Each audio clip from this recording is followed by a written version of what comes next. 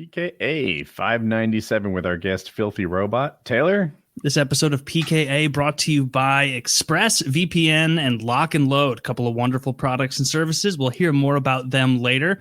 Filthy, thank you so much for taking the time tonight. Glad to be here, man. I love that Taylor didn't bring his mic stand, so he's just going to iron hand it for the next few hours. Oh, that's what it's going to have to be. It's going to have to be. What's the deal with forgetting your mic stand at home? I thought you didn't have one. I thought you were literally saving like $7 by holding your mic for 4 hours. No, this is the second trip that I have this second Shure SM58, whatever it is. And I have the second everything. And this is of the 2 times I brought it on a trip to use for remote PKA, I have forgotten the stand. Nice. Because I didn't buy a stand with this one because I still had that old ancient stand for my old SM58 that I used to use years and years ago. But, it's okay. Worse things have happened. How are you guys doing? I'm sunburned. I'm all good. I don't know why you don't bring the whole thing. I just packed the whole fucking thing up. Like, this thing folds up and it's all skinny. So you just throw that in like the corner of a suitcase and it literally takes up less space than like 6 pairs of socks laid out flat, because it's what is it? A 1/4 inch thick. So you've got a 1/4 inch like bar laying in there that weighs nothing. And I wrapped it up. You're preaching to the choir. I realized after bringing this setup that this is only convenient if I flew there because I don't like checking a big thing. Oh, you don't check a bag? No, I rarely check the bag when I fly. I'm all about. But we drove, and so I could have thrown my whole fucking office in there and made my way. So that was pretty stupid. I'm realizing now this moment, but that's okay. Yeah. Think of it as like some sort of isometric workout, just right here all night. Yeah, I'm in Myrtle Beach. I'm in Wings' neck of the woods. Dude, go now. Go over there right now. I don't know where he is in this area. I got his address. Well, I believe you. You got a microphone. You should show up and interview him. Show up and interview him? No, I would never fucking show up at someone's house. No, that'd be so shitty. No, but you could gay hypnotise him. Oh, sissy like hypno. Sissy hypno. Yeah. Sissy hypno, that's what it is. Sissy hypno. I hadn't heard that term before. But it's a bit where like I like start off like I'm gonna sissy hypno him, but like by the end he's having to like push me off of his dick because I've sissy hypno because he holds up a mirror and I sissy hypno myself. And that's how that works. Either way, that forearm strong. That is the greatest bit. It's like Looney Tunes style. Hypnotizing works. Yeah, we're creeping up on episode 600. What are we gonna do? We should start. Is this gonna be why would the we biggest one yet? I don't know why we would do anything like because it's divisible by 100 and people are like cruel if we don't. Who are these people? Love 150 numbers. I don't know who these people are. Do they have like a fan club or something somewhere where they're like, so the boys are going to do something at the 600th episode, right? Right? Because I'll kill myself if they don't. Like, where are these people? No, we're gonna. I don't think 600 will be horrible. 603 will be tremendous. 603 is the one. Yeah, we're just gonna pick random ones. We should do that. We should just 600. Let's just be as disappointing as fuck. 603 drinking episode. Episode 607 revolving door of celebrities and people. Like, what's the occasion? 607, dumbass. Like, obviously. Like, I can't believe Woody got drunk and high for the show. That would be a good one. It was 603. Filthy, what's new in your world? How's the streaming going? Streaming's got right. The rock climbing going? Back into that yet? Rock climbing's not been coming back easily. The gym's a little too far for it. It's just not been working. I'm picking up. I'm at a month tomorrow of jiu-jitsu. That's awesome, man. Jiu-jitsu. How are you liking it? Getting kicked around a lot. It's quite painful. I seem to be injury prone, but I'm enjoying it. So yeah, dude. Sorry to tell me stories. When I just first started presenting jiu-jitsu, like people were coming, they were joining the gym, and everybody was kicking my ass. It seemed like nobody joined after me for the next 9 months. I had 9 months of just getting manhandled by better athletes and more experienced practitioners. Just It was really hard. Got any injury tips? Because I can't seem to get out of there without, like, I'm getting all the finger stuff from holding on to gis and stuff from that getting tweaked out. I'm getting like joint pains from arm bars. So like both my joints are killing me. Both my elbow joints are killing me. And I get all the regulars, the bruises, the muscle bruises, that kind of shit. But those ones are the worst probably. Yeah. So fingers and elbows weren't my problem. One thing I would have done a little earlier. So there's this balance to be struck between fighting your way out of submissions and just tapping and living to, roll another day. And I think I fought out of submissions too much, especially neck stuff. I feel like I spent most of my time that I did BJJ unable to turn my neck. And this is how I would look at people to the side. Like that was just like who I was. It sucks. Yeah. No, but it was like second week rolling, like some guy did. I mean, he must have been a wrestler or something. But like we did a 5-minute roll, and like I got probably submitted 3 times in that, right? And they were all neck submissions. And like for the next week, I went home that night and I felt like I was getting a sore throat. And the next week, it was just like I couldn't, like, it was painful to talk for like that week, and it was just compression on basically the Adam's apple, etc. Seems like that guy's being a bit of a dick. Like I can't tell. See, Filthy's new, and you're not supposed to break your toys when they're new like that. Like, but he looks like a killer. Yeah. They see him and they think, I hear you, but this guy knows what he's doing. Yeah, they were thinking, I have to do this for my own protection. Kill him quick. Yeah. He's a month in, right? Like someone who rolls should quickly be able to identify Filthy as someone who's been doing this for a month and not hurt him 3 times in 5 minutes. Like, that's too much. Now, what got me is this. So imagine that I'm in your guard, right? And in this scenario, I'm much bigger and stronger than you, much bigger and stronger than me. One way that I could deal with this is I could pull your head towards me until it hurts so much that you'll let your guard go and just deal with, it's called a can opener. And I just pull your head forward and it's like this neck crank. I would not tap to that. I would fight back or just be flexible and be like, you can try all you want, but fuck you. I'm not letting you go just because you're hurting me. But over time, it was like, maybe I should have just let go. Maybe I should have been like, I know in my heart that if it was a competition or a fight, it wouldn't have worked. I don't have to make it not work every freaking time in training because I'm getting myself hurt. And that philosophy might do you well. Be smarter than me. Like, you guys talk about this with UFC people, or not jiu-jitsu people, where it's like, is it a real problem that these people are cunts to new people trying to get into it? Because like the way I've always looked at things is like, you want people to be into your hobby. When Kyle started Magic the Gathering, do you think I took my best world beater deck and like embarrassed him and was like, see, this is what's possible if you waste as much time as I have? No, I went in there with a very gentle, slow playing deck and let him play it out and build it up. And he learned over time. That's because you've only got one Kyle. They've got so many filthies up there, and Big Mike's rough and tough jits studio. Like they don't mind if like he doesn't show up next week. They'll have a different guy to beat up on. Like, you know what I mean? You got one Kyle. There's a million filthies. The scenario you laid out, yeah. It is true. When I find a friend that wants to play Magic with me, I treat it like a Fabergé egg. I'm like, don't push me too hard. Just please get into it with me, please. And sometimes they will. I love the Fabergé egg reference. That's perfect. Filthy, how are you liking it? So you're a month in. Are you finding you're developing like a bit of a wrestler's physique? Like, is that? I think it's a bit early for that. I'm trying to go through. I love that aspect on me. You laugh, but I'm trying to go. The way they're structured is 45 minutes of instruction, and then it's 15 minutes of rolling, right? And it's broken into 3 5-minute matches for rolling, and then I go 3 times a week. And on Fridays they do an hour roll after that, like just an open mat roll for that. So I'm sparring, I guess, for like an hour and 45 minutes a week right now, and then training for like learning moves and stuff for about 2.5 hours, right? Something like that. And this seems like a lot. 225, I guess. And I'm still figuring it out a lot, obviously. Like, this is super early days for me. For stamina stuff, I feel like stamina is already up a little bit from that. Like, the first week I went, it was like I couldn't catch my breath after the hour roll. Like, I just like, even like a couple matches in, it's just like can't catch my breath. I'm already feeling a little bit better about that. As to the rest of it, I don't feel like I'm learning shit. I mean, I must be. It must be slow, but it feels everyone in the gym keeps calling it like a fire hose. Like you're trying to like take a drink off a fire hose for the amount of information coming at you for that. And I don't know if that's true, but I'm certainly feeling it physically. That's the best comparison those guys have. Those meatheads, you know.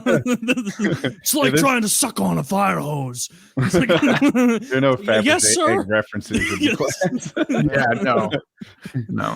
I don't know. Like you were saying earlier, Woody, like I feel like there's not enough knowledge to know when to tap, right? Like not like, okay, if I'm in a submission, sure. Like, okay, as soon as I feel that arm joint going, I'm like, at this point, I'm erring on the side of tap immediately. Because already I'm like sitting here, I didn't go Wednesday, so I haven't gone since Monday, and both my elbows still are hurting from arm bars right now, right?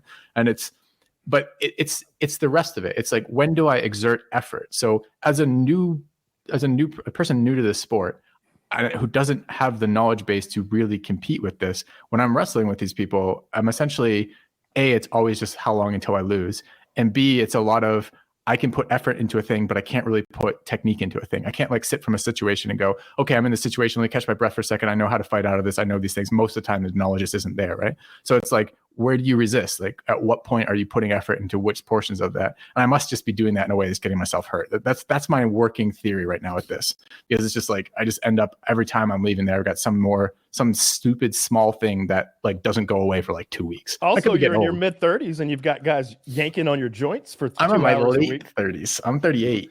I was being nice.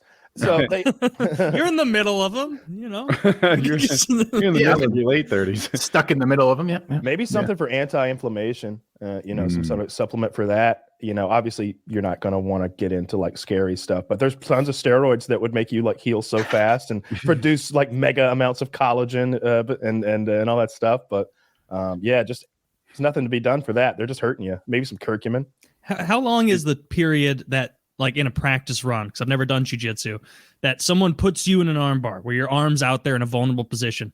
What is the amount of seconds? Like in a practice, not going full bore, how long are they holding that? Is it like 1 second? I imagine you would do it the way we did in wrestling in middle school, where it's like you demonstrate you have it.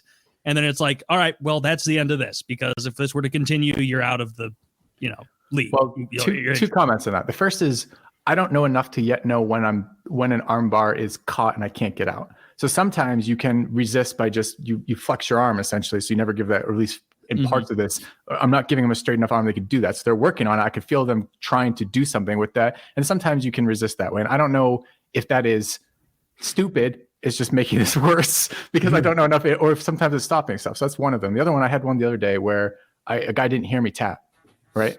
So like he was on the ground and he did some, I don't even know what the fuck to call it. Like it basically caught from a position where he's on his back, his legs are up, and caught my arm in some position, and then arm barred me from that. And I tapped, and generally they're pretty good about instantly tapping, but he didn't hear me. So I had to say it twice. So I got like an extra second of that. It's pretty quick, right? There's no one's sitting there tweaking on that. And I'm not going out of my way. I'm certainly not, I'm erring on the side of be a huge baby about it, but I also don't want to just like randomly tap them in the middle of something when we're doing this that don't have that on me. So I don't know. No, it's not being a baby. That's being someone with a healthy sense of self-preservation. Well, like that, that is what it sense is. Of self-preservation, I wouldn't be there, right? So yeah. Not as clear cut as that. Like you were talking about when to use effort, right? Your effort goes into reacting quickly, right? Don't let them set in and get the position that they're hoping for. It doesn't go into reacting extremely, if that makes sense. Like time is of the essence. That's very important. But the move in Brazilian Jiu-Jitsu is not to spaz and put a lot of effort into it. It's don't be lazy, take a breath, and then do your technique. So soon in the next few weeks, you'll know how to escape from full mount. You'll have an idea on how to get out of, whatever side control or something. Do those before the guy has really solidified his position on you. That's where your effort goes into, by not waiting. Don't do them super duper hard. That's not how you do it. So that's my take on that. And as far as like Taylor asked, like how long, what they should do, like let's say an arm bar, if people don't know, basically bend your arm backwards too far. Mm-hmm. They should have it to here and be like, you want to tap? No? Okay, a few degrees more. Do you want to tap now? I do own your ass a few degrees more, until Filthy is like, all right, I've had enough. I agree that you own my ass. Like that's how it should work. Mm-hmm. If a guy is like quickly in 1 second putting him in a position that hurts 2 days later, that guy's not being a good training partner. Yeah, as I suspected. That guy's a piece of shit. Yeah, the Filthy. former example is what you would get if you had like a private instructor. The second just example a nice guy is or someone who really knows what they're doing, right? Like if the guy's been there for, I don't know, 8-10 months, he finally found someone he can tap. Yeah. He's like, oh yeah, I got it sunk. like he's loving this. This is the best times of his jiu-jitsu career. And I guess the hope is that in 9 months from now, Filthy will find his own version Beat toy. To like yank around and twist into balls and stuff, and then it'll be fun, because it's hard to enjoy something when you lose over and over, and that's what jiu-jitsu is for a very long time. I'm okay with the losing over and over, especially when it feels like something like I don't mind being put in a position where I'm learning from like the bottom of that position, right? For that. But what I don't like is I don't like coming out of it repeatedly injured, feeling like if I'm going to do this thing, like I want to be able to go. I like the physicality of it. I like training for it. And if it requires a shit ton of repetitions and basic knowledge to get anywhere with it, I don't want that being prevented from me going back because I got injured doing the thing beforehand, because it slows down the whole process. So I don't know. I'm still trying to figure out that out. And it could be, as you say, it could be some dick guys. I don't think so. It could be me not knowing enough to know how to prevent myself from getting hurt. And it could be some lack of knowledge on their part too. I had a friend who was talking me into this initially, and he said, stay away from white belts and blue belts. They especially, like he said, white belts won't know any better. They'll hurt you accidentally, and blue belts will often have a chip on their shoulder and want to prove something. And he said, just stay. But the problem is that's like 99% of the class. So it's like, what am I going to do with that? So you're just waiting for the one black belt or brown belt or purple belt to walk in, and I don't know the ranking, but he's got CTE, and he forgets who you are, and he just tears you apart. He's got CTE, and he thinks you broke into his car last night. That's right. Yeah. So it's been fun. It's been interesting. Something different. It's a replacement for rock climbing in a lot of ways for me, because I'm not going to be able to easily get back into a gym here that is any good, that's close enough to do regularly. So it's a little bit mental. It's a lot physical. It's just a different athletic endeavor that I enjoy. So I've been having fun with it. I actually have to make that decision. Because you were so into rock climbing and all that for so many years, and this is maybe me reading too much into Juji Mufu's videos he did with rock climbers, but he was always blown away at their hand grip strength compared to their overall strength level, their size. Have you noticed that your grip is giving you any good advantages or ability to control things, or not really?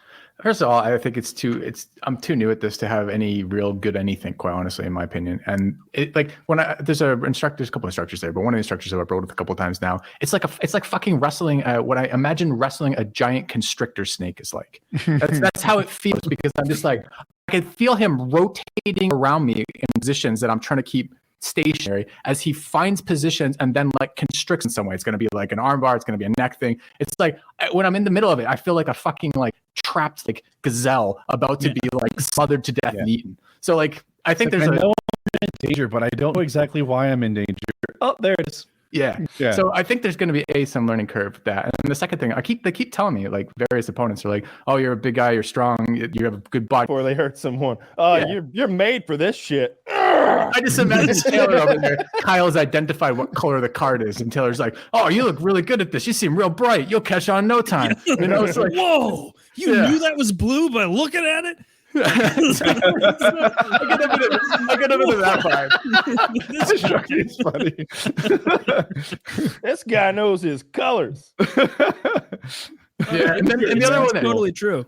The same thing happened at hockey camps I would go to. When I was a coach, at 16 years old and coaching young goalies, they had players out there who were just shooters. Their entire job was to listen to the goalie coaches like me, and I would just say hey, they're going to stand here, you're going to skate like this, pass to him, then he's going to pass back to you, and you shoot. And some of these, the really good players who were there for a job, a summer job, they'd take easy little saucer shots. They're shooting on a 7-year-old goalie. They're trying to help him out. The players who sucked ass and never scored in real life were rifling at these children like they were playing in the Stanley Cup Finals. And it's dude, Josh, you got to calm down. I get you're tired of getting your shit pushed in against people our age, but you can't be rifling it at little Stevie's head. He's 6. Did you watch me tie his skates? Did you watch me tie everyone's skates? Do you know how many kids showed up with just a mom, and I had to put them all together in the back? Do you know how many kids put their shit on at border, and I had to undress them and put them? That was the worst part of being a goalie coach, because some kid would like come out with skates on and a shoulder protector and his dick out and be like, "I'm ready to play hockey." I'm like, no, you're not. Like, let's get you back in there, buddy, and try and put things back on him. It's a lot of gear. You got that. I never considered that. Like in football, like I played Pee Wee football, and like it was like, we got to wear a bunch of stuff. But after a while, it's pretty simple, right? It's just the shoulder pads. Like you don't have anything else really beyond that, and the helmet, obviously. But like in hockey, you guys got a lot of shit going on, huh? Oh, like, especially if it's a goalie. And like and maybe I'm wrong, but all the goalies who were good later in life, they didn't start out as goalie. They started out as forward and they got like their skating down and then they became goalie. Because you look at like some of these kids who started out at 6 with goalie, they don't know how to. The pads are physically just too large for them as human bodies. It's got to be bad on the knees, right? Like is it like can't be good for it? Because like I've always thought that if I was a parent, there's no way I'd want my kid to like play catcher. You know, it's like that's just bad for your knees. Where you're gonna squat for like 3 hours a day every day throughout. My knees do that's gonna click be your a lot. fun. Yeah, I don't know about that one. I wouldn't want him to do that. I wouldn't want my kid to play football either at all. Like, really? Would you want? Not at all. Nah, I don't know. This kid's getting cracked in the head. Like, what if he's if he's bad at it? Yeah, get out there. You'll be done. Like, you'll play 1 year of this and make some friends. But what if he's good at it? Or even worse, what if he's just good enough at it to play like varsity ball? But it. but just barely good enough. So that means he has taken some walloping. You know, he's getting some head-on-head shit at 16 for the big game. And it's like, when you're 38, you probably won't remember where your keys are now. Like, is it worth it? I can see that kind of stuff, like with being afraid for your kids, but I want them to have fun. Like if they want to play football or hockey or something, I'm going to let them play. Yeah, I think a lot of parents they keep doing that poll every year, and I love it because I hate the NFL, but every year, like more parents are like, my child won't even play that game. Like, no, I won't allow my kid to play that game. And that has to mean that the NFL will absolutely die in like the next, in 100 years. I know that's like, okay. But like, I think that the NFL, the biggest sport in the United States, will be dead in 100 years because I don't think there's going to be a farm system eventually. Eventually, the talent is just going to drop so much. The talent, but also the interest. You know, like I think that they'll go hand in hand. Yeah. If nobody plays football, then there'll be fewer people who like watching it. Yeah, it's awful sport anyway. It's fucking lame. I don't know. Is it? No, it's great sport. It might be the best one. It's really entertaining to watch. Yeah, there's too many breaks. That's the only complaint. There's too many breaks. It needs to be more in that sport, you know when it's really good? When there's like the biggest sport. When there's like a hurry up offense and like they're doing like a 2-minute drill. There's 2 minutes to go. They're trying to get across the field and score. And there's that hurry up no huddle offense. That should be the norm. The timeout should be a lot fewer and far in between. So there should be a lot of the quarterback making decisions or hurry up decisions. And the defense would have to do the same thing. But as it is, they're constantly switching out personnel and coming up with these big ideas. And it's like, man, how many commercial breaks are in a fucking NFL game? I'm so sick and tired of this. And there's no way I'm going. There's no fucking way I'm going. No. I've been to like 2 football games ever. And I was a kid, like watching the Rams. It was boring as hell. Like the second, like as a young kid, I would like get excited, blow the whistle, and that's the end of it. And then Kurt Warner's, just walks back, does a little huddle, and then I just don't think it's a good spectator sport. Hockey's such a good spectator sport. It's a great one. Like it's very low on my list of favorite sports. But like if I were gonna go to a game and watch, if you got primo seats, like if I could actually get near the cage, MMA. Because now I can do that thing where, you get close enough to a screen door, it's not there anymore. You could do that with a fence, I imagine. But any other seat that costs, I don't even know if you can buy those seats. In fact, I know you can't buy those seats. The seats down there where the fighters' families are that are like several $1,000s each, I think those still suck in my opinion. I think you're still peering through that cage that's like that's like at this height because you're sitting.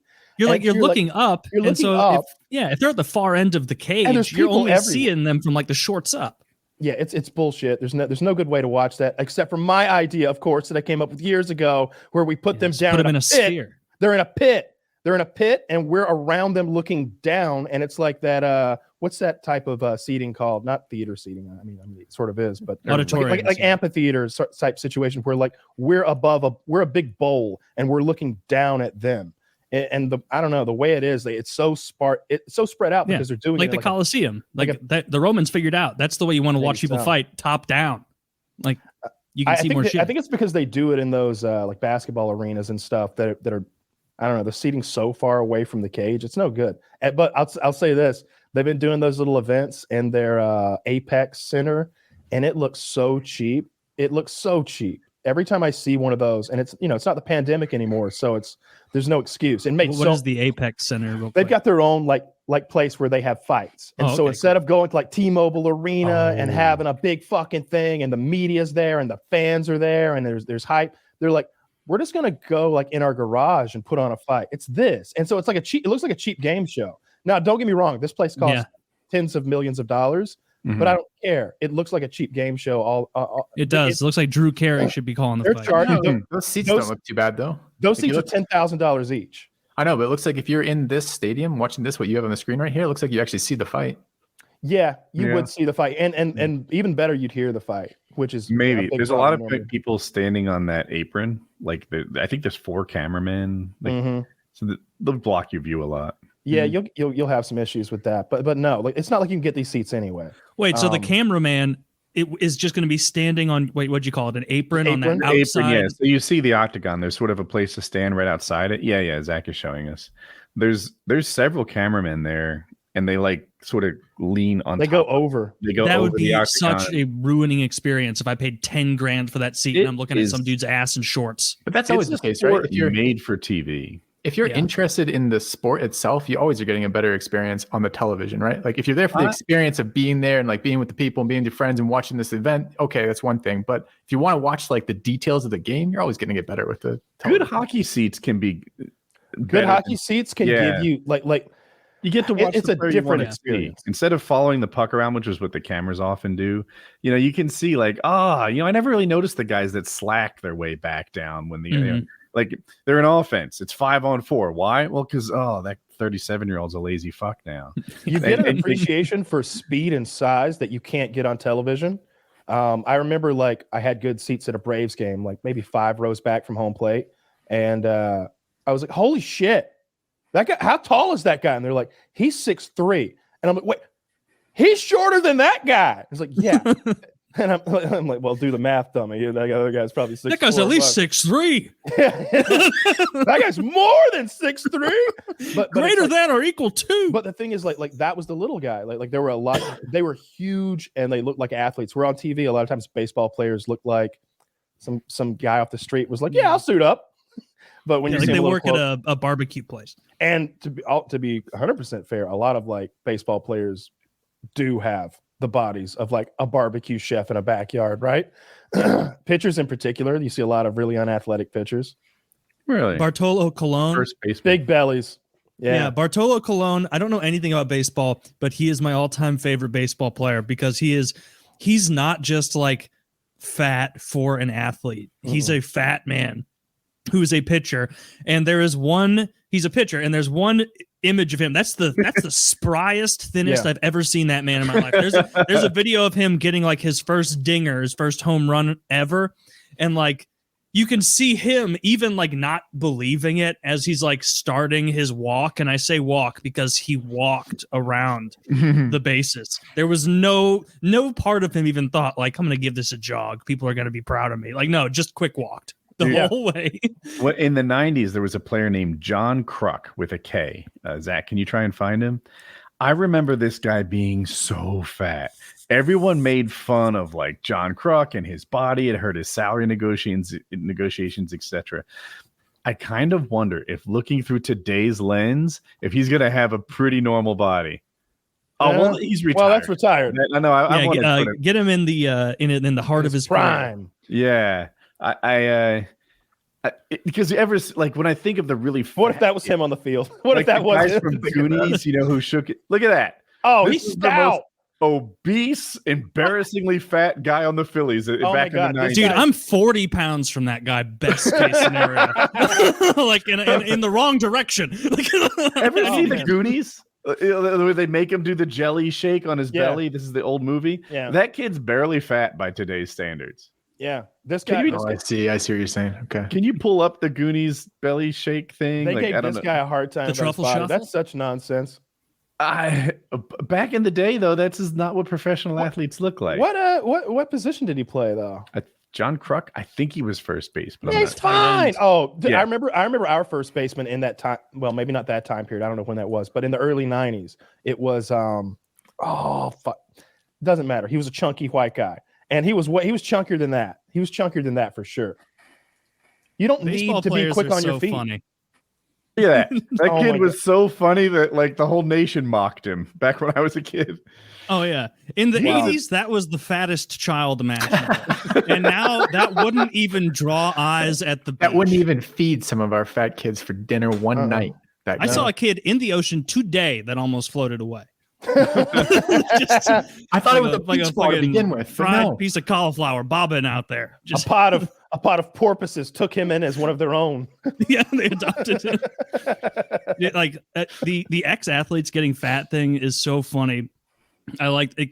What do you remember? There was the hockey player for the Blues, Keith Tkachuk, who after the lockout ended in 2003, 2004, he came back and he got the nickname Keith Kachunk because he showed up to Blues training camp 45 pounds overweight.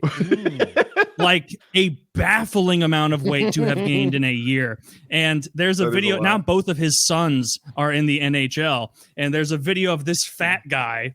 Like he has the body of someone who used to be very like strong, athletic, but all the fat layered on. You know how you can tell the difference between someone who's been fat their whole life and someone who was very athletic and then got fat.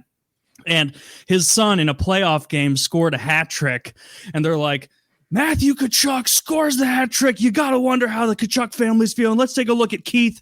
And they view in on him, and he's got his hat in his hand, and his wife is yelling at him, going, throw your hat. He's going, it's my favorite hat. I'm not throwing my favorite hat. No. And you can see her keep pushing, and he's going, no, it's my favorite hat. No. And then he like held it by his stomach so nobody could take it off him.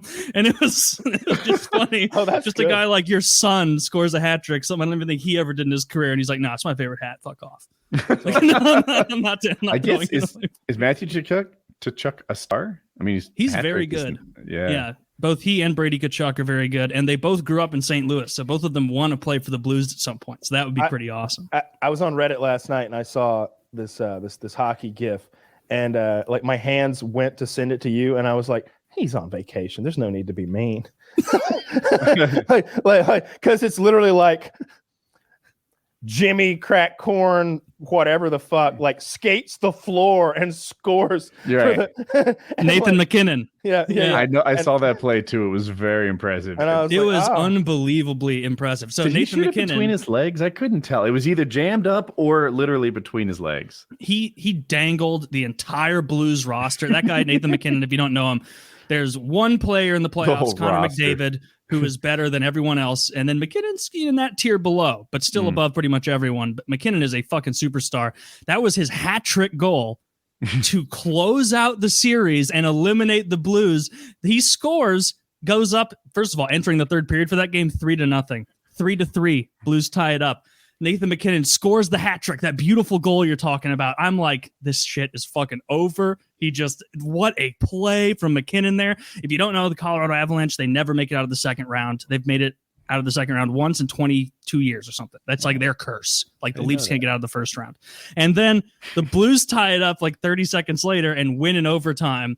And it was great. So now the series is 3-2. It's anybody's game. The Blues have a 3-2 like deficit with the Avalanche, and we're missing our starting goalie. We're missing our best defenseman. So it's pretty exciting for the Avs to have McKinnon score a hat trick and then have it stolen from them. You have to imagine that, and given all their history the past 4 years of losing in the second round, you have to imagine they're either going to be like, oh no, it's happening again, and drop it to the Blues in 7, or they come out and they're like, let's absolutely molest these guys. So what you're saying is it's going to be extra heartbreaking if you don't make it through this round.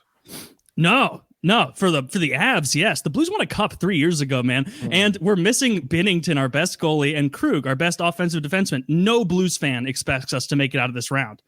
We rely on our power play, and our best power play guy got hurt game 2 of the first round because he broke something or other. And our goalie got, his knee destroyed by an unfortunate so your goalie play. will probably never be good again. He'll probably not. Yeah, but you know what is I unfortunate? didn't expect you to Taylor, I'm taking shots at you, bro. No, we got to cut, man. I'm chill. But like, no, literally, Binnington, our goalie who got taken out in game 3 by Nazem Kadri, he has the best goals against average of any goalie in the 2022 playoffs. So losing him and then Colorado failing to seal that series after a hat trick from their best player, I would imagine Nathan McKinnon fucking hates everyone on his team right now because he's the only guy who showed up. But I also will stop talking about this. Tangentially related to hockey, I suppose. Did you see that Letterkenny is going to do a spinoff show all about Shoresy? Shoresy's going to get his own show. Which one's Shoresy? Shoresy's the hockey guy who's always saying awful things. Oh yeah, he's the hockey player that they always shoot from the back, and it's the main guy doing that voice. And they're shooting him from the back, right? I didn't know that. Okay, but for the new show, they're blacking out one of his teeth, like having him grow a beard and like putting a baseball cap on him backwards. And I swear to God, it's close enough to a different person that you're all right.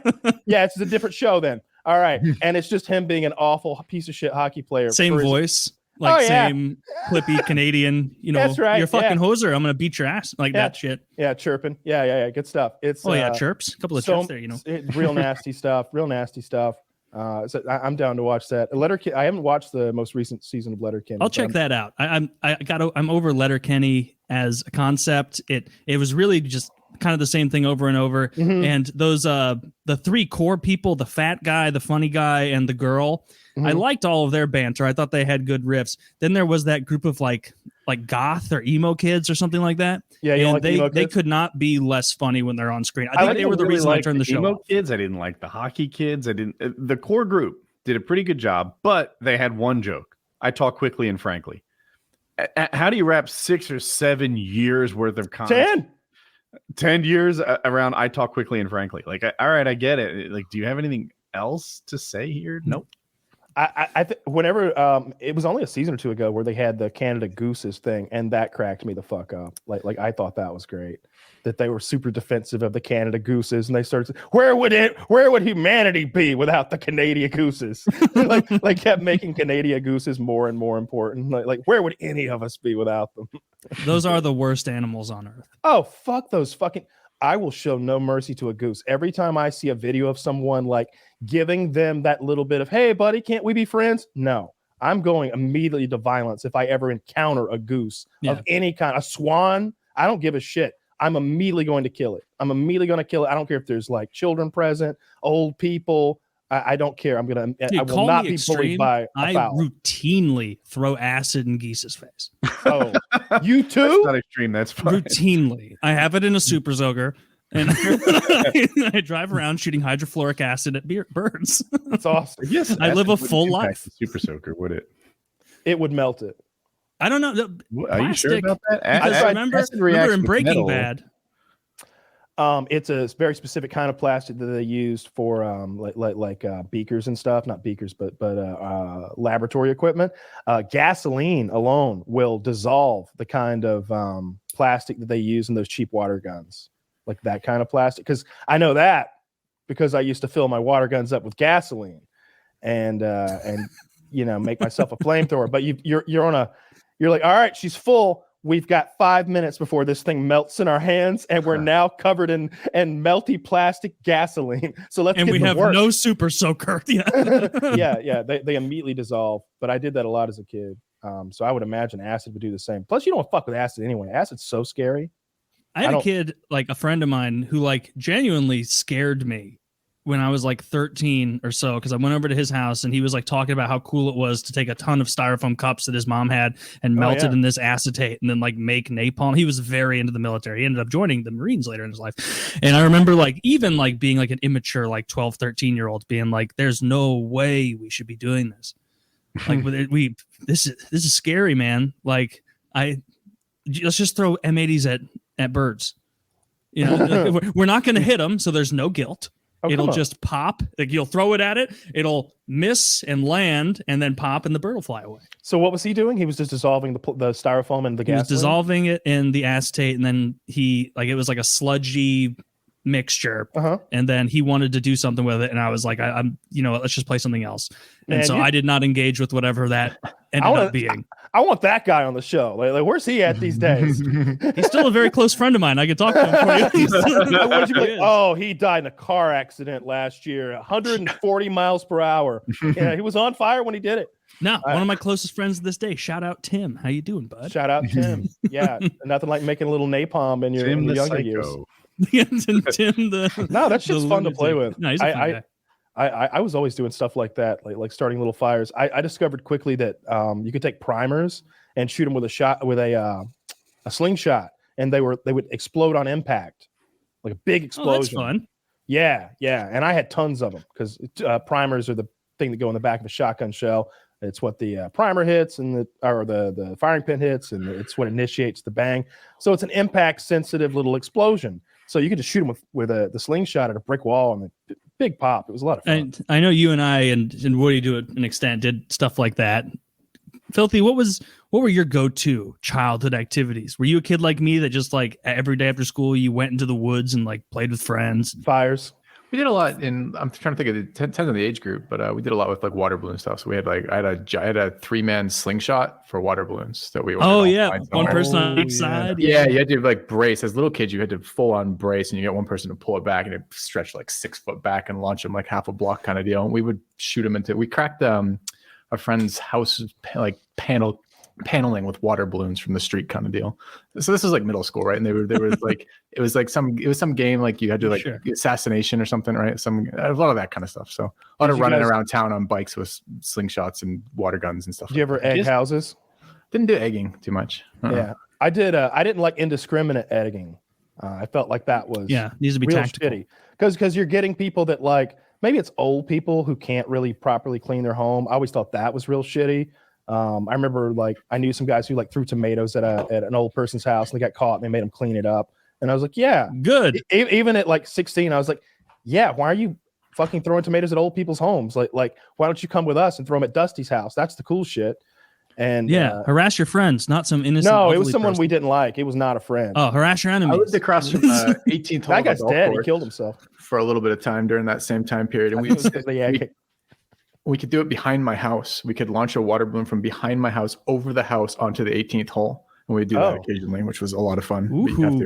How far of a distance was that? Was it like two of you like arms like struggling to hold it out while the other guy pulls back? Yeah, absolutely. But like, actually, it couldn't have been I lived across from that. I don't remember where we shot it from. We wouldn't have been as stupid to do it directly from the back of my house, but it was that idea. Arc it over the house where they couldn't see you and try to hit golfers with water balloons. So we would do stuff like that with I know exactly the launcher you're talking about because like we had and the people we had used. So at the time I was like 15 and we had a pool at our house at the time with a diving board, and it wasn't like a super long pool or anything. And we thought like a fun game because we had been throwing water balloons at people who would jump off the diving board and we'd try and hit them before they got into the pool and pop it. And they would try and jump in, but not just to dive. You'd have to go up and like dodge it and everything. And we were like, oh, let's use the launcher. And so we stood at the base of this pool. And we had also figured out that if you only put like a third of the amount of water in the balloon, it went so goddamn fast. And so like we smoked a friend of mine in the back that it looked like he got hit with like a beanbag gun from a police officer because we had me and the third biggest guy in our group as the two holders because we were the most solid, and then we had the fattest member of our friend group, Michael, do the pullback because we were 15. That kid was like probably 320 at the time, and so he went fullback, and he was not a great shot. He nailed that one guy in the back, got a huge bruise. We all got a laugh out of it. And the next shot, I think he got overconfident, and he shot too low. And so you know how liners and pools are. If it's a liner pool, it's like this kind of soft, pushy thing on the side. It's not like a tile pool. He shot this little water balloon so hard, it missed him, the person he was shooting at entirely, went under the diving board and slammed into the liner, and it split the entire liner of the pool. It was such a big thing. It sounded like a lightning crack and went pop.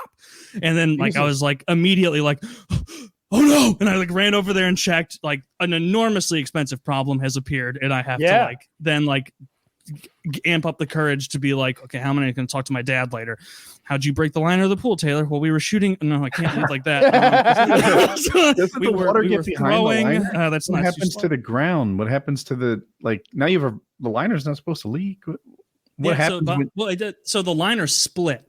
So there's still concrete behind the liner and everything. It's just the liner with the foam to like make it more comfortable to walk on and push off of. But yeah, it split that probably a couple feet. That's all the liner does, make it comfortable to walk on. I thought it was part of the waterproofing of the pool. Well, that too. It is part of the it's not going to drain your pool, but like if we would have left that just hang out and open, it would have like let water back behind there and get in it. But thankfully, it hit at that top area and split it laterally, and so we were able to like tape it and kind of get it fixed up a little bit. The water line.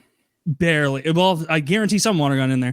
My dad was my dad was above the water line after it drained. I'm sorry, Kyle. Yeah, and for my dad did not get as mad at me as I thought I would. That was one of those where I was just like, damn, made out like a bandit. Gonna do this again. My dad was playing a risky game of fetch using a beer bottle with the dog, and I guess like he's throwing it into the pool, and the dog's like grabbing it back and like jumping in the pool. And one time he threw it too far and hit the other end of the pool. The beer bottle shatters, of course, and then I think they got most of the glass up, but then when they went the automatic pool cleaner thing has like glass between it and the floor of the pool, so it's just ruining the whole bottom of the pool overnight, like just ruins it. And so he just got that completely replaced. They had to completely drain the pool, tear the old liner out, put the new liner in, and fill it again. I don't know how you guys fill pools, but like we always called a fire truck to like come in immediate, like do it in one big thing. We just did a hose, and it took days. You can do? Truck? No, you just call them. They'll bring you a load of water. You requisition fire truck? What? You can do that? Never heard of that in my life. I mean, what you think? There's fires all day that they need to be putting out. They'll come for anything. You got a cat in the tree.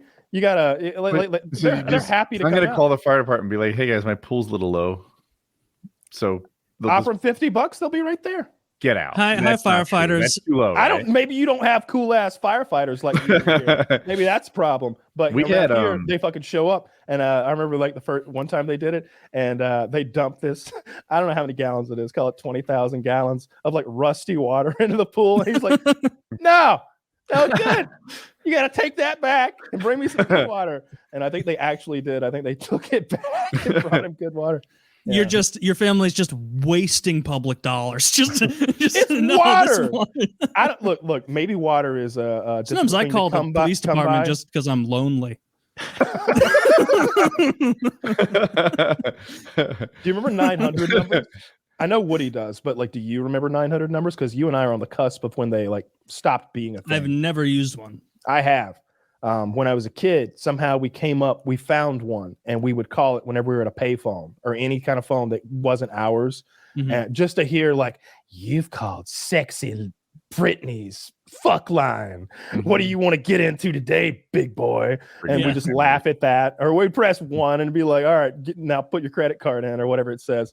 But yeah, people today may not know, especially some of our listeners. There used to be these numbers. I think there were 976 at first, and then they ran out of like 976 numbers, and it became 900 numbers. And this shit was $2 to $3 a minute, or even more in some cases, to like talk to someone. And it could be anything. Usually it was a girl who wanted to talk dirty to you. She didn't want to. She was getting paid to do it. Yeah. I guess it's all women. And she would talk dirty. She'd talk dirty to you for $2 or $3 a minute, and they were charging your fucking phone bill the whole time. And it was a real fucking problem for some people, like an addiction. But there were other ones too. Like you could call. Boring addiction. There was a Nintendo line you could call if you were having a hard time. If you were stuck in a Nintendo game, you're like, "Dude, I'm on World 8-7 and Mario is just not getting over this hill." They're like, "Oh yeah, there's a secret mushroom you've got to," like there was a guy on the other end of the line who would walk you through that shit, who were like, and those guys were experts. Like, don't imagine that they hired like anybody to do that job. These people who had this job, they went full out reputable for the 900 numbers. They were quizzed. No, I'm not even kidding. Well, this 900 number went to Nintendo. And these Nintendo experts were. Do you want to fuck Peach? Or maybe Mario's more your style. We don't judge here at Nintendo. Who you want? They had all the right lore, really get you into that experience. Is the princess always in the other castle? How about Bowser's not at barbed penis? not at 900 cunt. 1-800-ANAL. 1-900-ANAL. 1-800-ANAL is probably a proctologist. 1-800-HOT-ANAL would be a thing. You need more digits. Man. Yeah. Oh, the ass man. Yeah, I am the ass man. No, I'm glad. Do you that's not a remember thing anymore. like people you're talking about the OnlyFans now? The 900 numbers, like the Nintendo thing made me think of, like, you're a little older than me. I know you didn't get into like Pokemon as much, but you probably had a Game Boy and you probably had a Game Shark. Yes. And I remember like being at the store like 7 years old, and if you don't know, a Game Shark is something you would use to plug into your Game Boy, and then you would plug the game into the Game Shark, and it enabled a lot of cheats. And I remember thinking that I had like, the Nintendo Game didn't Genie. want these on the streets. I had the Game Genie, and the Game Genie went to the Sega system. So I had, or maybe it went to Nintendo. One way or the other. I had the Game Genie, and it went with one of my main systems, and you could go in, and it was like mods. It was like mods. From 1991 for a video game, and you could be like, yeah, I want infinite lives because I'm fucking 6 and I suck at Mario. Let's go. Well, you were probably smarter than I was like regarding that, because I really thought when I like got those books that said like, this is how you do the rare candy cheat in Pokemon Red or a Game Shark, and like looking up the guides, like how to do this and that in the little pamphlet.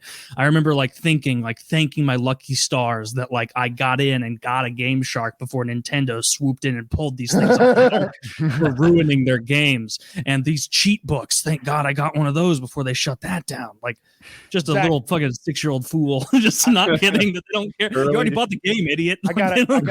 I want a little taste of nostalgia. Zach, will you show us an image of a Game Genie? Because here's what I remember, and I haven't seen this shit since I was 6, but there's an actual genie on the box. I think he's got his arms crossed. He's bald, and I think his head is bowed, maybe. And it says Game Genie.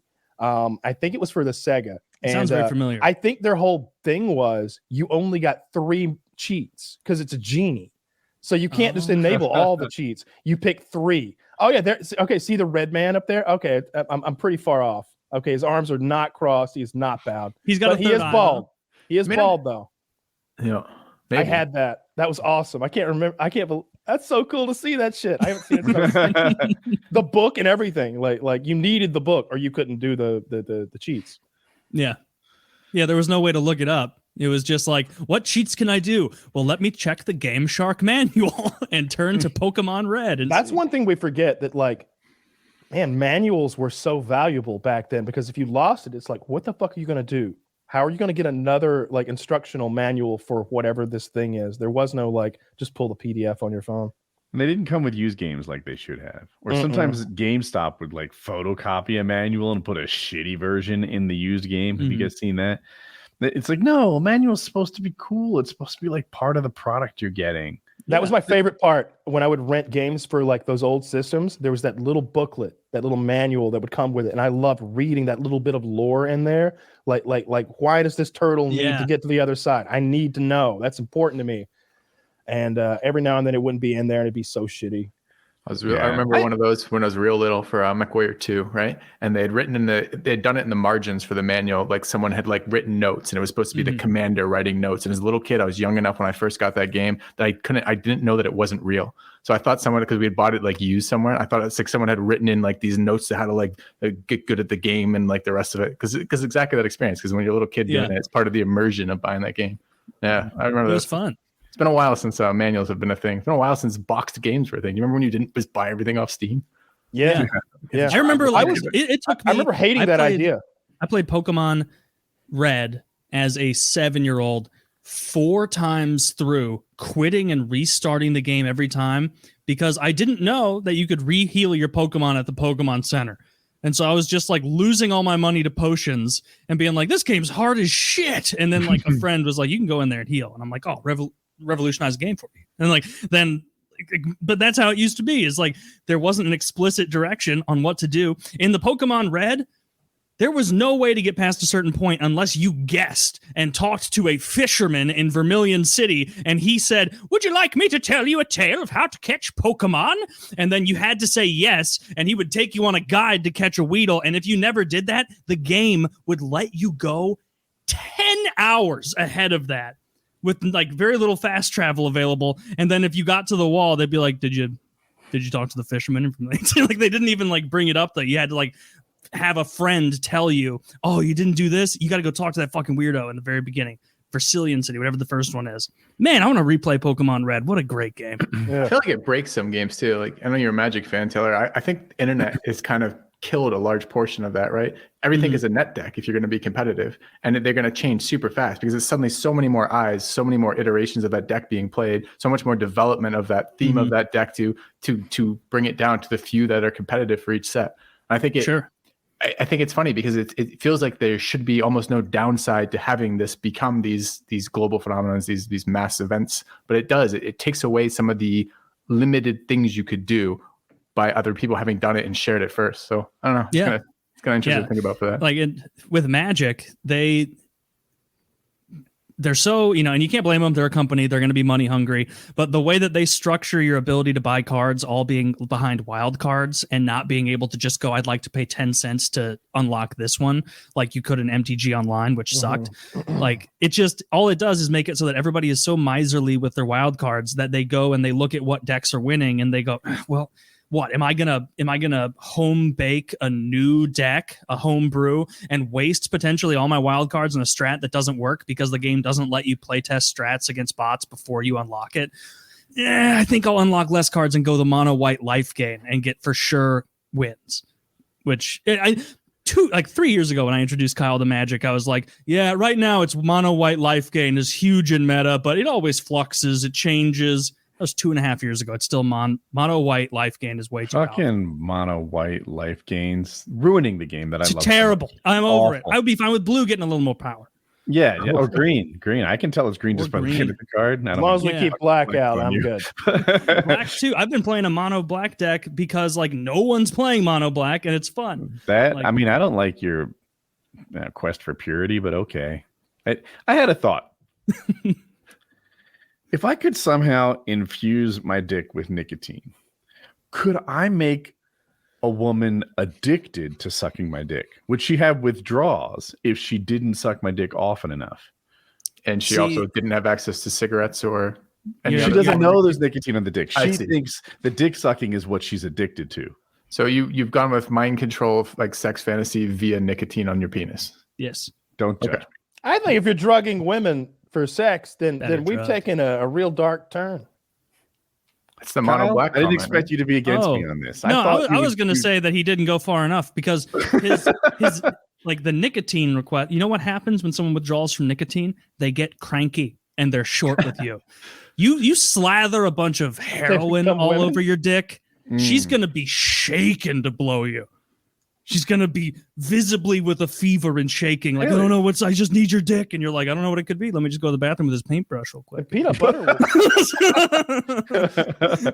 What's that container of black tar looking shit you're painting all over your penis? Shut up. Don't you want your fix? Oh, that would you'd have to inject. You'd have to inject the heroin into your penis. Now you're addicted to heroin, the ultimate self-play. No. Put it in your seminal fluid. And it's going in. No.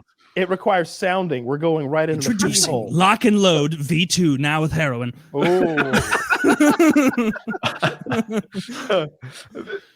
Don't take more than recommended. So coat your dick with heroin, get her addicted to sucking it. And this is the secret to a happy marriage. You heard it here. Yeah. This makes even less sense than my idea to make zombies by infecting the homeless with rabies. I don't see how that doesn't make sense. Exactly. Yeah. Oh. Yeah. Okay, then fair enough.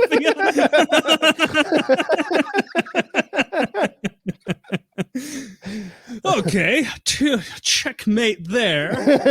No, I really think that's the way to do it, and I think that I'm hopeful that it happens. I think that solves the boredom situation that I've got going on, and it solves the homeless situation the rest of you people have going on. Well, the homeless problem is all of ours. Anyone can be attacked. They don't bother me a bit.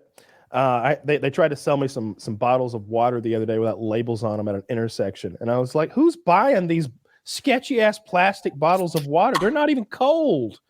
Like, who's buying? I mean, I gave you didn't want a hot bottle of water from a homeless guy with no label. Jesus Christ! Doesn't that cause cancer or something? Like when they leave those bottles of water in the sun all day. I think that does something to the plastic and it seeps into the water. It makes it taste like plastic. I'll tell you that. Yeah. Yeah, I remember. I think on some military board I was on, someone said something like, "Oh, I read how like leaving plastic water bottles in the sun causes some chemical to leach in, and that's carcinogenic." And then he was like thinking back to his time in Iraq, where they had these pallets of bottles of water just sitting in the sun for weeks and weeks at a time. Like, yeah, in Iraq where they burnt all the shit too. Like they had all the burn pits, disposal fires. Yeah, that shit's gotta be so fucking bad. So bad for so many people. Oh, so much of it is. Yeah, you get the idea. I mean, obviously it's a fucking war to some degree, so there's going to be other priorities, but it does seem like there are some corners cut with some of the decision making there. Yeah, yeah. I'm sure they don't burn all those noxious materials in burn pits anymore. I like that that warthog that everybody freaks out about. I'm pretty sure that's one of the weapon systems that shoots those depleted uranium rounds, and it's they're just like radiating the ground below at RPMs. That's an awesome piece of machinery. That's so fun. It doesn't seem like many of these machines have a real like cost benefit analysis built into them. We're firing spent uranium bullets. It's real cheap. I watched a thing.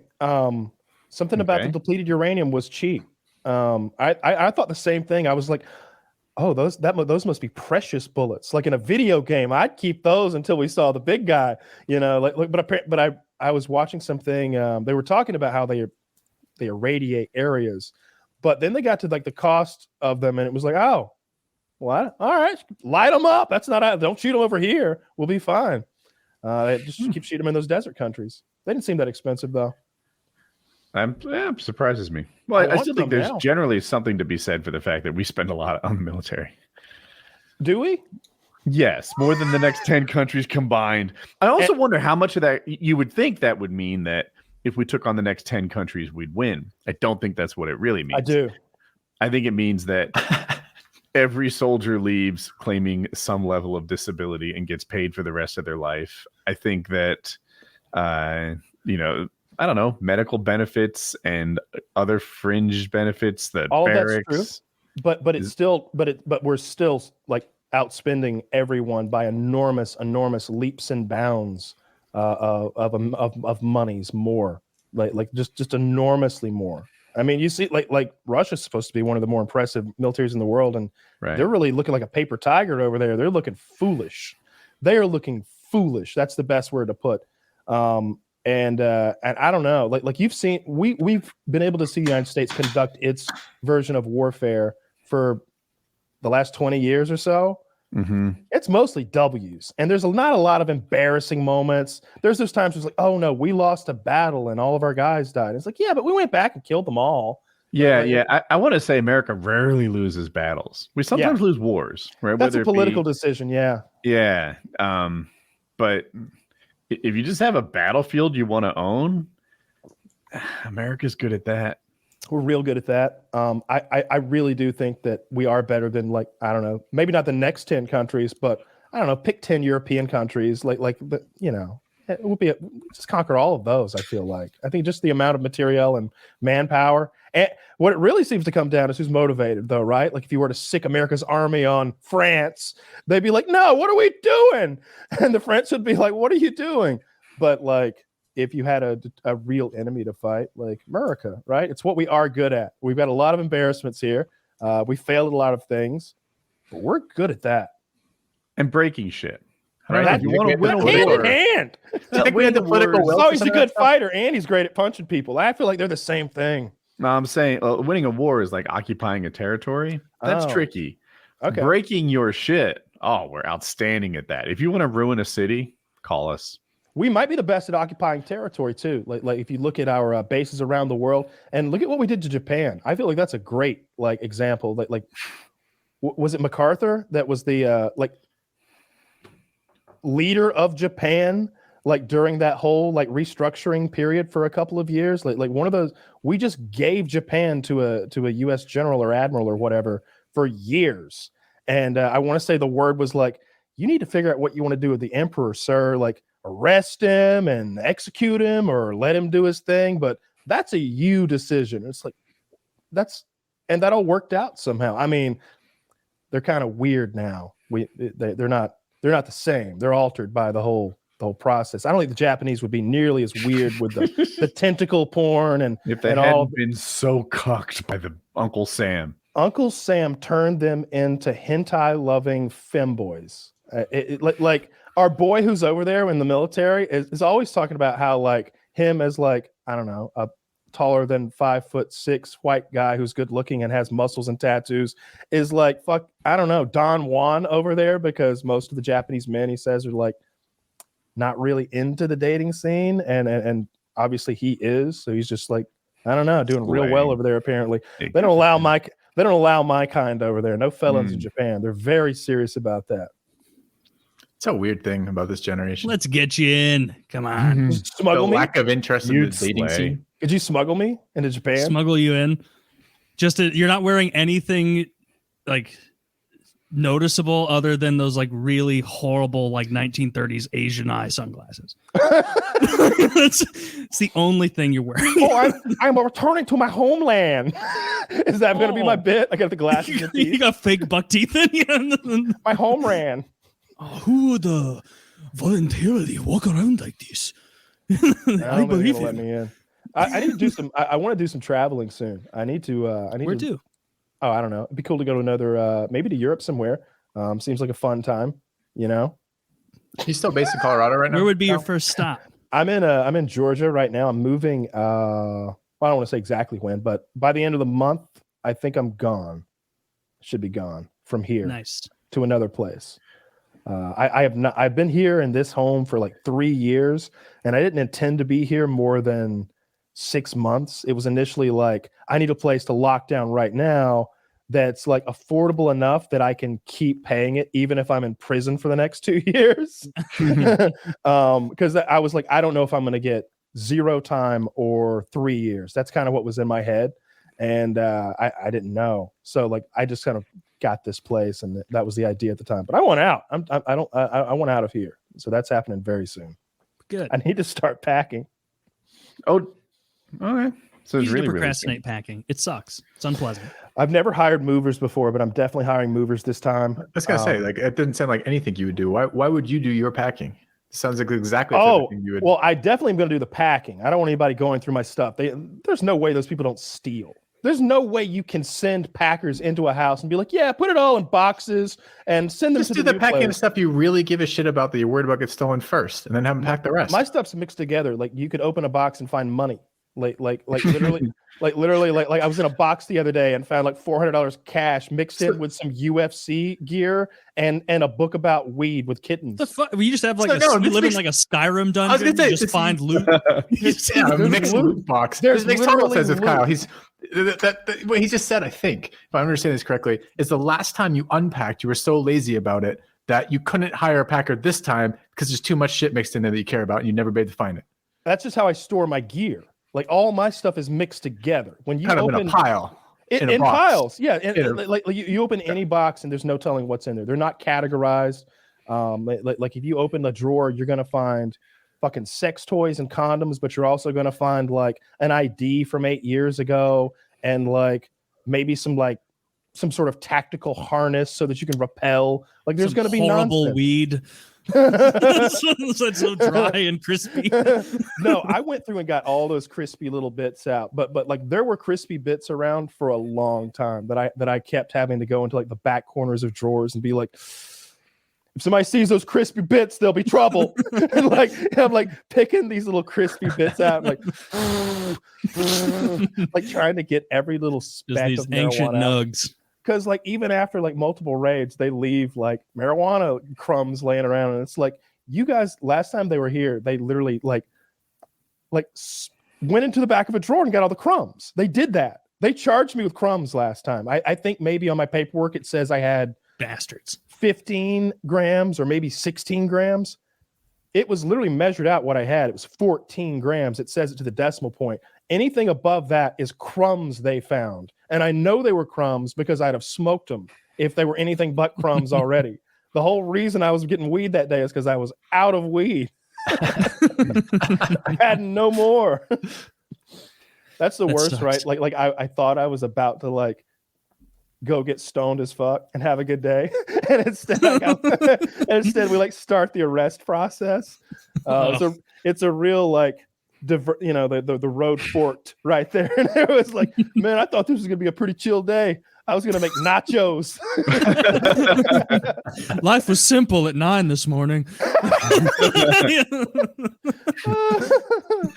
Oh man, that was so wild. I love that. That day's like every little bit of that day I remember. There's days that you just completely forget because like nothing happened that day. Right. You did the same shit, different day. That's a day I remember real well. Like that whole day.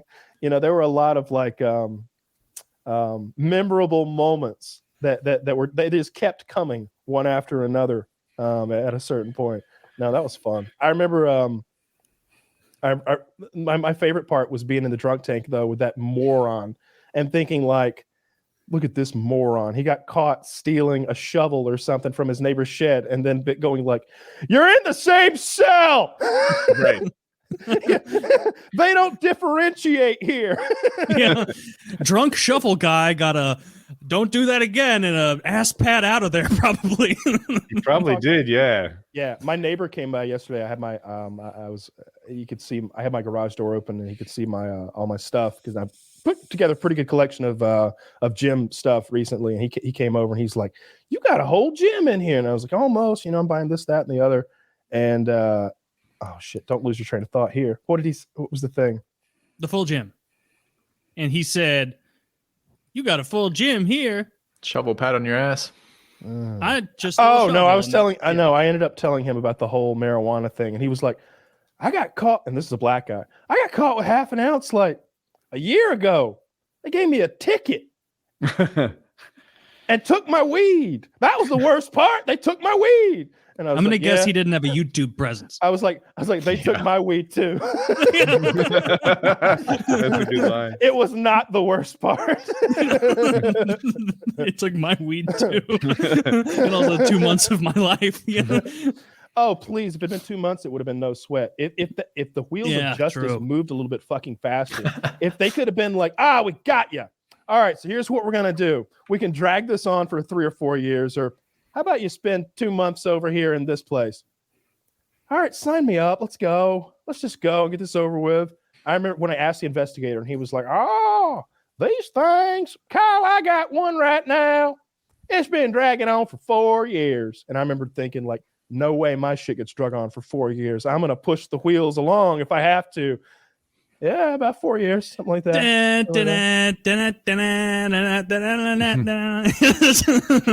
No way I'm getting caught up for 2 years of probation. Yeah, it's crazy. And then Delta 8 being like legal and so fucking powerful, like in the wake of all that is such a silly thing too. It's so strong. I have to be careful with that stuff they sent us. You told me Delta 8 was less strong now.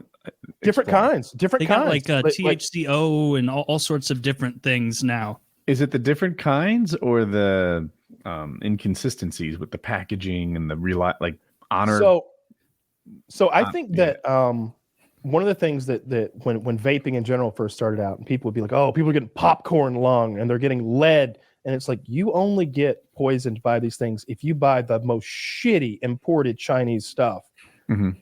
Everybody in America who's into this is kind of like it's kind of like that myth of the candy with the razor blades in it. Yeah.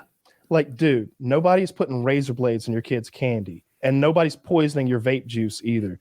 And so like, I think that the quality has been consistent across the board. It's just that I've started using more potent stuff and also like the different variants, I'll call them, of hemp or whatever the fuck.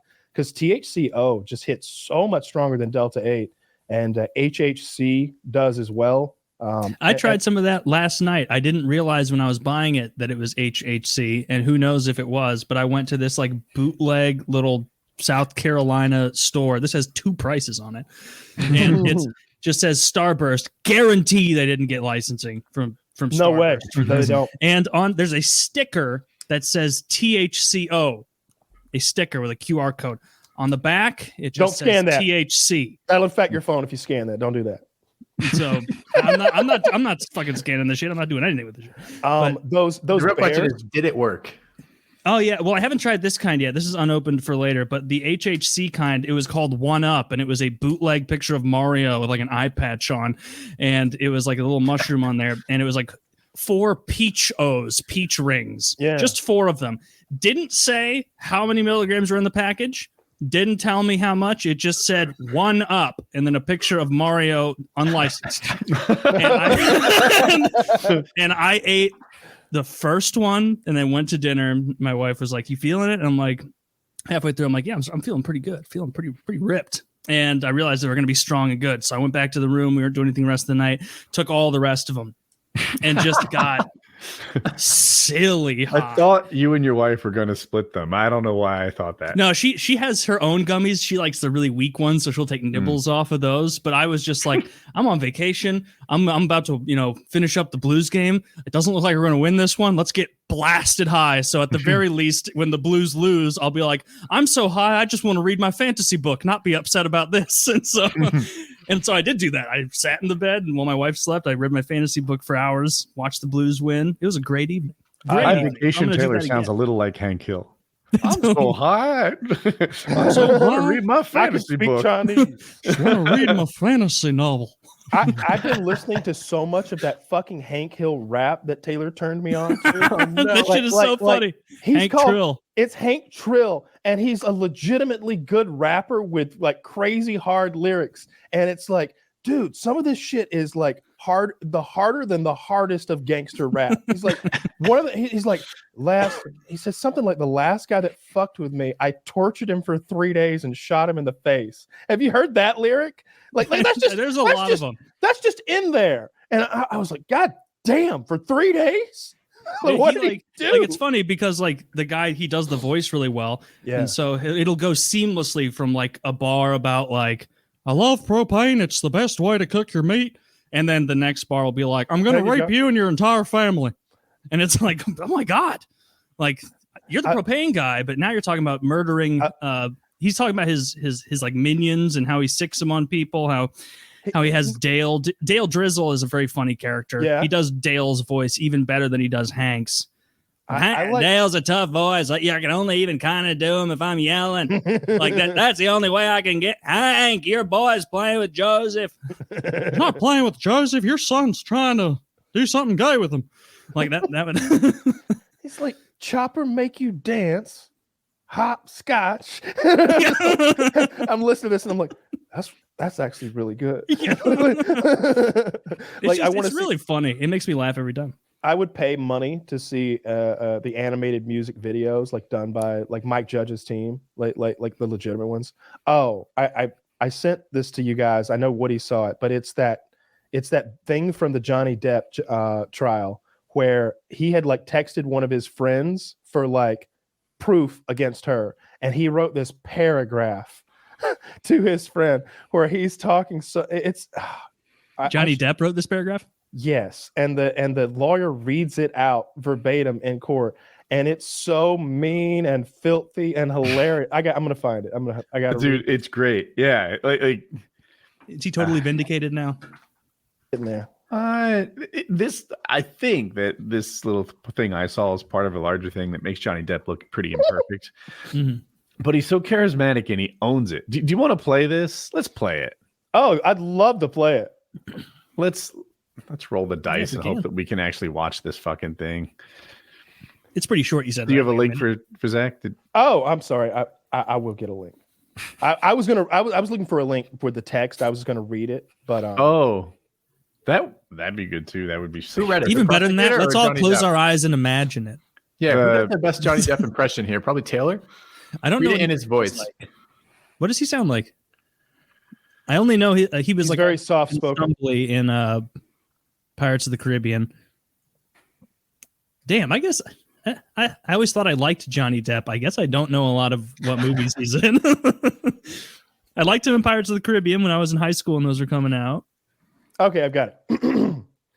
And I believe, again, this is Johnny Depp like texting his friend because I think he needs some like text messages from him to help him during this whole debacle. She's begging for total global humiliation. She's going to get it. I'm going to need your texts about San Francisco, brother. I'm even sorry to ask, but she sucked Mollusk's crooked dick, and he gave her some shitty lawyers. I have no mercy, no fear, and not an ounce of emotion, or what I once thought was love for this gold-digging, low-level, dime-a-dozen, mushy, pointless, dangling, overused, flappy fish market. I'm so fucking happy she wants to go to fight this out. She will hit the wall hard, and I cannot wait to have this waste of a cum guzzler out of my life. I met a fucking sublime little Russian here, which made me realize the time I blew on that 50-cent stripper. I wouldn't touch her with a goddamn glove. I can only hope that karma kicks in and takes the gift of breath from her. Sorry, man, but now I will stop at nothing. Let's see if Mollusk has a pair. Come see me face to face. I'll show him things he's never seen before, like the other side of his dick when I slice it off.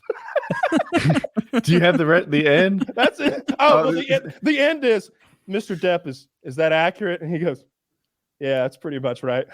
Yeah. Sometimes Johnny Depp does shit like he congratulates them for reading well. Like, did you call him a crooked cum guzzler? And he's like, yes, that was well read. It kills me.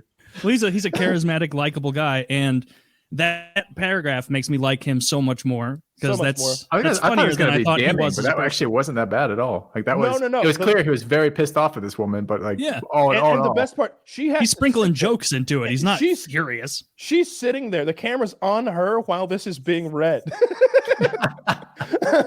Like calling her a flappy fish market or whatever. And no, I don't know a lot about Johnny Depp's personal life because I think he's always kept that very private. He seems like a real private, soft-spoken kind of dude. It seems like what he's really into is like getting real high with his buddies who are like his age group, fucking women, and like music and art and stuff. Like every time I've learned more about it from this thing because obviously they're calling character witnesses, right? People who are like forced now to testify. What's Johnny Depp like? And the one that really stuck with me was that artist who like was selling art on eBay for like $100, $200 a painting. And Johnny Depp was like, I don't want to buy any of your art. I want to put you in an art studio so that you can create art. And I'm going to put you in the studio and I want you to start creating art. And I'm going to start putting together an art show for you with all of my rich friends. And when you've got enough art to do a full show, living in my art studio, like being supported by me, then we will take that art and you will sell that art to all my rich friends and you will keep all the money. How does that sound? And they were like, did you take the deal? And he's like, yeah. Yeah. He's like, you don't understand. Like the building. This is like Art Deco, right? This is like, like this guy starts describing like how pimped out this place Johnny Depp has put him in. He's like, you don't understand. And like I don't know. Every time I see him like dressed up in the fucking Pirates thing with those like sick kids and stuff. And sometimes you see that when someone has like gotten in trouble, but Johnny's never been in trouble. Like this is the first time we've ever heard any sort of nonsense like this. They brought up that Kate Moss thing, and his lawyer was like, yes, she brought it up. Now we get to address it because, like, even I don't know that what the Kate Moss thing is. I think that Amber Heard was suggesting that maybe Johnny had pushed a model named Kate Moss down some stairs at one point years back. But her bringing that up, like, opened that up to like cross-examination or something. However, the silly rules of court work. It's been really fun. I saw the TMZ guy clap back at Amber Heard's lawyer. She was saying like, so this is kind of like your 15 minutes of fame, huh? Like being here today. And he's like, no, I'm here of my own accord. I could say the same about you taking Amber Heard as a client. And she's like, that's argumentative. He's like, no, I just think it. And he like kept his cool so well. And she was like, I think that's argumentative. And he goes, no, I think it's logical. And it was just like, oh, get the TMZ guy on the defense team.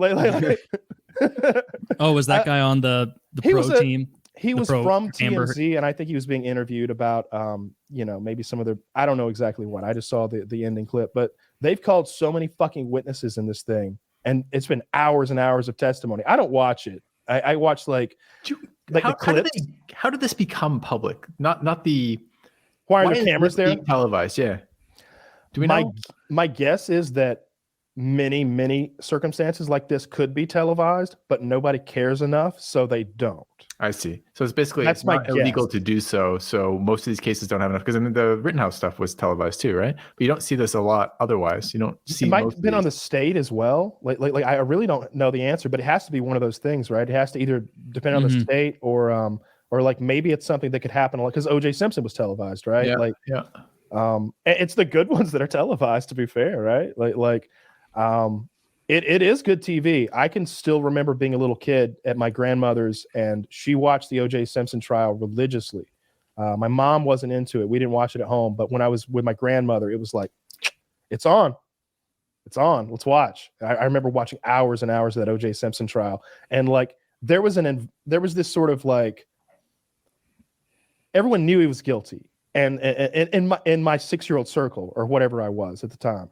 So like to me, it was just like, oh, that bad man killed that lady, and they're gonna get to the bottom of this. And then they got to the end, and like I think that was the first time in my life that I saw that like bad guys win sometimes, and like and we all reacted the same, because I'm like looking up at like grown-ups, and they're all just like, but the DNA and the blood, and I don't know what DNA means, but I'm just like, yeah, it just kind of seemed like that bad man killed her. I thought too. Like that bad man. Yeah, I don't know. I was working in a cubicle environment at the time, and someone turned on like a transistor radio, and this is a call center.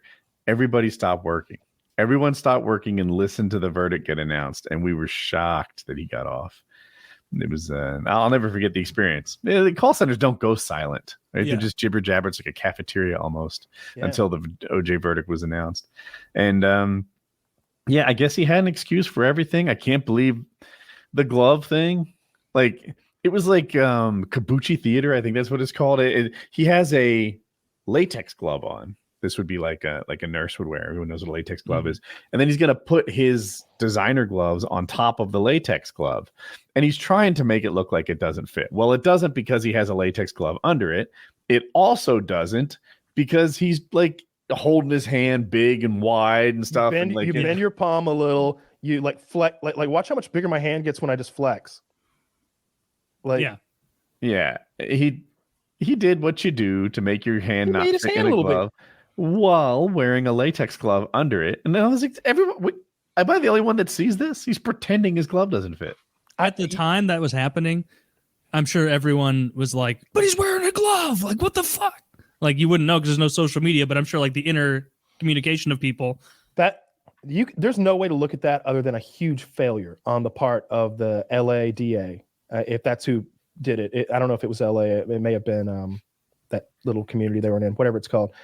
You have to put the blame squarely on Marcia Clark and that other prosecutor. Like it was their case to win or lose, and they lost it. Yeah, they had all the evidence. Like everything was lined up for them to do it. And I'm told that typically the prosecutor is better than the defense attorney. That defense attorney. That's the normal state of affairs. The prosecutor is just like a higher level of attorney. I don't know. There's fewer of those jobs, I think. I'm not sure.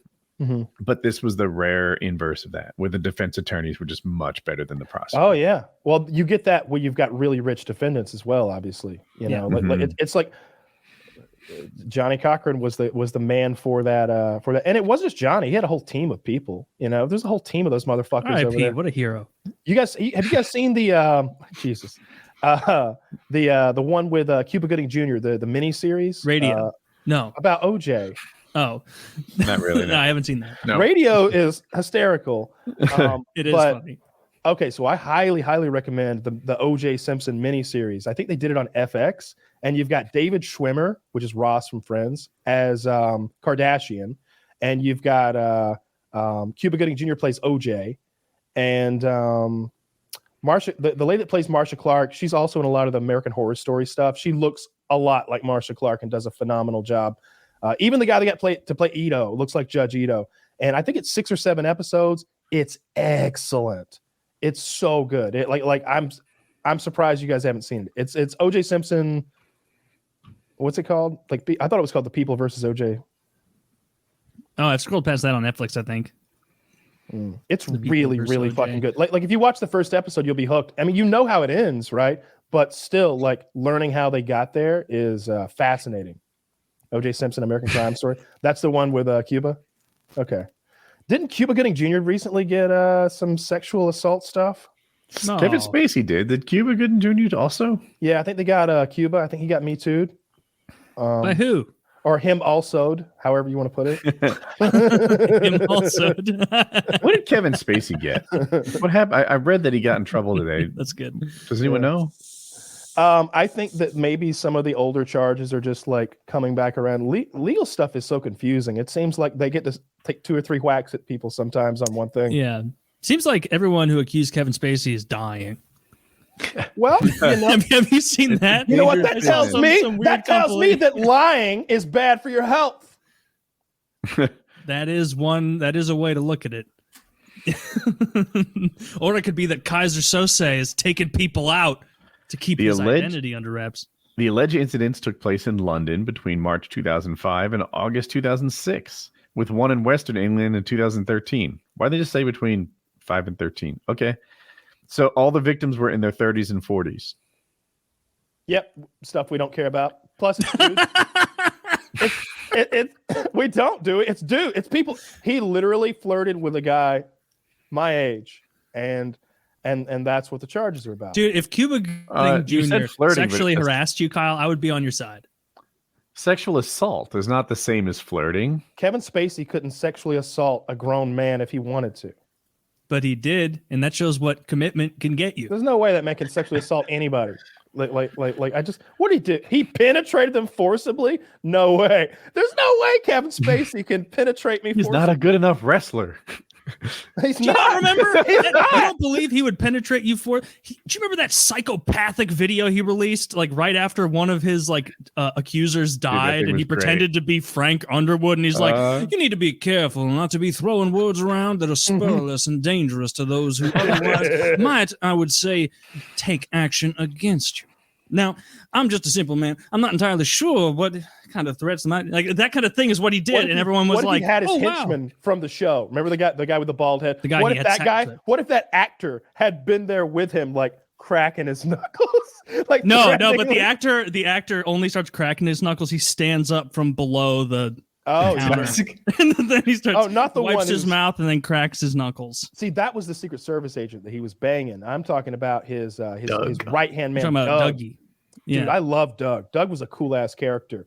I very cool character. That was he was good. Fuck. He needed his own show. Heroin addict, alcoholic. He was something. He had that problem with women, and I think that he was trying to stay away from alcohol because he was like one drink was going to send him into like crazy mode off the rails. You ever known anyone who's actually like that, who like is such an alcoholic or an addict that like if they get a drop, then that's going to lead to a drink, and a drink is a bottle, and a bottle's a case, and now they're going to have to get in the car like drunk on a case of beer and like drive to get more, and if anybody gets in their way, it's going to go crazy. Like do those people exist? Yeah, I don't know anyone like that. I have, when I used to go off-roading, people would drink a case by the campfire. A case over the course of a day? No, that night. Like after dinner, they would have a case of beer. Like 12? 24. That's 24 beers, huh? Yeah. That seems like an impossible. That's a huge amount of liquid. I haven't done a lot of like hanging out with people who are alcoholics, but yeah, I try to stay away from them. But especially people who drink like that because they get violent around campfires. But that seems like an enormous amount of beer to me. That's a lot to get through a case on your own. That seems exhausting to get through. Like the amount of pissing you'd be doing would be uncomfortable. It's not the pissing. It's actually the air. You get bloated from it, from like that. All the carbonation. Much carbonation. Was it not a case? Is that an impossible number? That's how I remember. No, it's an alcoholic type number for an evening by the lake. Yeah. So they weren't drinking like on the lake throughout the day. They were like at night, like, I'm to crack open my 24 pack and get to work. You would, yeah. When there were beers during the day too. When they off-roaded, they'd bounce. And like, No, the guy who beer drinks a cans would case at come out night and stuff. abstains in the day. I don't know. He's like, never a drink at a drop never goes past these lips before 5 p.m. Now, give me a taste of Milwaukee. All right, it was a dumb question. I'm sorry. I ate one of those gummy bears like right before the show. So you got about 27 minutes before that kicks in, by the way. Dude, speaking of alcohol, I tried something like new here. These like high noon. You know how I switched to the spin drift? Dude, I love seltzers? high noons. Yeah, so spin drift seltzer, unlike LaCroix, it's like the sparkling water, but it's got like lemon juice in it, not just like the essence of like what you could believe to be lemon flavor. So it tastes like lemon juice and water, like sparkling, very good. High noon is the same thing. So like White Claw tastes kind of like not great, but High Noon is just the same thing, but it's vodka with like Spindrift in it. So like lemon water plus vodka instead of like what is it called? Malt liquor for seltzers, right? Filthy. Mm-hmm. And so like malt liquor doesn't make you feel as good, and this other stuff is better. It's not as alcoholic. It's basically like a Bud Light, but I've been drinking those by the beach. It's been great. Those are awesome. I thought you were more of a liquor guy than a light bitch boy drink like I am. Discriminate when it comes to this. Like I have my favorites, but like I'm not restricted to one. Anything domain. to get the shakes to go away. Am I right? Gotta wake up and do something, and sometimes it's a High Noon. So yeah, no, I like them because they're good for the low carb stuff too. So like I like beers, and I'm happy to do liquor, and I'm happy to do wine. But like High Noon's a nice like afternoon kind of like by the pool kind of drink. So for sure, very light. Yeah, that by far is the biggest advantage that weed has over alcohol is the calories. Yeah, for sure. Well, not the only advantage. Well, but you can eat yourself into a hole. I do that a lot. It doesn't really make me hungry. Like if I get like occasionally it will, but like most of the time not. Like I not really at all. I ate so much crab the other night that I was sitting at the beach with my wife the next day. It's a windy day on the beach, and like I was gassy. And I like farted, and it was like the kind that comes out hot. Oh, like you can tell that there's substance to it. There's a thickness in the air. And like, she like turned to me because like she was downwind a little bit, and she was like, "Is that the sea? That's you, isn't it? That's you." And I was like, "Yeah, that was." I'd be like, "No, there's a beached whale just down the way." I farted in the room like that morning because I had eaten, a few pounds, a reasonable amount of crab. And she was like, she like took off the blankets when I woke up, and like it just released. and she was like, "Oh my God, it's thick. It's thick in the air. Like it's got staying power." And I'm so sorry. Like I don't know. I didn't have a notebook to write down things to talk about on the show, and so I tore out pages at the end of the Book of Mormon, and they're empty. Those were for taking notes about what you'd learned. Well, I did overestimate how many notes I'd be taking because I've got 3 more sheets of Mormon pages. That's what's cover. I was gonna do it for the Bible, but I was like, let's play it safe. Let's play it safe. Yeah, let's not fuck with the one that's more likely to be real. You presume to know. Yeah. If Mormonism definitely. Or if it's between two, the Bible or Mormonism, it's clear the choice. Bible that's true. It's not between those two, but if you're using those as your only 2 picks, as what is provided, one is clearly derivative of the other. Yeah, the Mormon story was literally just a criminal riding through life by the seat of his pants. He's a scam artist. Like all and his Mormons name out there. You need was to wake Jesus up. Christ. The Lord Almighty and Jesus. Oh, I caught a little bit like of interesting. I like the lore and stuff like from those nerdy YouTube videos about various like sci-fi and fantasy shows, and they translated what the alien is telling them in Covenant at the end. In this alternate scene, and I guess their whole bit was, if you remember, they had like seeded life on Earth. There's that scene where like the big white muscled up guy melts himself into the waterfall and like seeds Earth with the genetic material to like form life. And then but he tells them, he's like, "You guys are awful. Like we came and picked one of you up 2,000 years ago, and we taught him all sorts of like wonderful things, and we sent him back to you, and you killed him. and it's like, oh, they're claiming Jesus. That's pretty cool. Like they literally like claim Jesus as like, and it made so much sense. And like, I like stuff like that where they sort of weave theology and real stuff in with their sci-fi bullshit. So that made me like that movie a lot more because I didn't like it as much previously. Like the fact that they kind of, I don't know, sewed everything together with the creation story. Yeah. The Bible's got fun lore to it. But Jesus didn't come back with really cool knowledge. He wasn't like, guys, here's how you make a 9-volt battery. Well, they didn't need that. Here's how you prime the gasoline. Let me teach you about the steam engine. Right? Well, he didn't have cool shit. About that yet. When I dream of going back in time with all the answers, it's never morality. Why is God limited by the technology of the time? I don't know. Fuck you. That seems to be the answer. I don't know. But if you keep going down this line of thought, you're going to hell. Yeah. No, it was. I mean, but Jesus had other cool powers. Yeah. Like I liked to imagine like multiplying the fishes and the loaves.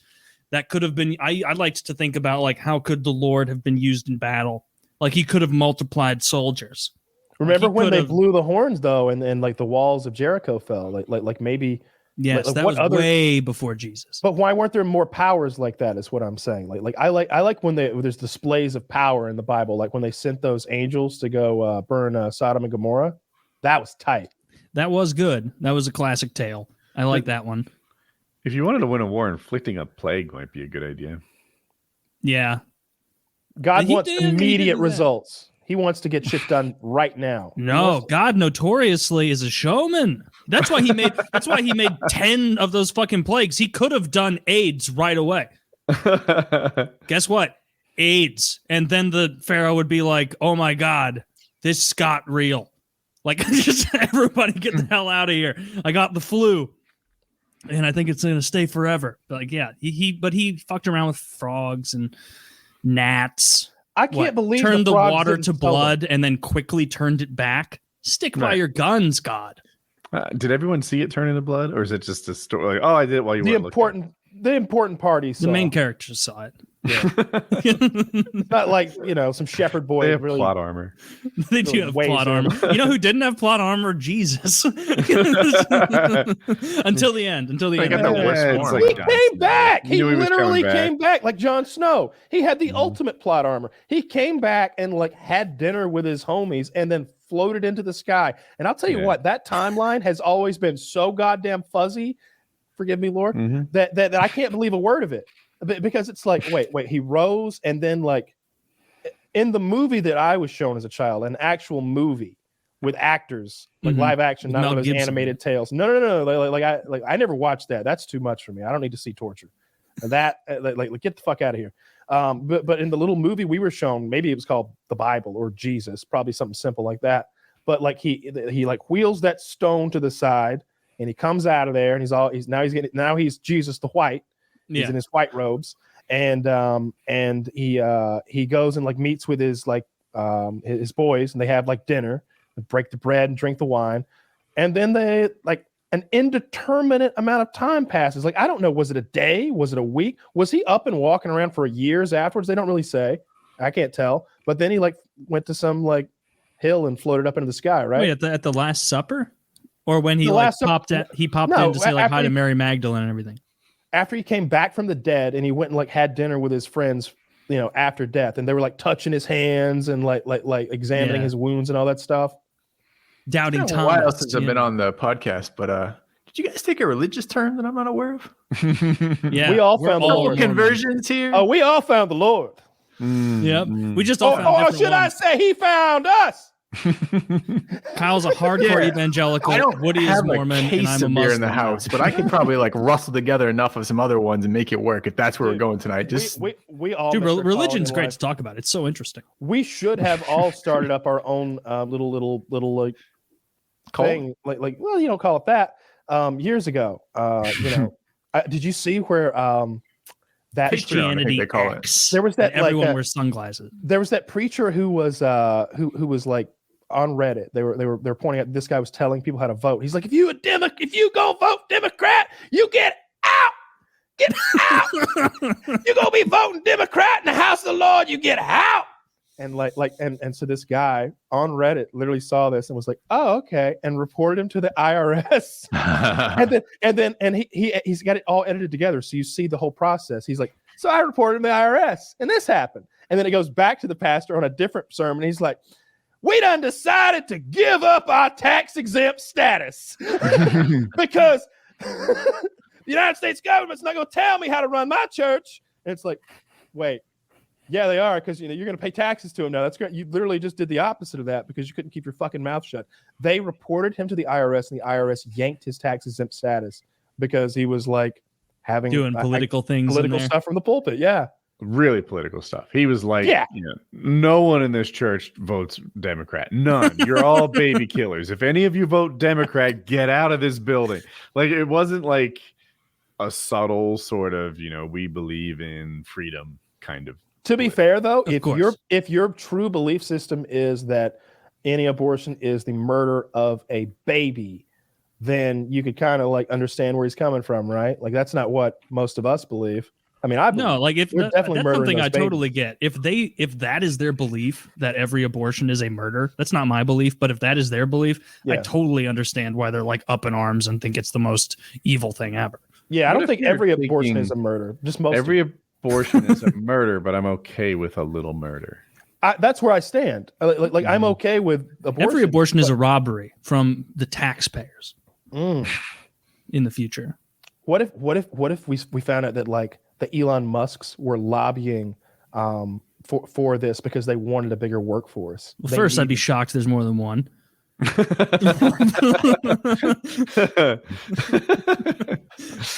like, oh, you think that it's only one man can produce so many bad jokes? Is Elon Musk? Is the internet turning on Elon Musk? I feel like I've observed that. Yeah, the internet is just. I like him when he's funny. I don't have any invested interest in We'll see how much they turn on him once he's eliminated all the bots, though. We'll see like how much of the internet turning on him was even real people. Is that still going on? I thought that deal is not happening anymore. Yeah, I don't know, man. I don't know. I know that his Tesla stock is really tanked. But Tesla down? But that's just like make believe monies anyway. So this is a problem. He went to buy Twitter. Twitter put in this poison pill that made it even more expensive. Elon Musk is like, don't give a fuck. I'll pay it. I'll pay a higher price. He came up with a price that people who didn't want to sell to him had to agree to sell to him. Otherwise, they're not working on behalf of their shareholders, and it's public. All right. Then Tesla tanks. Well, he's buying it with Tesla stock. So now it's caught, like, not only did the price of Twitter jump up, but the price of Tesla dove down, and it's costing him way more than he thought he was going to spend. So what's he doing now? I haven't. A lot of people think he's going to get out of it. Like, Twitter did a sort of review on how many of the users were bots, and they're like 10% or 5% of these people are bots. Musk is like, fuck it, that doesn't sound right to me. Deal's off unless you can prove that's really true. Show me how you came up with that number. Wait, they said 10% of users on the site are bots? On that. Was it 5 that they said it was? 5 was the number I heard. If it's 5, it could just as easily be 10. Like, that's an insanely high number of bots for it could be more. It could be 25%. I want to know not the percent of users, but the percent of tweets. Followers too are important. The percent of likes, the percent of interactions. Seeing like, oh, this viral tweet, 90% of it was bots. Like, that'd be a really interesting thing to see. Yeah, but in particular, I have a Twitter account. I barely use it. Right, I post to it a couple times a year, and it's whatever. A bot. So what I'm saying is I don't represent very much of the platform at all. Sure. In that I don't create content. But a bot creates a ton of content, perhaps. I wonder how many of these replies are from bots. That might be 5% of the users, but like half of the traffic. Yeah. Half of the content. That's a great point as well. But yeah. Wouldn't that be a mind fuck if like it came out through this that 30+% of the people you've been interacting with on Twitter are entirely made up. They're either purchase bots by corporations or Twitter themselves or other, entities. Like, that would be enough that it would be like a real reveal of what's that problem called with like the human intelligence versus the artificial intelligence thing. The uncanny valley, but that like if that were true, it'd be like, all right, everyone has to admit, aside from a couple people who we thought were loony, saying that 30% of the people on here were bots, like if it fooled all of us. Like if that came out, I was 1 billion% fooled by the 30% of people with bots that were liking and commenting on my posts. Like, Turing test. I found it. Test. The Okay. Turing test. Yeah, the Turing test is when if I can interact with you thought they were real, you're saying. Yeah, like I don't think I've never had. I mean, there have been some comments I've gotten that I'm like, that's clearly a bot. They're trying to link me to something nefarious. Obviously, that's a bot. But like, if it turned out that like when I've been tweeting stuff about hockey and I'm like, this game is great. Fucking Tara Vinen is playing incredible. And then if there was a guy who I recognized, Sam Stevenson, who would always reply with like, yeah, Tara Vinen's stats are great. The Blues are doing well this year as well. Like, if it turned out someone like that was fake, I'd be like scared probably. Like, oh my God, like none of us are smart enough to see through this anymore. Yeah. I'm one of the audience. If you know what the Turing test is, imagine two people chatting to each other back and forth, just typing. If one can't tell if the other is a computer or not, it's passed to the Turing test. If it can fool another person into believing they're talking to a person.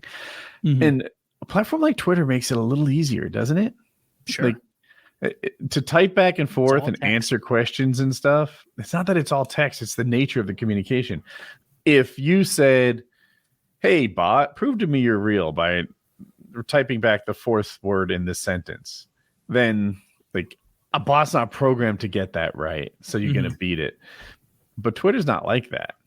Twitter's just, I render an opinion on you based on a few keywords in your post. It's way easier to Turing test pass it than... Yeah. Have you seen those bot farms where like the one kid has like 30, 40 iPhones in front of them all hooked into chargers? I have seen operating them. Those like warehouses in China where it's like one Chinese person working 100 phones and another Chinese person working 100. It's an example, I think, I don't know much about this stuff, but I would imagine that it's an example of it's cheaper to pay a Chinese guy to sit in a room with a bunch of cell phones than it is to write some magical AI program who can handle all this on its own. Like what are you going to write? Oh, you need AI to do it? I've got Ping. Well, do you think that guy can Ping loves Donald Trump. As good as or AI, he hates Donald Trump, depending on which Ping runs on noodles. Ping runs on noodles and fear. It's perfect. Yeah. Well, we'll see what happens with Twitter. I don't really care what happens with it. It seems like one of the least valuable social media sites. I think it might be. It'd be nice if like everybody came back. Like if Trump started tweeting bangers again, that'd be hilarious. I think Twitter is the place you get news. Yeah, definitely not. It's just a way to like promulgate the stuff you make on other. I guess I meant like the informal news. Yeah, no, what I was saying is like if you want to know breaking news from a war site, a riot, a flood or something, Riot's great. You can probably find it on Twitter. Can we maybe Instagram? Breaking opinions. Yeah, you can get a lot of breaking opinions. opinions. It's video sometimes, you know. Yeah, I was really thinking of the video in particular. That's what we look for, I think. Because like I can't really trust what anyone says. I need to see. It'll be misleading. But you know what I'm looking to forward to finding out? I hope we do. These Texas police that let the kids get shot for 45 minutes in the school. Is it true? I mean, I've seen the video of them like holding parents back. Could you fill me in on what so as you know, there was a school shooting, an elementary school shooting 2 days ago, I think. And I don't know how many people died, but it was a lot. The number keeps going up. It was like high teens, I think. It's like 19 I think they were younger than 19. Goodness, crazy. Okay. Phil, you making jokes. So anyway, so now video has come out of the police not going in. They put yellow caution tape around the building. They stopped the parents from coming in. They secured the site, and seemingly 19 kids, 2 teachers, not enough. Worse. It's worse than that. They seemingly gave the shooter all the time and space he needs. This is during the shooting. Yeah. So this is an active shooter. They just sort of wrapped the school in caution tape and told everyone to stay away. Just gave him 40 minutes to kill people. It's worse than 45. That. All that's accurate, and it's worse than that. When he showed up, there were two officers there, and they ran away from him. They ran away from him and called for help, and then he went inside and killed everyone. So two officers ran away. He wasn't in a firefight with those officers. He shot. They were in a firefight, and they ran away he won the firefight somehow. They escaped with minor injuries, which when cops say that, it means nothing. It means they were scared. It means nothing when a cop says minor They injuries. hurt their feelings. Because when it's time to get insurance benefits or write something up for somebody to get a fucking medal, if he'd scraped his knee, they'd have fucking said, "Oh, contusions to the leg and bleeding injuries. His uniform was ripped from his body." Dude, you blew the knee out in your jeans. Like that's what it would be. You tripped over the curb. But instead, it's like two officers received minor injuries. I want to see if he actually had body armor on too, because that's one of the things the cops said. I want to know what kind of gun he had and what he looked like to make two cops run away and let him go in there with all those children. And now I did hear this, Kyle. I don't know how I heard this one little bit, but apparently that plate holder he had, nothing was in there. There was nothing in the plate holder. The left keeps making this point. The day he turned 18, the shooter, he bought 2 AR-15s. And they're like... He used 2 guns for the shooting? I don't know. I haven't even heard what he used for the shooting. I only know that he owns 2 AR-15s. Okay. So what it sounds like to me, like the way that they're kind of talking around what kind of gun he used, because what they keep saying is like he used a handgun and he may have used a rifle. Like you don't know. Well, he owned 2. Did he use them? Is that how he? And the point isn't. I don't give a shit what kind of gun was used from a political standpoint. I still want to know how he made these cops run away in fear. These good old boy Texas fucking sheriff's deputies or whatever the fuck that were cowardly enough to hide outside. And then like the worst part is, and I can't even watch it, is when they're like holding a parent on the ground who's trying to get inside to save his children. And it's like, why you're lucky the parents didn't shoot you, pigs. It's fucking disgusting. What the fuck?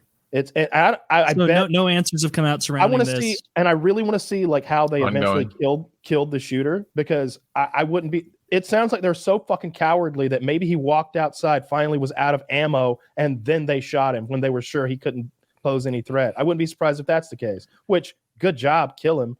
But I'm just saying, like, they hid the whole time. And that's the first lesson that law enforcement and the world in general learned about school shootings after Columbine, is that you don't wait outside. That's what they did at Columbine. The police waited outside because there was no there was no known protocol. You didn't know what to do because you never imagined that the people inside were there to exterminate. Sure. You thought this was a hostage taker and that they would have demands, because and that's traditionally how law enforcement handled any scenario like that. Somebody's in a bank. Well, no, we're not going to storm in. We're going to see what they want. Yeah. But in this scenario, they want to kill children, and they waited outside and let them all die. That's definitely what happened. So, and they're still investigating, seeing like if the officers were told to stand down or something, or what. Those guys ran. Those guys were scared. It was terrible. But it wouldn't just be those 2 guys. No, all the cops. If there was enough time for them to wrap the school in tape, it wasn't just 2 guys who ran away and then came back and taped it. It would have been the entire PD being told to be hold a off. Pussy. Yeah, and by the way, there were some policemen who had parents inside, and they were allowed to go in and retrieve their kids. Yeah, but all the normal non-cop parents, they can't go back there. I forgot that little bit. Yeah, no, that's ridiculous. The only cops who went in saved their own children and then ran away with them. It is those cops should all be in prison for the rest of their lives. That should be they should be getting rounded up and humiliated on TV right now. Their pictures with the word coward should be underneath it. Like the president should be calling them cowards. They should be publicly shamed until they can't have employment anymore. You want to cancel somebody? What's the source? These are the guys. Who's like the head PD person, like their chief? What's that person been saying? Are they coming out like, I can't believe the cowardice of people not going in, or like, we used the information we had at the time, and the information said to let someone shoot in the building for 45 minutes? No, Captain. Kyle, do you remember where you heard that about the police officers getting their kids out but no one else? I've read that in 2 or 3 different sources. I think I saw that on a CNN article. I hadn't heard one or the other about that. I hadn't heard that piece of information. It's kind of disturbing. I've been trying not to even look at it because it's so fucking sad. I knew they were going to show those little children's faces. That was fucked. Like cute little kids with his little hair parted. It's like they're all, this is like picture day pictures. It's all these cute little fucking kids. And then I saw the text message from the shooter, and he was like having an argument with his grandmother over his cell phone. She turned his cell phone off, and then the next he's like she's like, she's on the phone with AT&T about my phone. And then the next text message is, I just shot my grandmother in the head. Who's he texting? Like a buddy, I guess. I don't know. And then he's like, and then the text message right after that is, I'm going to go shoot up an elementary school now. And then like the reply comes hours later and it's like, I just saw the news. And it's like, fuck. Who was that person?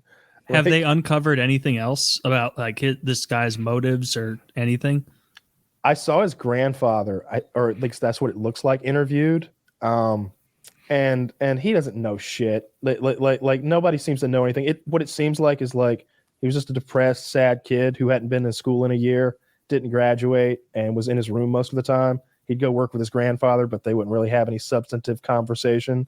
He was just kind of there. The grandfather's a felon too, so he can't have guns, and he didn't know about the guns. It's weird to me. I'd like to know how he bought the guns. I think if we're going to talk about that, then I guess it is relevant. Like, all right, so how did he get them? Did he go to a gun store? Did he buy them from a private individual? Because they never make that distinction.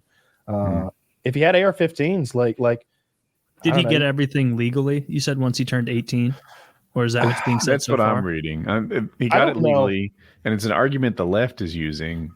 Like, hey, if you think gun laws and restrictions aren't going to do anything, why'd this guy wait until his 18th birthday to buy his guns? And like, he got these legally. But I don't even know what he used.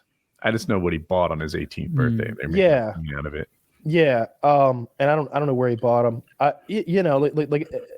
People always bring up gun control, but I've never heard any gun control ideas that would actually work and would be feasibly put into practice that aren't already out there. Like keeping them locked if you have children should be mandatory, I think. But how do you enforce that? Are we going to go into every gun owner's home and make sure he's got his guns locked up properly? How are you going to know who all the gun owners are? We'll need to make a list.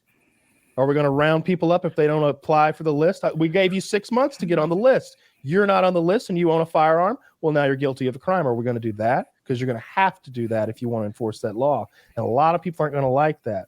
Most if you want to enforce it accurately, I would do it like auditing. Like, so the only way that it'll work I'm in is your house accurately. We've got laws already that they don't really enforce. Because for example, there's an accident in the house with kids in it. The police come, they check to see the security of the guns. If they're not in a safe locked up, well, now you got a second problem to add to the list. And that's how they do it. Like, people know, like, man, if something was wrong, cop comes in here because my wife called me for being too drunk and abusive. And now I got two problems because the cop noticed my glass gun case, or like. Yeah, I do like the idea of getting people's self motivation involved in that, right? Get people looking after their own interest. You could probably get that through if you did something like that, because most gun owners want their guns to be stored if they've got kids. But if you don't have kids, you don't. Like, if you don't have kids in your home, like, the idea of locking your gun behind like 2 or 3 switches and levers is absurd. It's insanity to you, because the whole purpose was you needed this tool at a moment's notice to defend your life. Like that's the scenario that a lot of gun owners have guns for. So like, you're not going to convince them to stick it in a bunch of locks and drawers and safes and vaults and special drawers. None of that's, most of that stuff's nonsense anyway. Those special drawers and stuff, like that Jason Bourne shit. Any of you guys ever used nonsense? The guns? Or I don't trust any kind of a lock that requires a fingerprint. What about I have my fucking finger and I need the gun? Like, again, we're talking about the thing that we need to defend our lives. Like there's a reason cops don't have fingerprint activated. I thought you were saying secret drawers were bullshit, and it's like, I don't know. But secret drawers are cool. Yeah, have you seen those secret drawers where the guy like leans on the headboard of his bed and a shotgun rolls out? Yeah, and then you're just firing blind through the sleep in your eyes. No, it's got a flashlight on it. Don't worry. Oh, good. You have a new girlfriend over. You keep getting fucking the shotgun added to you. No, I have 5 cans of bear spray hidden in every room in my house.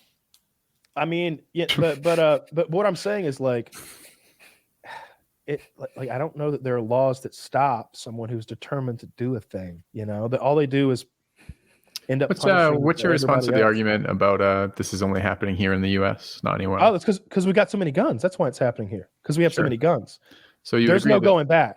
There's no way to unring that bell. But you just think you can't. You think there's no possible way we could do anything for this. Then why try? No. I think that the guns are already there, and you're not going to take the salt out of the ocean or the guns out of this country. But you still got to try, right? Like we agree No. that this state of affairs is Try not the what? state of Who's affairs gonna we turn want. in No, their no, no, guns no. if I we have agree a gun that we should. buyback? I agree Law-abiding we should citizens. try. I agree we should try something for sure. We Yeah, should that's good, try- right? If part of the like- problem goes something like there's too many guns out there, Taylor. Part of the problem goes if there's too many guns out there and there's no real way to get rid of them, and only law-abiding citizens are going to turn them in. So what? Over time, these guns go somewhere. Some of these guns will be in law-abiding citizens' hands. We get rid of them. That's not a bad Well, idea. it seems like as a net between the law-abiding citizen and the non-law-abiding citizen, that if you have a buyback program, the law-abiding will abide by it very quickly. And But are we stopping it will shit not. with law-abiding citizens having weapons? Did any, like, for example, here we have 2 police officers supposedly on hand there who are not only law-abiding citizens but state mandated employees who are carrying weapons here, and it still didn't stop this shit, right? Like, Yeah. how do you stop a random rising up from a populace of a person armed with a weapon going to attack unarmed civilians in a random location? Well, That doesn't if have to you're- be Well, schools, it's it not could a be if your parks, police it could be- officers aren't willing to step up and do their job, then there's nothing that can prevent But you that. just can't. There's no way you can have the manpower to cover everything. You can't cover we have- gyms, But libraries. we did. Though. In parks. this instance, we did. In this particular instance, we had the manpower there assigned to protect the place, and it failed. And Yeah, but it's a bit of a- to me, It's a bit that's of a the straw bigger man, right? Because sure, we've got it here, and maybe in this case, if perhaps it will turn out that these officers acted poorly. It's what and they happened in could the have acted last one differently. too. It's what What happened was in the last one too. which one was the last one? That awful thing in Buffalo where there was a security guard there too, and it just didn't matter. What do you think? In that instance, he was killed, like in the line of duty. But in this instance, these guys fucking ran. I think we can't let that get lost on us. But the bigger problem of like why there are mass shootings in the United States, there are mass shootings in the United States because there are mass amounts of weapons in the United States. Yeah. It's because we have so many guns. I don't think there's just something about Americans that makes No, I don't us think want so to either. shoot. I think you get some just small percentage of people who are disturbed enough that this is the thing they think is going to do something, or this is what they want to do. Well, we give give a ton of attention to it as well. The attention hurts I as know well. what It this kid looks encourages like. the people. Yep, for sure. I shouldn't know Gives what the that kid idea. looks like. Yep.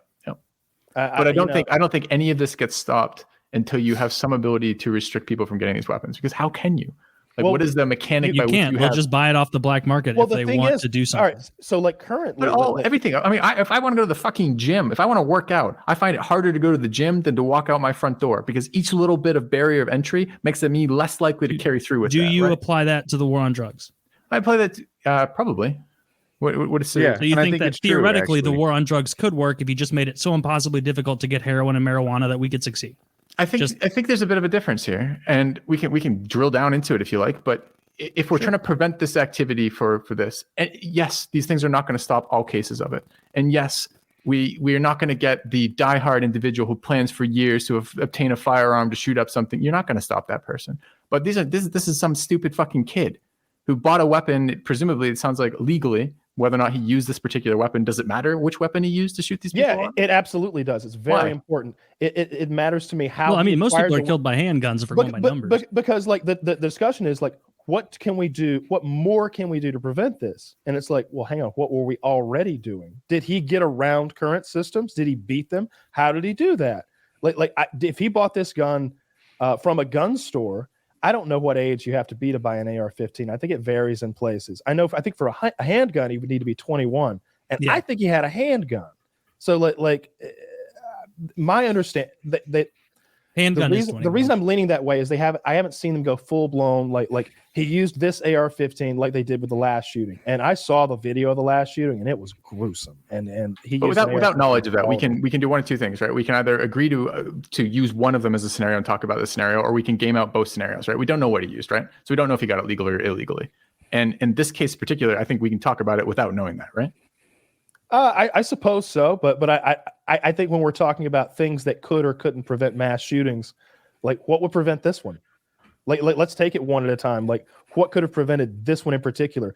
I think that if there had been people who took the reports of him torturing animals and videos online and collecting firearms last year, if that had been taken a little bit more seriously, maybe something could have been done. When you hear about people torturing animals, when people online? upload videos of themselves torturing animals and that doesn't like get somebody to investigate, like that's a failing of its own.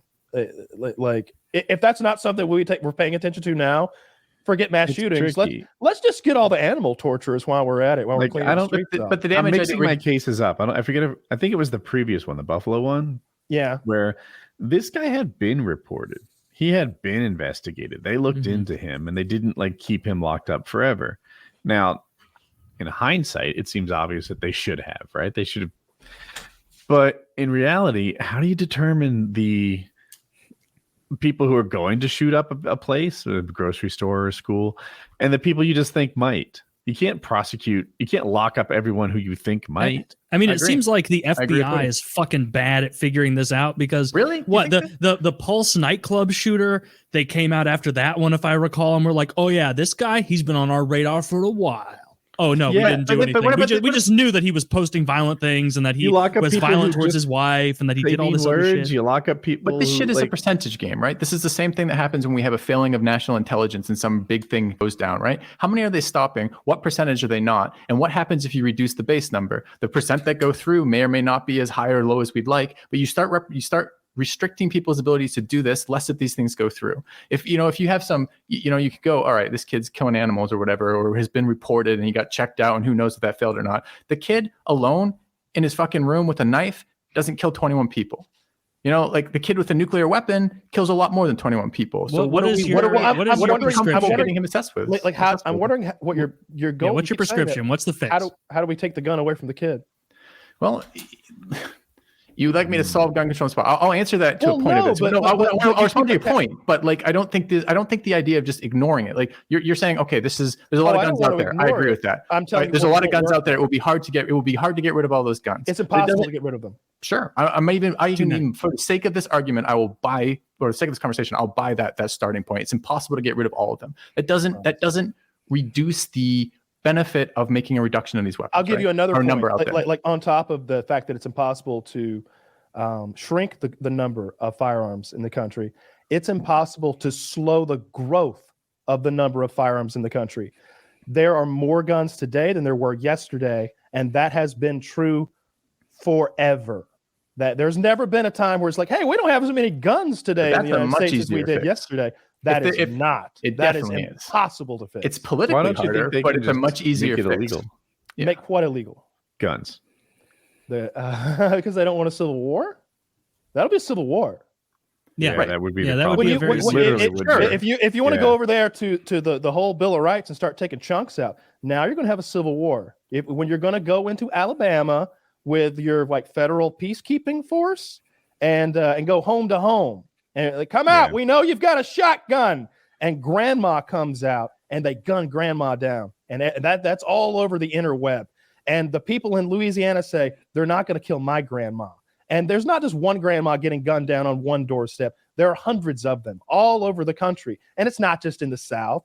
There's plenty of people up in Vermont that what are they, the live free or die? Live free or die, New Hampshire. Yeah. Their grannies are getting gunned down on doorsteps. Anti-taxation message. All of a sudden we realized maybe we should have left all those armed citizens who were just following the Bill of Rights alone. There will be a civil fucking war with grannies dead and politicians getting assassinated. What are we okay with? What do we want? Do we want to go, okay, we're going to ignore this and allow this problem to continue as it is? Are we okay with this number of children dying? I don't have any kids. I've got no vested interest in this. I'm against, obviously, people's kids being killed for this, but I'm not sitting here going like I have a strong stance on guns, but it seems pretty simple on guns rather. But it seems pretty obvious to me that if a percentage of people are going to do these attacks, and the bigger and more powerful the weapon they have, the more damage they're going to do, then limiting the access to weapons they have is going to limit the damage they can do.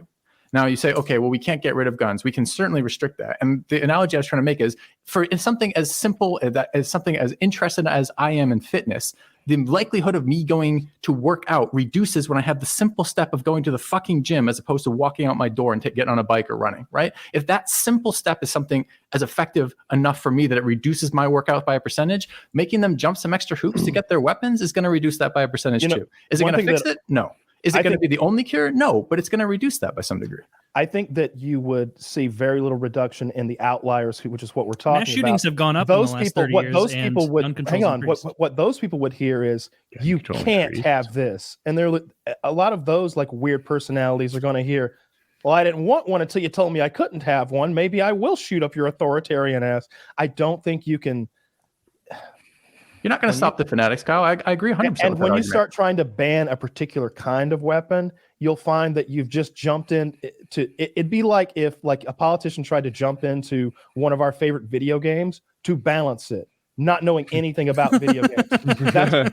Like it would be like if Mitch McConnell wanted to come over to Civilization 5 and the Lek mod and be I love the culture win. That's what we're going to do. Start nothing balancing out all of the cultures. And he's doing it from his limited knowledge of that world and its rules and all the multifaceted things. I'll take an L on that and say that I don't know a lot about this culture. It's so hard. I couldn't do it. But I was going to say, that's the other part I was going to go with this. But none of us are experts in gun law and the implications of each of these different policies. We're all not an expert in anything, bro. So exactly, well, may or not be true, but we're all just talking out of our asses here for this. So I guess kind of engage with that core concept for me a little bit. And Kyle, why do you think the reduction in the power of what these people have accessible to define them would not? Because you have to define that now, sure, and a politician would be the one to define it.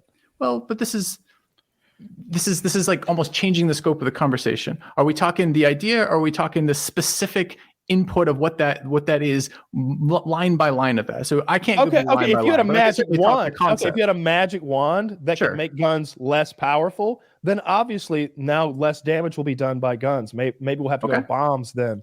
But what I'm saying is that like it's not a feasible thing to do. All right, here the guy in New York that shot all those black people, he had one of those AR-15s who had been heavily modified to meet state compliancy in New York. He called it a cucked AR-15. It was, but you can easily modify that if you have a brain into one that's not so. And you can having a brain is a limiting factor. Right? Like right there, you just reduce the pool of people who can do that. Filthy's made a point that like every hoop you have to jump through makes this some amount better. Will it be hard to measure? Impossible? Yeah, perhaps. But it's just true. You know, I'd never tried marijuana until I went to Colorado. You know, I just didn't want to. I don't know how to find an illegal drug dealer in North Carolina. And you weren't motivated to do it either. It probably wasn't. It is inherently true. Like the more barriers you have up, that's why I was curious about the drug question, because like a lot of the people who present this in the context of guns will be like, "Oh, the drug, the black market solved nothing. There's no way to solve drugs. They have to be legal." So I like your consistency on that, Filthy. What I don't like to do is have like hypotheticals about like, not mean to fine to have for a conversation, but if we're getting to the core of the argument, it's like, nobody wants children to get shot. That was fucking awful. It's really been bugging. It was literally just that one guy. Everyone else doesn't like what that one guy did. Yeah. I wonder what he thought while he was doing it. Like how fucked was he that he could even do something like that? But there's a small hole in that argument, right? Which goes, we all might agree that we don't want the outcome. But if some people are not willing to take steps to reduce that outcome, then what is it? What do you actually take from that? Well, you go, yes, they don't want that, but there's a bigger thing that they do want. So, and again, like I don't have a vested interest in this argument personally, like one way or the other on gun rights. I don't own a gun, but I don't particularly care one way or the other on that. But I think Memorial Day sale, they're cheap right now. I thought about it a couple of years ago. Almost did end up with one. But let me know. I got some tips. Yeah, we had that conversation. But again, the point being that exploding ammo. If we do nothing about this, or rather allow this state of affairs to happen as it is, then we're basically saying, okay, we're accepting this degree, and perhaps even a rising degree, as you said, more guns are being pumped out than ever before, a rising degree of these types of shootings. And it's currently not only restricted to shootings, the school shootings, these get a lot of media attention for this, but any of these places can potentially happen. We've seen the nightclub shootings. There's nothing that prevents us being a park or a library or any other gathering of people. We had the concert shooting, right? Like these things are going to happen while there's people who are not people with these ideas and personalities and problems who have access to these weapons. And that seems the inevitable outcome of making them so readily available. So I would, my solution, honestly, look, if I had a child in an elementary school, my solution needs to save my child. I don't want to start lobbying for dollars and putting an infrastructure together and start looking at Supreme Court justices, because that's what anybody who wants to yank guns away, that's their plan. Their plan is 30, 40, 50 years from now, maybe we can chip away. If that's your goal, to like legislate against guns, good luck. Good luck. Okay, you might as well legislate against oil. Get right on that one too. It's not going to fucking win. You're not going to win. It's not going to win. the Ford hybrid vehicle ads? No, I haven't on streaming actually. services. No. Yeah. Before we jump to the Ford ads. We've got to hear from a wonderful sponsor, ExpressVPN. So wonderful. So wonderful. We're so thankful they let us do their ad about read. it. Everybody's Let talking them- about it. Let's get on. Should we get on our knees when we do this one? I might be mixing up the sponsors. I No, think this it's is Blue Chew that ExpressVPN. loves that. they're chill. Blue Okay. Blue Yeah. Chew is the sponsor that demands us blowing them at the end. every Yes, time. they are And overlords. so, yeah, no Blue Chew tonight, just ExpressVPN. Nice, humble ExpressVPN. Admit it. You think that cybercrime is something that happens to other people. You may think that nobody wants your data or that hackers can't grab your passwords or credit card details, but you would be wrong.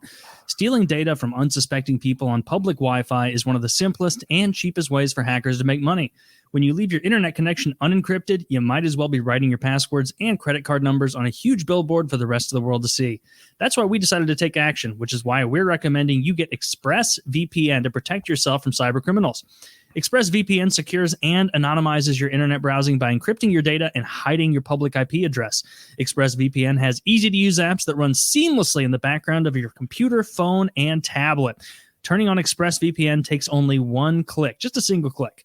Using ExpressVPN, I can safely surf on public Wi-Fi without being snooped on or having my personal data stolen.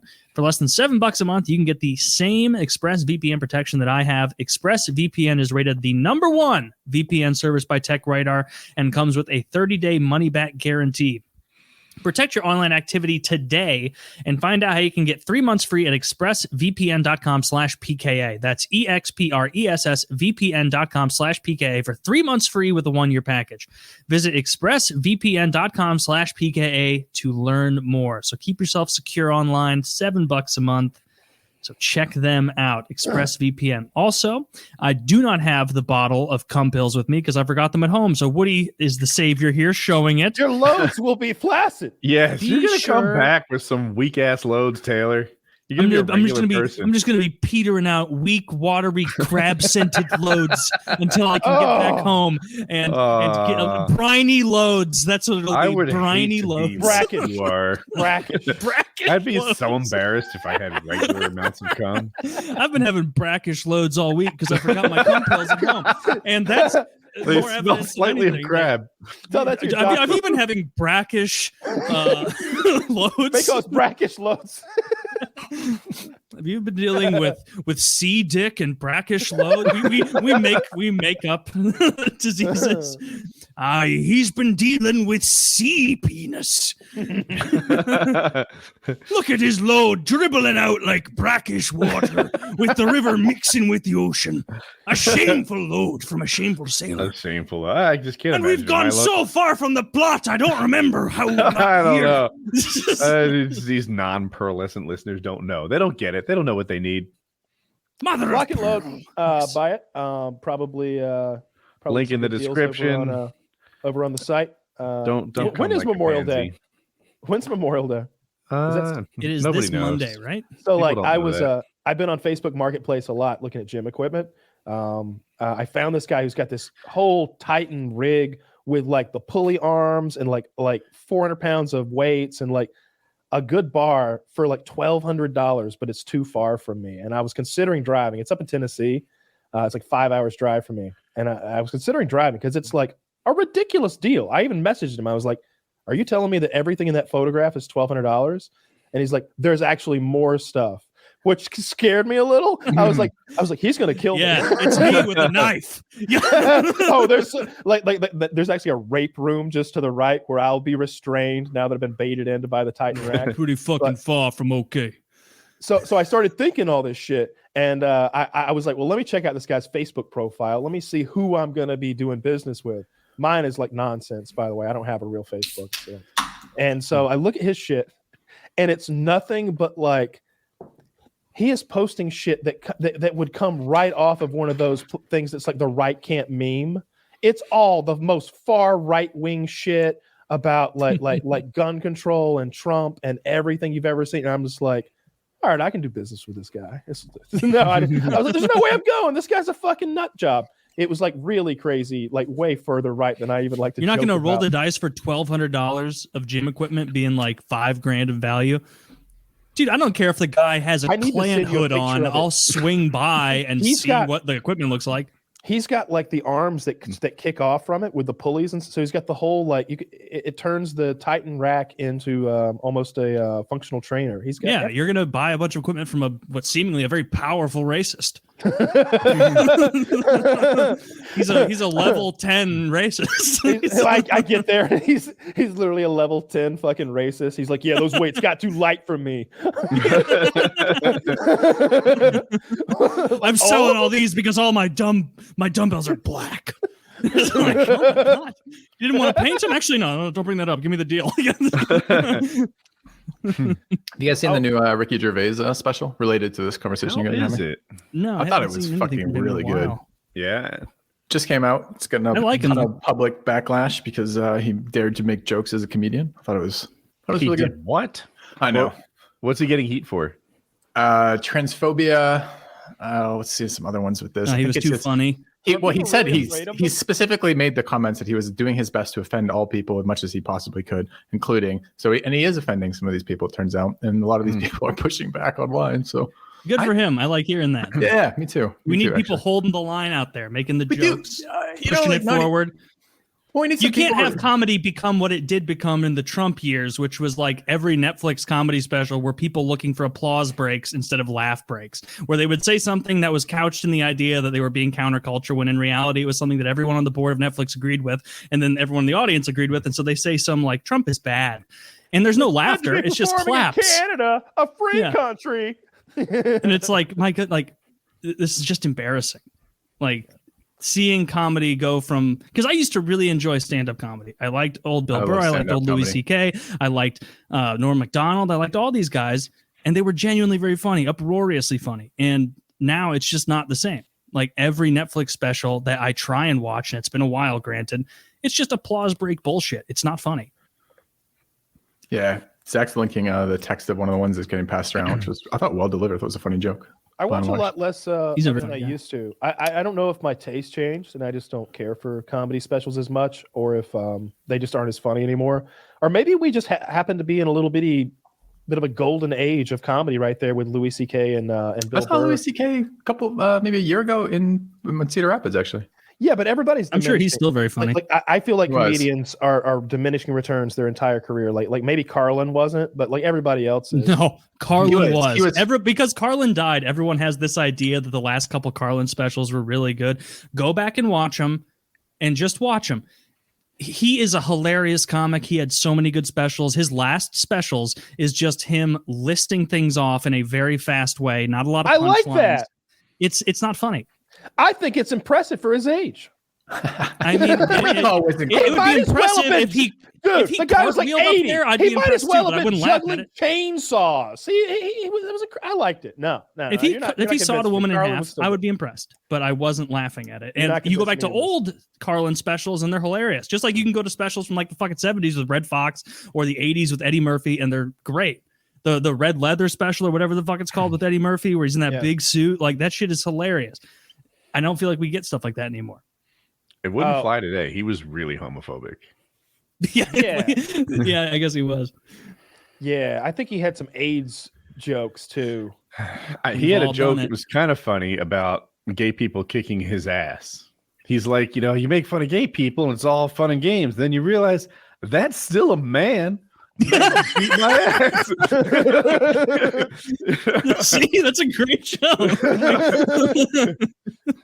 Ricky Gervais is a line. I'm paraphrasing it. It's something along the lines of people have the most problem with jokes when they don't understand who the butt of the joke is and what the joke is about. They confuse those two things. And I feel that was just so clear in this. Like, I think it's perfect for right now. Like right now is so online is so fucking weird right now. It's so woke and it's so over the top with that. So I like to see some counterculture pushback a little bit with that. You hear that? Also, that'd be nice. Little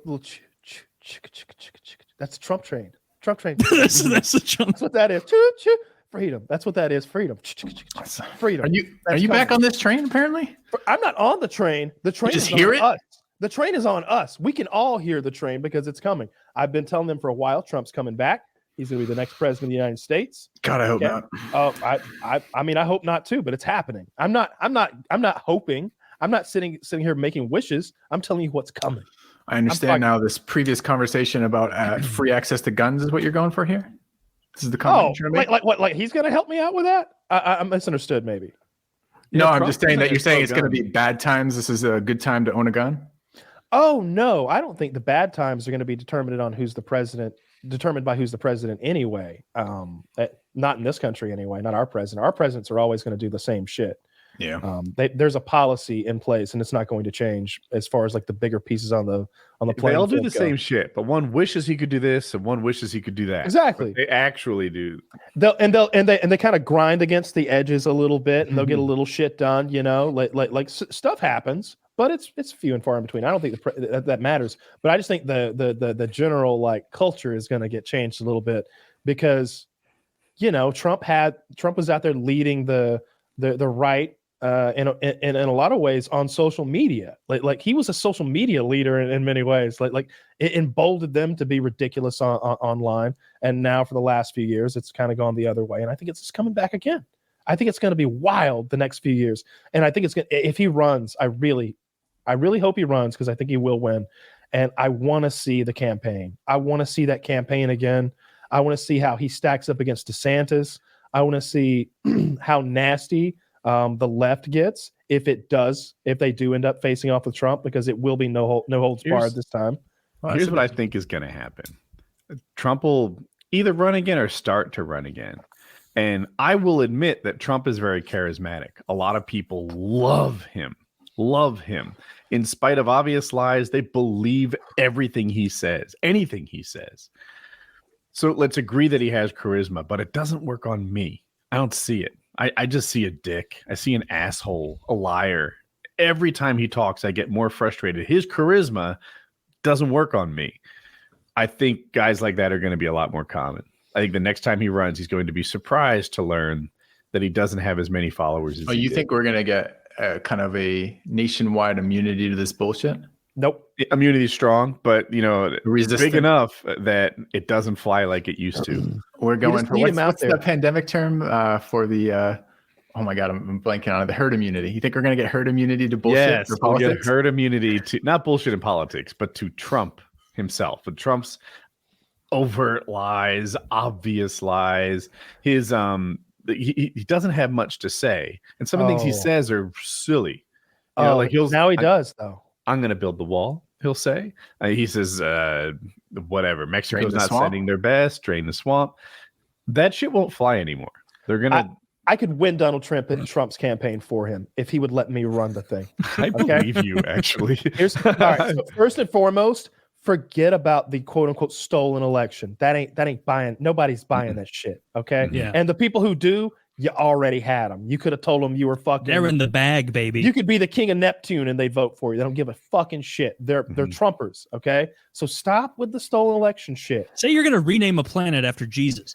You don't have to have a big new plan. Shut up about the wall too, unless you can like really pump up some. See what it's going to be won by is by commercials, and he can buy the most commercials. The guy with the most commercials is going to win. His are going to be so effective. He can make a montage. He definitely can't buy the most commercials. Yes, he can. He has the most money. He doesn't. Mark Zuckerberg outspent him in Georgia. Mark Zuckerberg is not a political party. Yeah, he did. He bought $300 million of Democrat anti-Trump ads in Georgia and like really pushed for it there. I don't know who that is. Mark Zuckerberg, the owner of Facebook. The Facebook guy. I don't understand how he bought ads. Because he's a billionaire. And so he said, I would like to buy ads, please. And they said, well, I'm not sure if we want your money. And he said, really, it spends. And he goes, okay, they go, okay.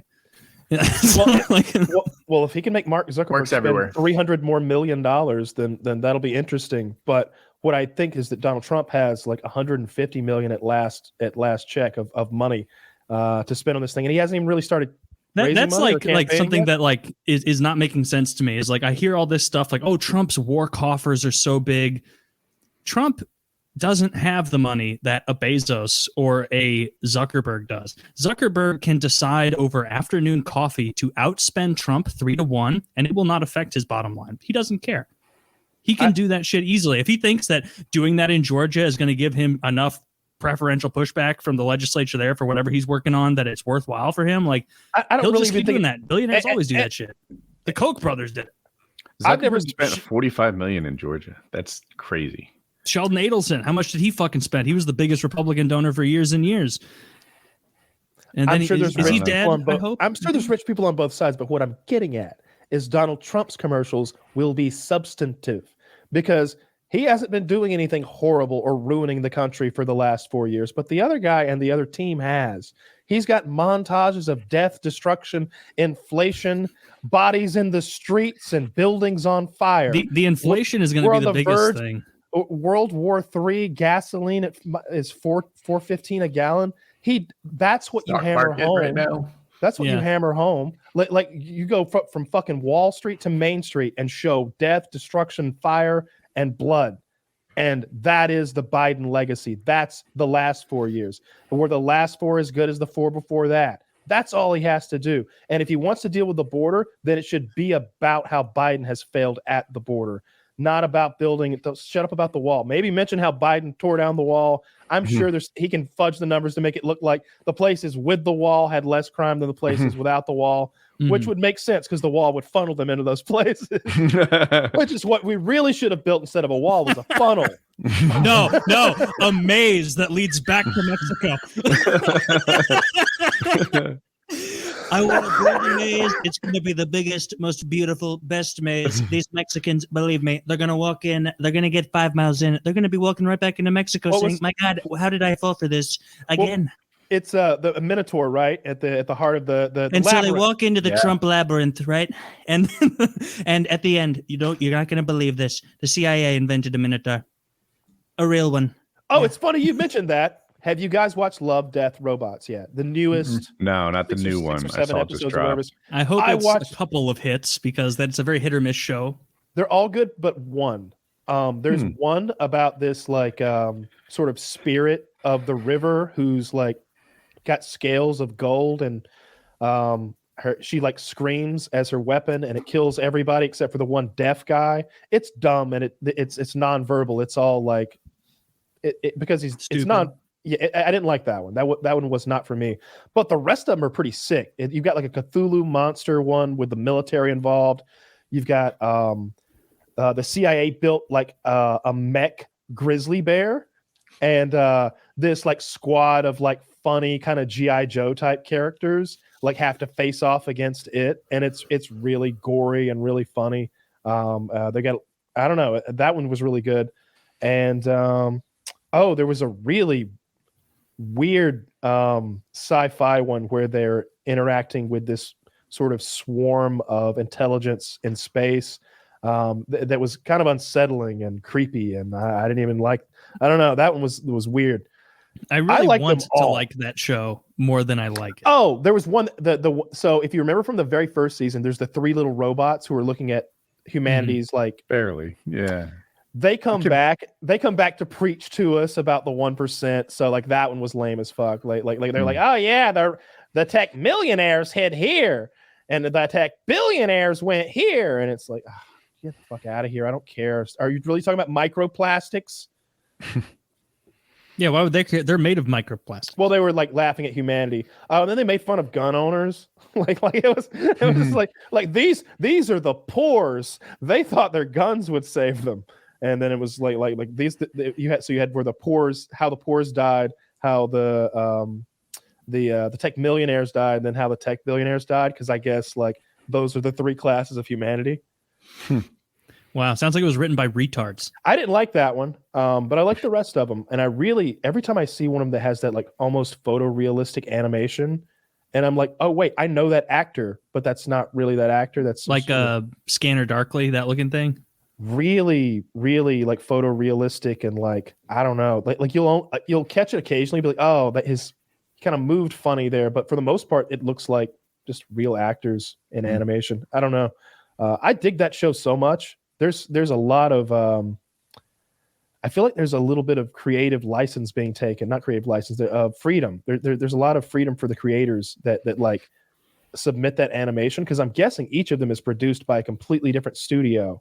Who's like, and they're all collaborating together, and that's why they're all so varied. But yeah, that's why some are horrific and some are marginal. Well, but the art style is totally different. Like everything about them is different. Like you need that though if you're going to get like those outliers that are excellent. You need those outliers that are poor. Like you need to be letting people like push the boundaries of what, because I'm sure like some executive probably wanted to say no to the one where the guy is like fucking that disgusting alien insect creature for all of eternity, and but he doesn't know it because it's in his mind. That one still like makes it so unsettling. Which one is? I don't remember that one.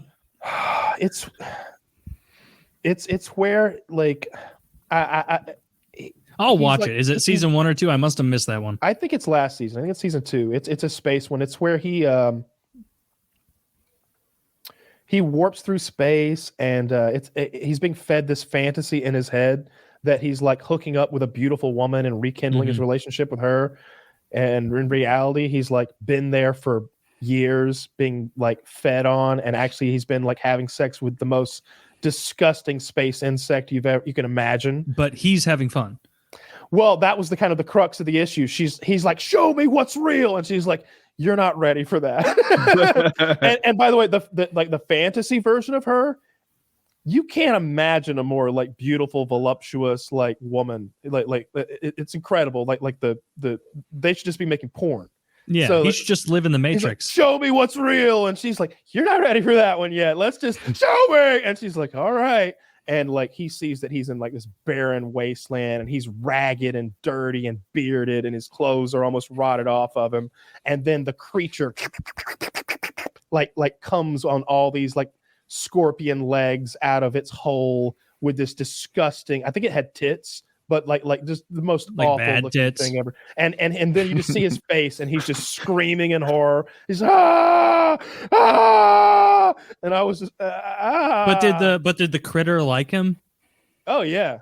Well, then it seems friendly enough. Snap, and he's like right back into like that fantasy world that replays over and over every day. So it's not a bad gig. And what does the creature get out of this? Sex? I can't remember. I think that she was just lonely, you know? Just lonely and horny and covered in ant legs and spiders. So. Yeah, not really the point of the story. Yeah, well, that's what I got fixated on, so. Yeah. Oh, that was a rough one. No, I love that show a lot. There's only been a handful of truly shitty ones. The one with that giant from last season was just... That was the worst ever. My time was wasted. Like, dude, Netflix owes me $3 for that. There was so much potential to be cool. It was like a 14-minute film. It wasn't super long. But through like 11 minutes of it, I was still excited about the payoff. Like where this was going to go, what was going to happen. And basically a giant falls on the beach and rots. So at first you're like, it's going to come back to life. It's not really dead. Oh, wait a minute. This seems weird. And then like enough time goes on and you're like, oh, this is literally just a big rotting corpse and the story of it. Yeah. I was like, he's going to come back to life. Okay, he's not going to come back to life, but one of his kind will come back to get him. Yeah, right. Okay, they won't do that. But I thought they were going to disrespect his body, because they were like spray painting it and jumping on it and stuff. They were fucking him. And someone fucked a poor. They got it a real big. They found a real big blackhead poor and fucked the shit out of it. Fucked a giant once, and so I thought his people were gonna come and find like some hillbillies fucking pores, and they were just gonna go ape shit and like ruin the village. And the end of the story was gonna be like, and that was the last day that humanity stood tall. Yeah, I thought it would be some trick like, humanity was actually the big guy, not the little guy, and we, or something like that. The old Twilight Zone, like where like our main character was the bad guy the whole time. There's a giant woman on this planet. Yeah, that same one. Or there was one where like the kids were training for their like mission, and it seemed like they're training to go like fight the aliens, right? And they're like in a camp that's a mix between like summer camp and like a military like operation, and at the end they're like, yes, soon we'll do it, and they look up and it's the fucking Earth, that like they're on some sort of like camouflaged moon base training to like invade our planet, and you're like, dun dun dun. I like that shit. I've been watching Tales from the Crypt all week. All the old ones? The old ones. So they're stuck in some sort of like trademark shit where like I think they were originally on HBO maybe, but That's like such a stupid show. I'm watching. Really It's not a stupid show. It's really well. Horrendous. It's written by like really respected people, directed by really respected people, and acted by really respected people. I like the They're one with great. Elvira more, the boob one. Oh, fuck off! This stuff is great. It's they're great, really but it good. doesn't have. Okay, that one was good. Anybody who wants to join me in the nostalgia that is Tales from the Crypt, just head on over to YouTube and search Tales from the Crypt. And then imagine me watching with you. Hey, that's not episode 600. Imagine the things I'd say. This is where I like pause and like that's Be your own Kyle starter kit.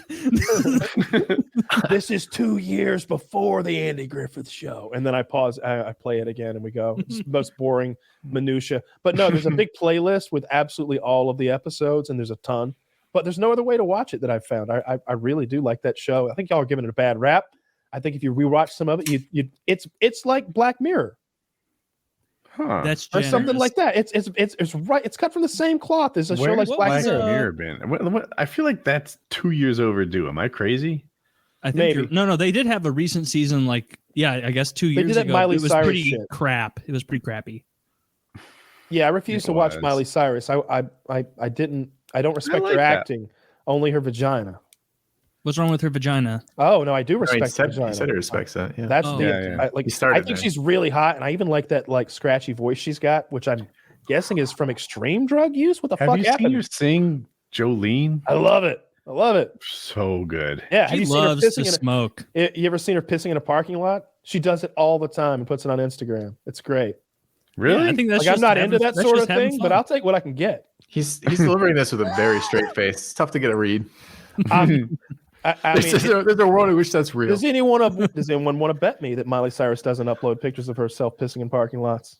I've seen those pictures. I'm not going to make that bet. Let's hope Trump doesn't hire him. God, I hope I have a new topic. the memes alone, it's worth it. Okay. Oh, I don't know if it'll land or not. Because we have Filthy. Filthy, if you could look at that, that is China's. Am I going to regret clicking this link? No, it's fine. Okay. China's social credit system explained in an infographic. Oh, really? I And- haven't seen this. It shows the kinds of things that would like get you social credit points and the kinds of things that would cost you social credit points. So some of the get stuff is pretty cool. Like engaging in charity work gets you points, taking care of elderly family members, positively influence the neighborhood, donating blood, Heroic act. praising the government on social media gets you points. Helping the poor, having good financial credit history, and committing a heroic act, as Kyle mentioned. Now, some of the things that lower your score: cheating in online games, participating in anything to be deemed a cult, insincere apologies for crimes committed, scary, spreading rumors on the internet, posting anti-government messages on social media, I Not bet that's a lot of the visiting- rumors. not visiting aging parents, illegally protesting against authorities, traffic offenses. So I'm sorry. Are these rank ordered? Or Can I rather- just not that I say? Can I just I say don't that know. I'm on board with this system like 92%. This sounds like some. I really like the visiting the elderly. We don't do enough of that. cheating on online games. I love the cheating of the online games, and they need it over there. Those fucking cheaters. It's another word, and Jesus Christ. I think another word sounds so much. And giving blood, I like that too. They won't take mine because I got like syphilis antibodies or something. I don't know what they said. Really? Because I bet your blood is fucking awesome. If I took your blood, I'd get jacked. If you took my blood, you get acne.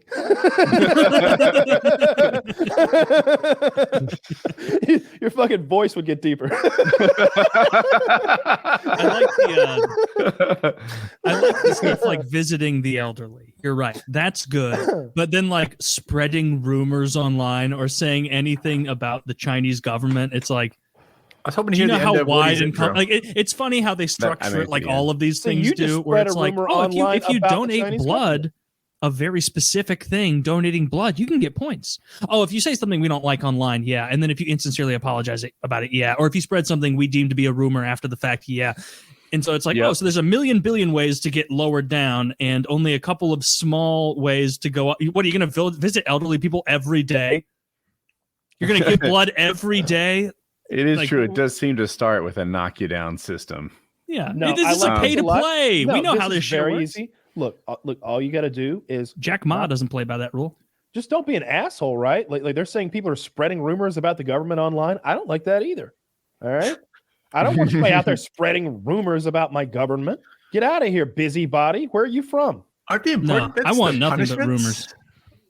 Aren't the important bits what they do with this? What Well, it we're happens to going you to by chip playing away by at your this or not? score. Yeah, they You know, put you and in jail. we chip away at your score enough, you won't be able to find gainful employment. But I mean, employers should definitely look at your score to see what kind of person you are. I would love it if there were a cool guy score that everybody had been accruing since the time. What would I do to raise my points? All right, cool guy score. You would I post think- woke memes on Twitter. Traffic violations. Bag 100th girl. So let's say You're a traffic, cool guy. traffic violations are a mixed bag. Speeding, cool guy points. Running a red light, you lose cool guy points. See, you see how that works? All Doing a donut in a parking lot, cool guy points. right? It Under depends. 18, cool guy Were there points. girls Older there? than 18, Only if there were girls there. demerits. There were Then girls that's there, but they were underage. How's that factor in? That's extra. Complicates it. The multiplier. Those are the only girls who think donuts are cool. what are you out of your mind? What are you gonna do? Yeah. Donuts for a bunch of 30-year-olds? That's why I do donuts in front of KB. call the Toys. cops. Oh God. I would like some sort of because right now we got this like credit system that doesn't even take so much into account, right? Like they don't care that I'm paying my cell phone bill apparently on time. Yeah. Like, they don't care that like I pay my garbage man on time, but they do care if I like have some silly credit card that they'll just. I don't know when they'll stop sending them if I kept saying yes lately, and they do that for everyone. I feel like I don't know. We need a real credit system. These Chinese are on to something. Well, they are winning. Like I don't believe there were global battle. everyone's beating us anymore. We need to have a war to be sure, because we Yeah. thought Russia was pretty badass, and it turns out they're not as good as a bunch of Dude, Russia has been shining our wheels all month. This has been look. It's not going great over here, right? The mass shootings, the economy's looking rough, and fucking inflation is Yeah, but look at how high our inflation numbers are. That's good. Regardless of whether you're liberal or conservative or whatever the fuck, we all know our president is kind of like pitiful. Half in the Like, bag. The last one was embarrassing. So is this one, but for a very different way. This is like grandpa needs to be like, his wife is there so much, and I think she's there for a safety system. I'm not even laughing at him anymore. I feel bad. Like he's a diminished man. It feels bad. But we're not Russia. Jesus Christ. They can't do anything right. It's Did you hilarious. ever like in your head put Russia on like equal tier with China? Maybe I did thought about it differently. I Well- always had like China as a much like higher tier, like a long bigger- time ago. Like Yeah, I in was the 80s gonna and say, 90s, they were the yeah. second, right? China's a rising star. Russia feels like it's a falling.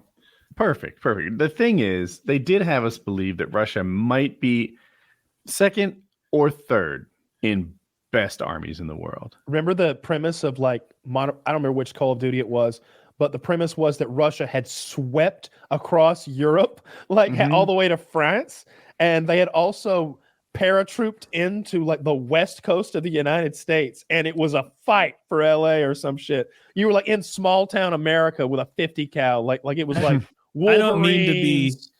to be anti-French, but I do think that Russia would have an easier time in France Oh. than Ukraine. The French would hold them back with their lives. They can't take it. You in think L so? like last time. Yeah. Didn't the Nazis conquer France in like 4 hours? I watched It's shorter every time of the retelling. Huh? I watched I think I it watched literally the was like document- 2 days or something, right? I watched a documentary about that, and they explained It was why. like they went at skipping Why? speed to Paris and then conquered it, and then that was it. This is fucking easy, Hans. War is so much fun. What's your surrendering on civilian? Hello. I just want to point out that Tiller's now been holding that thing for 2.5 hours. That's nothing for him. That's amazing. His doing left my hand best. can't do shit, but his right hand's going for 3-4 hours before. Yeah. No, I watched a documentary that explained why France like capitulated so quickly, and I can't remember the finer details of the war lines or whatever and how everything progressed, but I came away from it being like, oh, they were kind of had a raw deal. That wasn't really fair then, I guess. And, what it is war or whatever, but it seemed like they weren't prepared properly for what happened. Well, I can't remember the finer details at all. The Germans basically debuted that strategy of blitzkrieg, lightning war, and no one had ever fought like that in the modern era. And so France didn't anticipate them being able to cover the amount of ground they did, and so it was like they were caught flat-footed at every single encounter. Yeah, although at some level, you do have to wonder. No one had thought strategically of the strategy of taking things quickly. I understand it's not exactly that, and I don't want to, but it just sounds like that's probably been thought of once or twice before. What if we attack them really quickly? No, that would never work. A lot of technologies had convened as well to make it possible with the more reliable engines. Period, because World War I, there's a lot of I'm sure it was counter to the current idea of digging fucking trenches and holding this bit by bit. I'm sure, but it's still hilarious at some level. That when you think of blitzkrieg, I always thought of just all right, everybody go that way. But then I watched it was actually from the 40s, and it was one of those silly black and white animations for the U.S. Army explaining it, and it was more like a spear penetrating through the line, and the line could eventually was pierced. And then everything behind it forming this channel that now the line was completely pierced, and you had enemies to your left and right, but the front kept piercing more, and the back is filling in the gaps continually. There was a very organized maneuvering thing that was going on via radio and highly trained, cracked out troops because they were all on amphetamines. Wasn't the Maginot Line a big part of it? I thought this was the deal, that France had this wall that they invested a lot of time and energy into to protect themselves from the Germans, and the Germans just went around the wall. And now it's a famous analogy for people who do that everywhere. You've got the most secure door in the world with 2 windows next to it. That's the Maginot Line. And I remember something about that as well. No, World War II is fascinating. It's one of my it's the coolest thing that's ever happened, I think, in human history. The Russian tactics versus the blitzkrieg tactics, the Russians literally were just keep going, just keep going. Just keep going. Do you remember when we played Company comrade? Just go, dude. Just go forward. And it's I'm hungry and I don't have shoes on. Can I go this way? Point this way, then go forward. What was the game that we played, Taylor, with the World War II? It was an RTS. Medal of Honor or something. Company of Heroes or something. Company of Heroes, something like that. It was the top down. Company of Heroes 2. That's what we played. It was so fun to play as the Russians because they had a penal squad or something, maybe a penal grenadier squad. Yeah. So 8 guys just running in brown uniforms, and they all you could make them all throw their grenades at once and decimate some fucking Wehrmacht high level German nonsense over there. It was funny how that game played out too, because if you played as the Russians, it was your tanks are cheap as shit. Your conscripts have horrible aim, but they're cheap as shit, but you just keep pumping them out. And if you played as the Germans, it was you got to save up and get that Tiger or that Panther tank. And then you protect that Panther tank because it's going to destroy every other tank that comes in range, but you can't let it take hits, and you got your little elite Germans. And then the Americans were kind of the middle ground faction, if I recall, where it's their tanks weren't as good as the Germans, but their infantry weren't as bad as the Russians. What a fun game. That was a good game. That was a really good game. I like to do those just bottleneck defense strategies where we just have tons of emplaced guns and stuff, Bofors guns and stuff. That's a really fun game. I wonder if there's a new version of that. That was fun. Yeah, we would just play and be all right, we're doing another custom map. This time, let's put 12 enemies on the other side. You take the left bridge, I take the right. And then 3 hours later, we'd be I don't think they're going to make it through. Because the entire, the debris stays there. And so, there's just an entire bridge clogged with Russian or Nazi tanks or whatever. So they we would make 12 armies try to come down a long bridge, a suspension bridge. And we're on the other end with sandbags and cannons. And they didn't get the memo that you can play defensive. No, that's a really fun game. I'm so looking call it back to reality for a second. Did you guys catch any of the reports of the Russian soldiers who didn't really know what the actual political reality situation was from that? I think Kyle told me a bit about it. I've heard everything from guys who thought they were on a training exercise and didn't know what part of the world they were in, to guys getting executed by their superiors that were wounded, to people like, being handed their papers that say you're not in the army and you haven't been in the army for a month and a half. And these are soldiers in Ukraine with Russian uniforms. And they're like, here are your papers. You're not in the army, nor have you been for the last month and a half. You should probably get out of here. like all sorts of nonsense to try to why?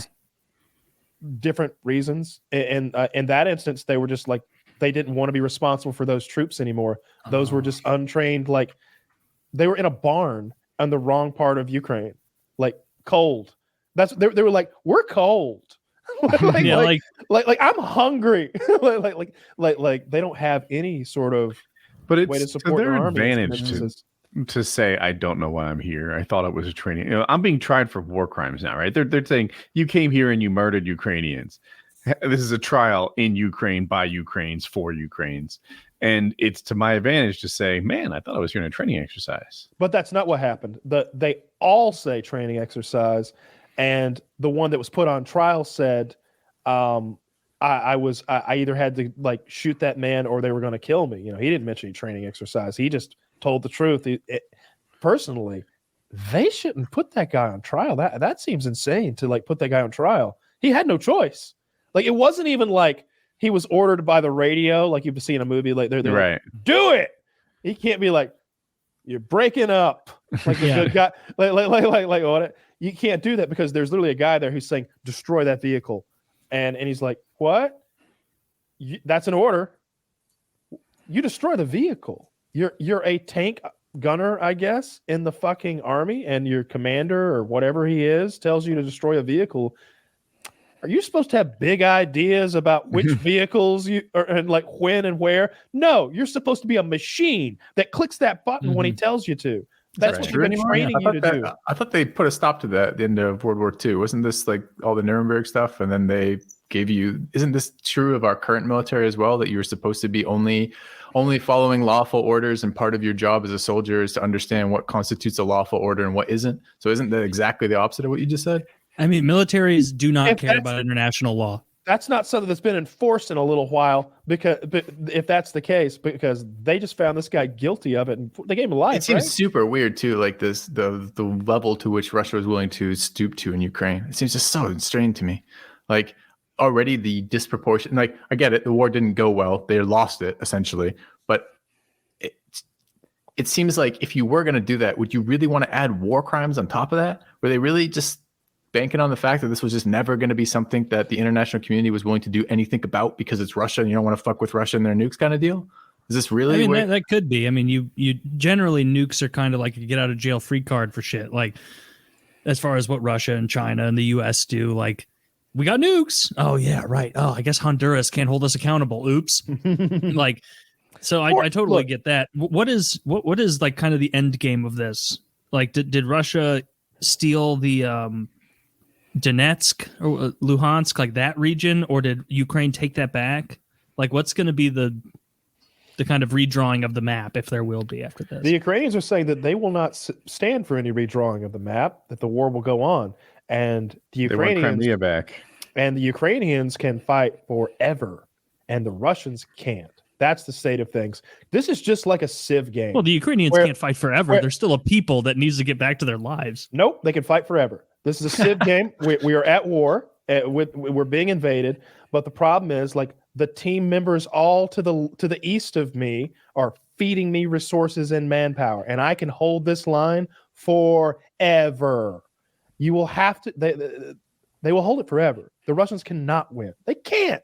Certainly not. They're doing this trickle in thing anyway. They would need to stop, pull back, and mass forces and try to come next spring. Then maybe if they put a million men together. You have to remember, Ukraine is a country. They need to get back to letting people have jobs because they have friends. Why? We're paying the bill. But those friends will not last forever. Ukraine also was big talking to Russia for years because they were convinced that we were going to let them in NATO, and then the U.S. said no dice. It'll stay forever. We'll never stop paying this because this is a win for us. For every dollar we send over there, it costs Russia 2, and that's not the exact ratio, but it might be. Yeah, but do we want to fight an infinite proxy war against Yes, Russia that's using always our Ukrainian goal. citizens? So we're just going to use Ukrainian lives to fight a war against Russia. This is and the just best feed, case like, scenario for. No, I don't like that. This is Uncle Sam's win. You don't like it, but you just get one vote. You're not Lockheed Martin. Yeah, you get your That's one vote. true. Uncle Sam is winning so fucking hard right now, and nobody seems to even be talking about it. Like Russia who cares? is Think about the actual Ukrainian people on the ground. and then like Biden has the audacity. Somebody propped him up to like let China know that, like, just so you know, like, we're ready to go to war over Taiwan. like That was an interesting pronouncement, wasn't it? yeah, Uncle Sam's got some fucking balls. Okay, somebody propped Biden up real nice the other day to say that shit to China. And no, this thing in Russia, we want this to go on as long as possible. If this is happening 5 years from now, the world is a safer place for it. But that's not good for Ukrainian citizens and the people there. To basically, where are you from, Taylor? What part of Ukraine do you hail from? You know how I am. I don't like us getting involved in this shit. Taylor, you're absolutely right. Like, you don't want to use citizens of a foreign country in a proxy war. We're not using them. We're country. helping them. They can decide if they want to stop.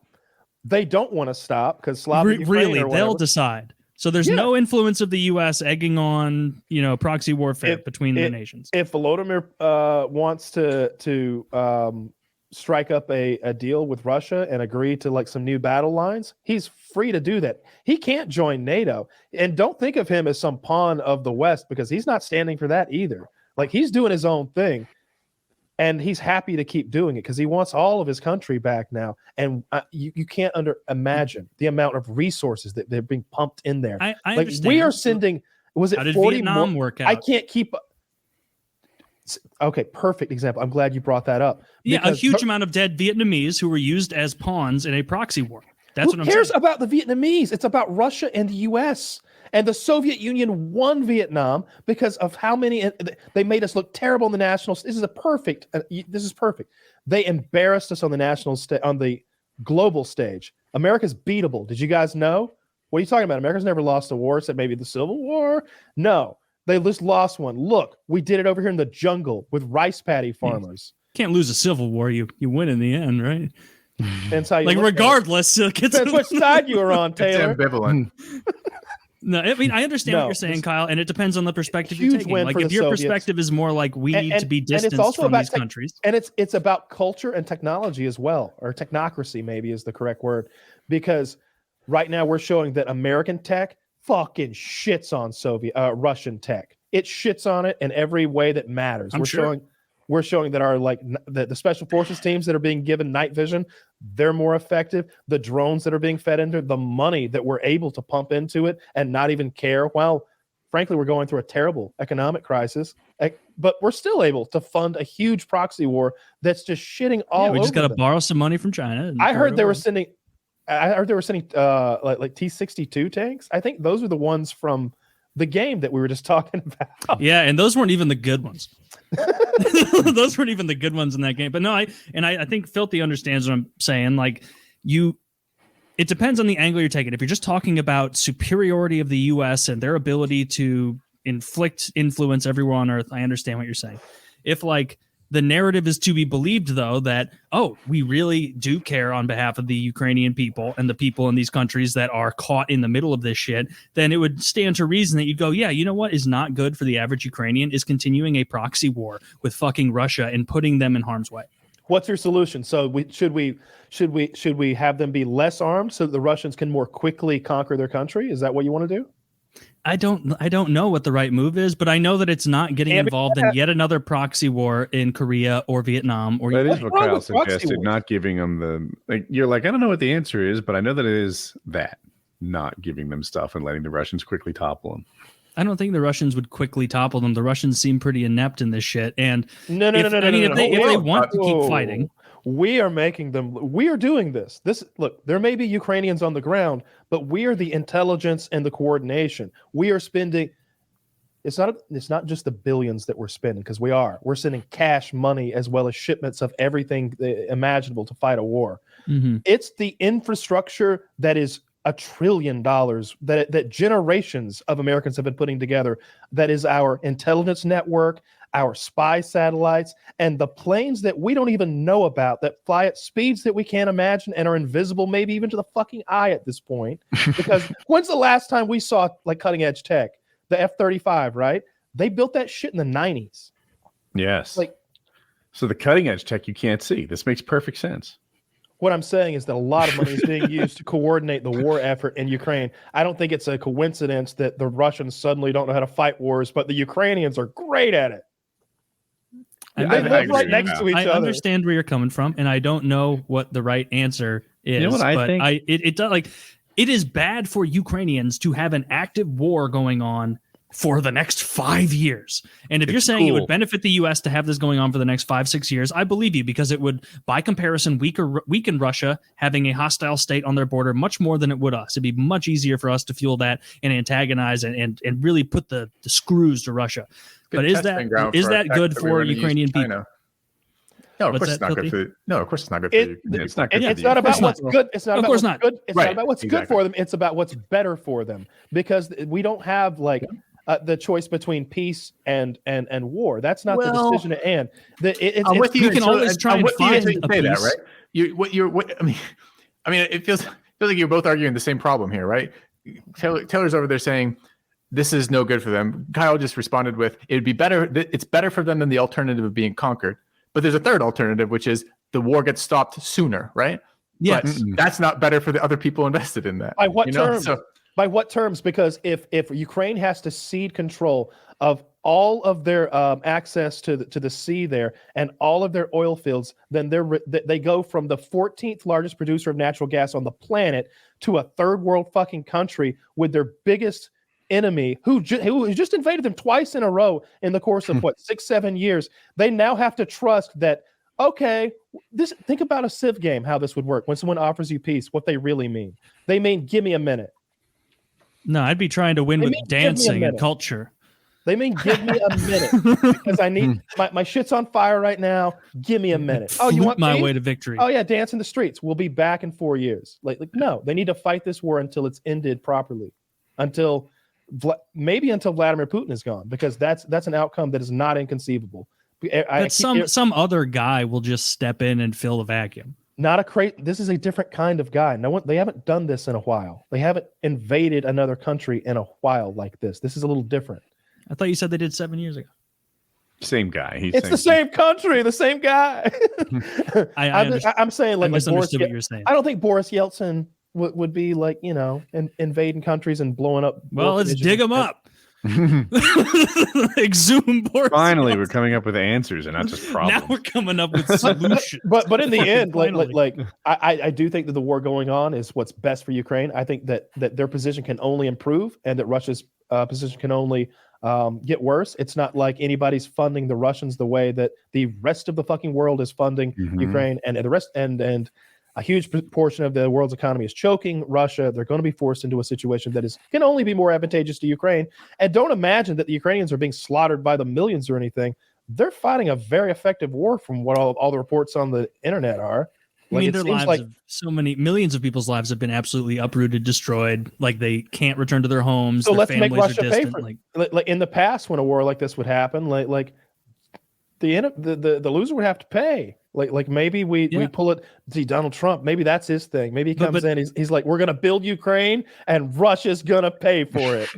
I mean, that would be Donald. That would be very funny. I would like that if he did. But come on, everyone would be like, you lied the first time. No. What if you? No. I got even better.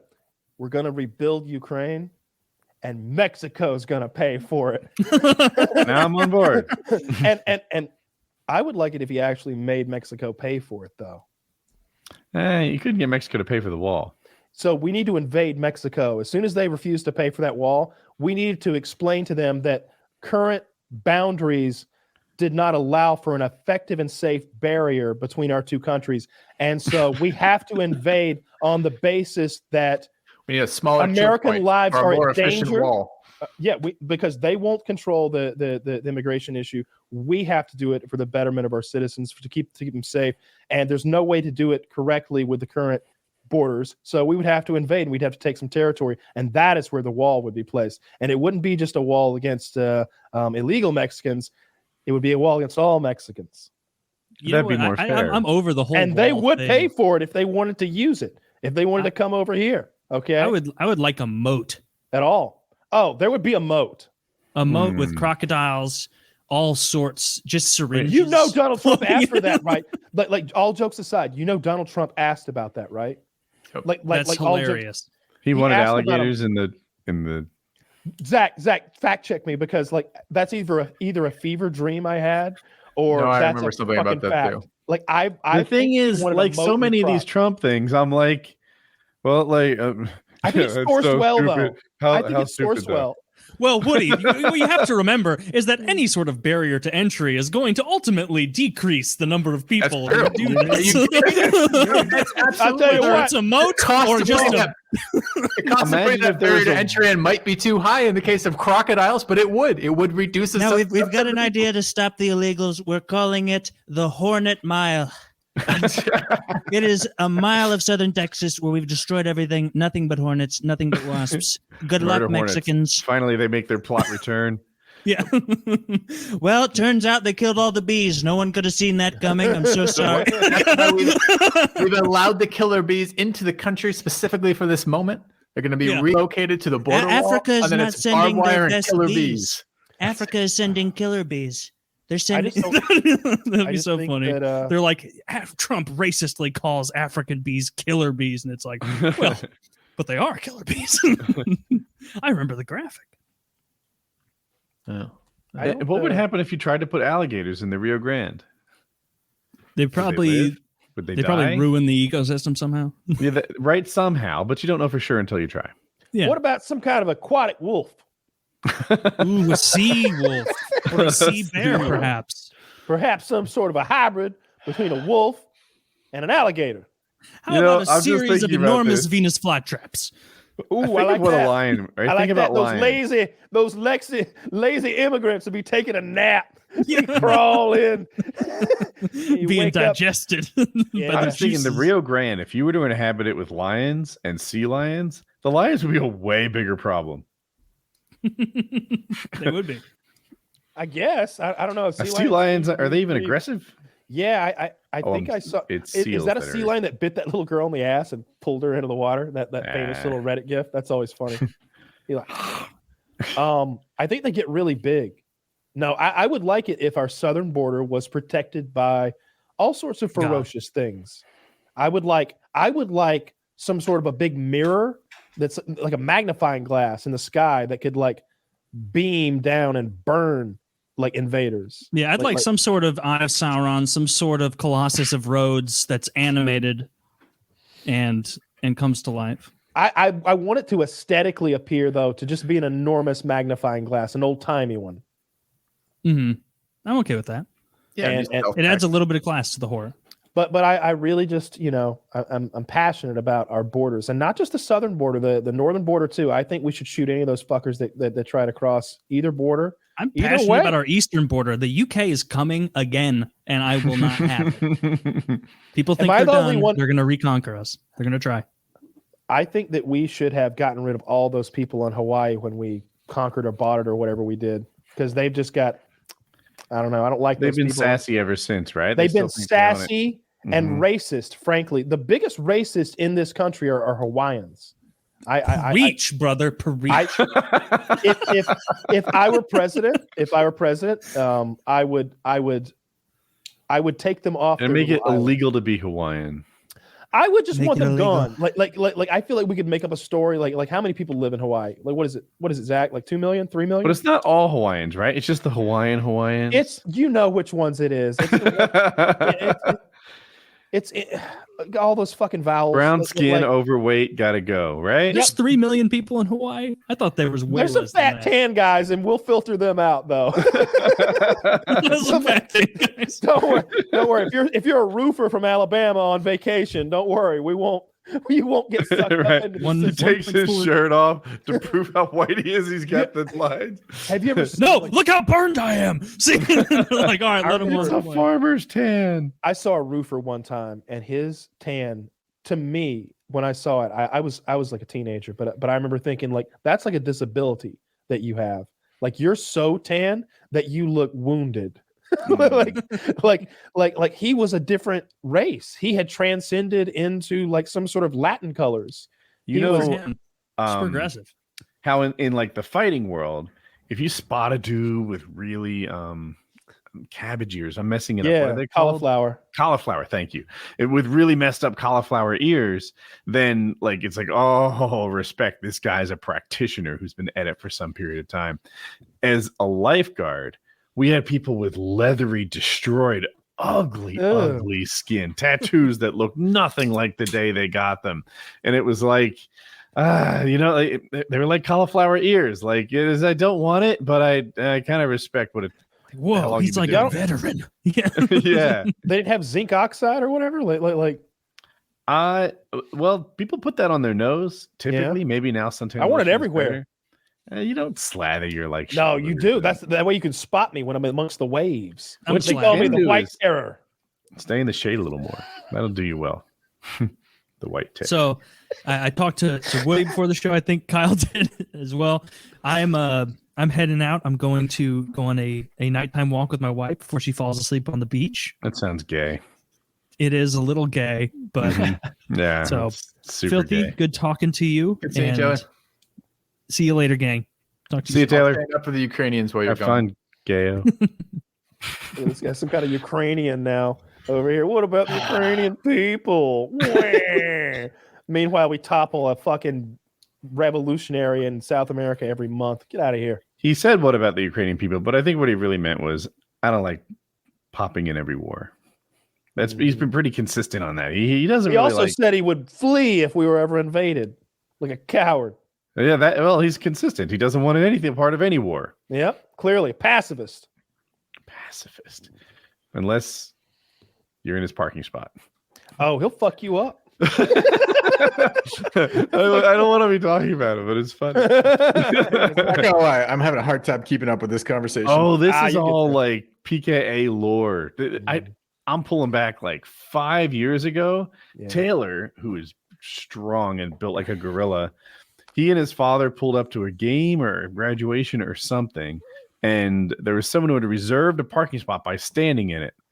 I didn't know this, but apparently that is not a rule that you can do. It's not, no one, people don't respect the stand in the parking spot to reserve it rule.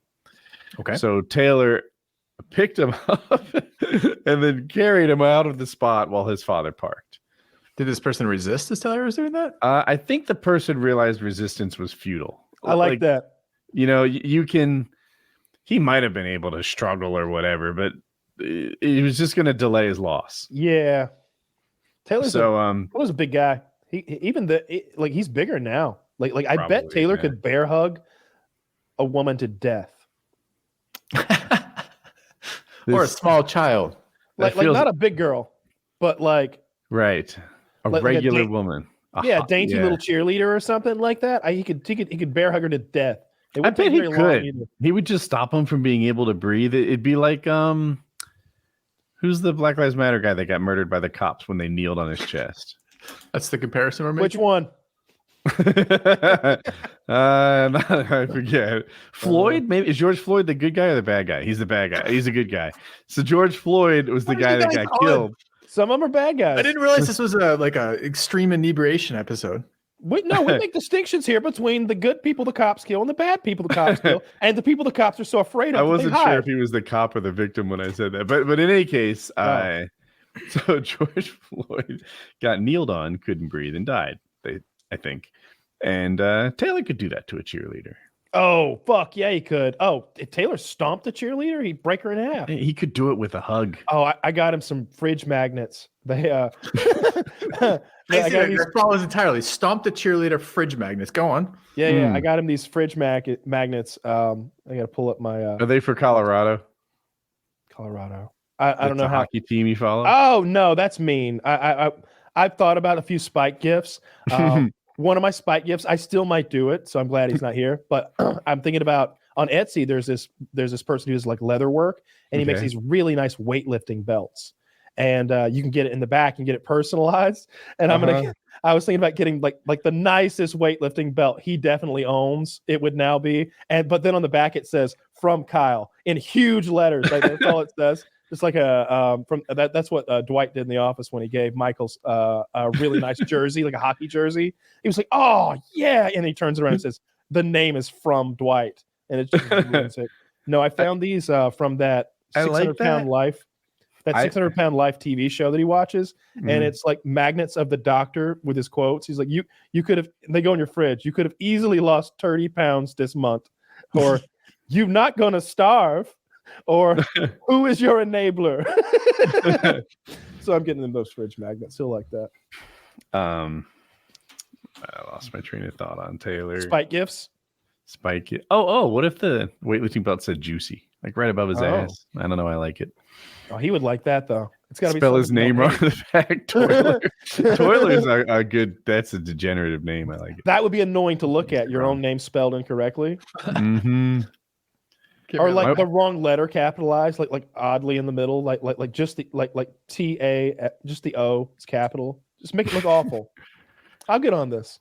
This will be fun. Magnets are on the way though. So, Filthy, still doing the Twitch thing as your primary job? Still doing the Twitch thing as my primary job. How do you like it? Goes up and down. Kind of. I don't feel like necessarily stuck in it, but it's been what I've been doing. So like the change of direction would be a lot of effort, I think. So to like go back, like what I do, like if I stopped randomly, I would just like go back to school. I would look for something else kind of deal. You know, it's like, it's got a lot of momentum at this point. So it has its ups and its downs. I like lots of parts of it, but parts of it I'm kind of bored of, sick of, tired of, kind of, you know. It can be a bit of a trap, you know, like I don't know, I'm looking at Wings of Redemption kind of. It's like, it's not what he wants to do, but he hasn't been developing any other skill sets over the past 12, 14 years.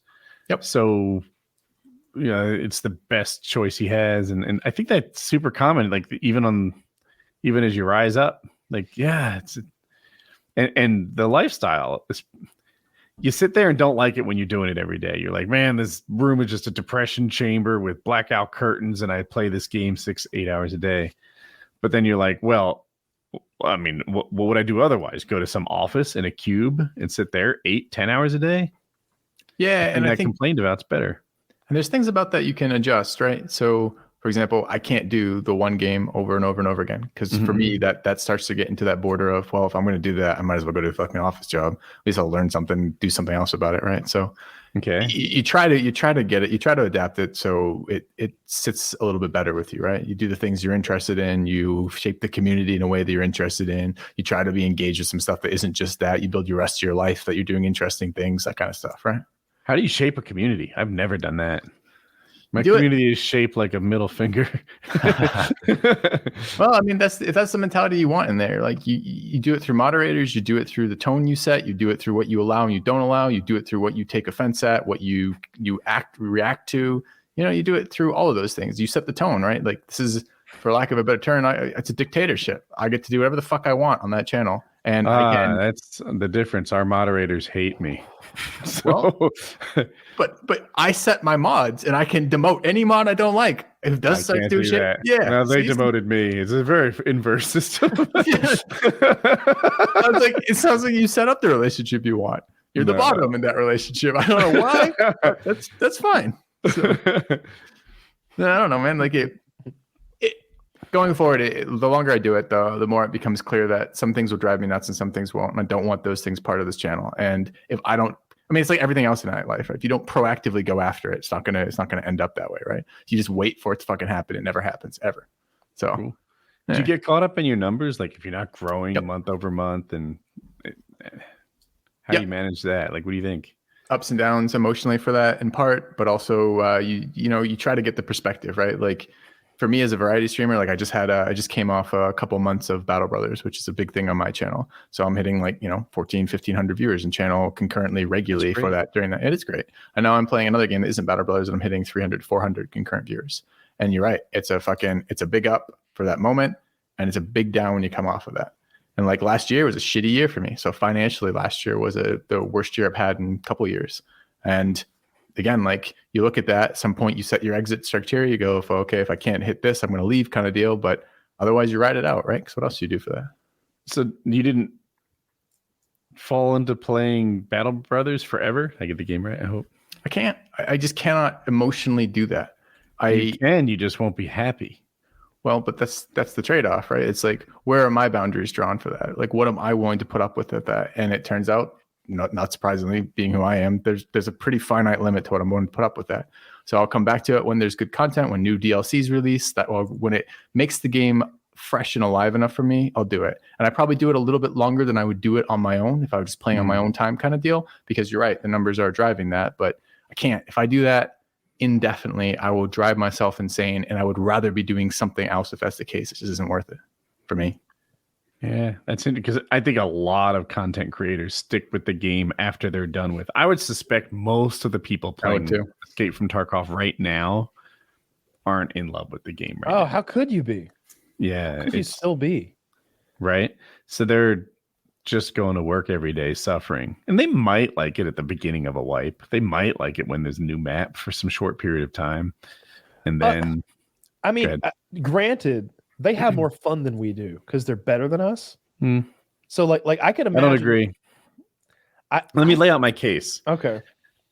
If you're twice as good as me, you are only happy if you do at least twice as well as me. Like I've been good at games and like, like a 5KD that game. I mean, that's good, but it doesn't get me what I need. I'm not uploading a 25-5 game. Well, I would, but fuck you. But like, that's not what you're supposed to do. You're supposed to be getting these 30-2s, 50s-2s. So even a guy who's much better than me, I don't think he's having more fun. I think his standards are high. Well, I think we'll see. They've got a whole different, they're streaming it or whatever. So it's, I don't know. I think Landmark just has like way more fun than I do when I play that game. Landmark goes in a raid, kills 2 or 3 people, gets out, and he's like, nothing happened there. Like, that's not what I'm looking for. I didn't clear but it's not a downer.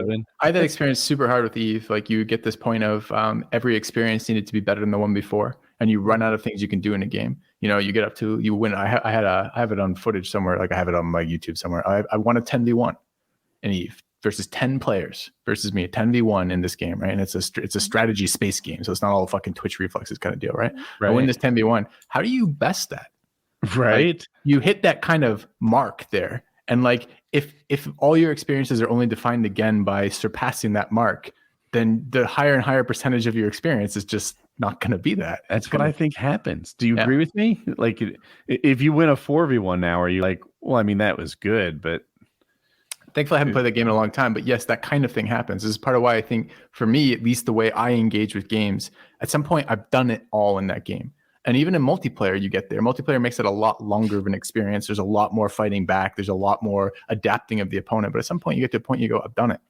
I've been there. I've done that. That's not interesting to me anymore. That doesn't trigger the same interest in the game for me. It doesn't make me finish the game, put it down, thinking about strategies and like live in that moment again. It's time to move on. And that not everyone needs to have fun at their job. I think it's interesting. I don't even know if it's good or bad. It could probably be good that you are unwilling to not enjoy your job. I think this job is a weird one for that, because and maybe it's in part because of size, right? Like, I'm not sitting here on some multi-million-dollar channel, right? Like, I'm not sitting here where if I log into League of Legends again today, my sponsor comes up to me tomorrow and says, hey, for a 2-hour slot, we'll give you 50K or 100K or some ridiculous number, right? Like, I'm a much smaller channel than that. So I think it's probably, it's what is your cost? What are you worth? What is your buyout point? And probably this has not reached that level in my career for that, where it just feels like this one in particular, I don't fake well. I'm just not good at that personality wise. I think you're saying if the money was really big, I would do it even though I didn't want to. I think but it's it kind of scale goes thing. The other way too. Like, how much are you pushing on that scale, right? So like for me, the cost of change is a significant portion of my viewers. It's a chunk of money. It's a big amount of money in my life, but it's not the same pressure on the scale I think that some of these big content creators have if they change. I think it's pressure at the bottom too. Like I'm not talking about you and specifically here, but if I'm barely scraping by, I can't take a downward trend. I have to do this. I don't understand how those. Go ahead. Yeah. Sorry. No. But this is. I don't feel like I only have Twitch as an option to do something. it would be a pain in the ass to change my career. Like, you know, I'd have to figure out what the fuck I wanted to do. Then I have to go back and do some degree of training for that in all likelihood, you know, even if it were a refresher on the stuff that I already have degrees in or whatnot. But I don't feel trapped in Twitch. I'm not sitting here going like it's this or nothing. And perhaps that would be more of the case if that were true. So for me, part of this goes, I'm doing this because this is something I chose and want to do. And I want to keep shaping that experience and moving that experience better towards that. But I could leave. I could walk away from it if I had to, right? I see. That's the difference. I think so. Yeah. Shit, I don't know. I don't think I played Minecraft longer. I'm sorry, not Minecraft. Call of Duty longer than I wanted to. I think something better came along and like crushed it for me. Probably played it more often than we wanted to at times. Yes, that's true. That's true. Yeah, I remember I was playing free for alls and I was in my chopper gunner like trying to get the nuke. And I was in the game chat talking to the guy and I'm like, yeah, I'm trying to get this nuke. The last game somebody killed me when I was in the chopper gunner. He's like, oh, for real? It's like, well, get it, buddy. And you could see him like run out of his hiding spot, and I like mow him down. I'm like, oh, thank you so much, like because the previous game I had been, you know, somebody just found my body operating the thing and killed me and cut me, so to get the nuke. But yeah, there was a lot of times where it's like, God damn it, I just want to get this thing done. I don't want to play this game mode even. I don't want to. I want to play by myself. I want to go like play with my friends and actually have fun at the game. It happens mid-session for me sometimes. I'll be playing the game and mid-session I'll hit that wall and I'll be like, I don't want to play this game anymore. And it's for me, it's nearly instantaneous. And again, I don't fake well. So I can maybe push it like through the end of that session if I'm lucky. You know, maybe I'll try something. Like I do a lot of challenge runs or modded runs or community challenge, this type of shit, because I'm trying to make it interesting and fresh for me. Because at some point it won't. Which game is this we're talking about right All now? Games. Oh, okay. So like, you know, like I have a bunch of ages ago, I did Darkest Dungeon challenge runs with Battle Brothers. I've done challenge runs or different origins or self-restrictions or this type of stuff. Because at some point it just, I don't do well with the same again, inevitably. And some people seem to be fine with that. Like I have a buddy of mine, Jorbs, who's a bigger streamer than me, who does Slay the Spire and has been doing Slay the Spire for 3 or 4 years now. That game's a great game. I probably got 600 hours of content in it. And he's probably over 5K hours on that, right? So that game for me, it would be mind-numbing. He described it as, for him, and who knows, you know, there could be some bullshit in here, but maybe not too, right? He described it as a perfect game for him. It's not about even the individual parts of the game anymore. He likes the chillness of it. He likes the way the mechanics are built, likes the difference between the runs. You know, I couldn't do that. So maybe there's some personality in there too, but for me, it's just like at some point I hit a wall in a game and it's time to move on. And if I don't, I can keep doing the same mechanic almost forever, as long as they give me like a new aesthetic to go along with it. Like I need new maps and new places to explore and just new shit to go along with it. Like with Vermintide, like we would just grind that game every fucking day. And the only thing that got old, it wasn't killing rats. That never got old. It was, I'm just really tired of this map. Like we played this map 3 times today. It's like, yeah, we've been playing it for 8 fucking hours. That's the rotation. Like we played all the maps today. It's a limiting of options for me. I don't want to do the same thing for the same reasons with the same outcomes repeatedly.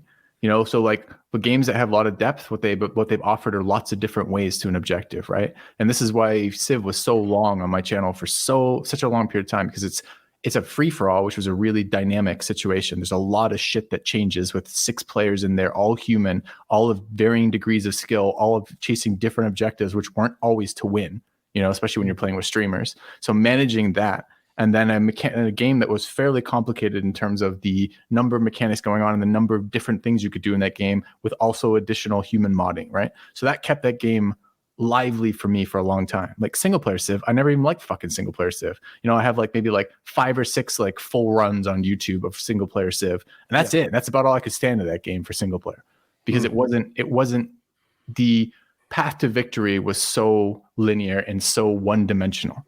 So when I hit, in Civ 5, there are lots of ways to win in Civ 5.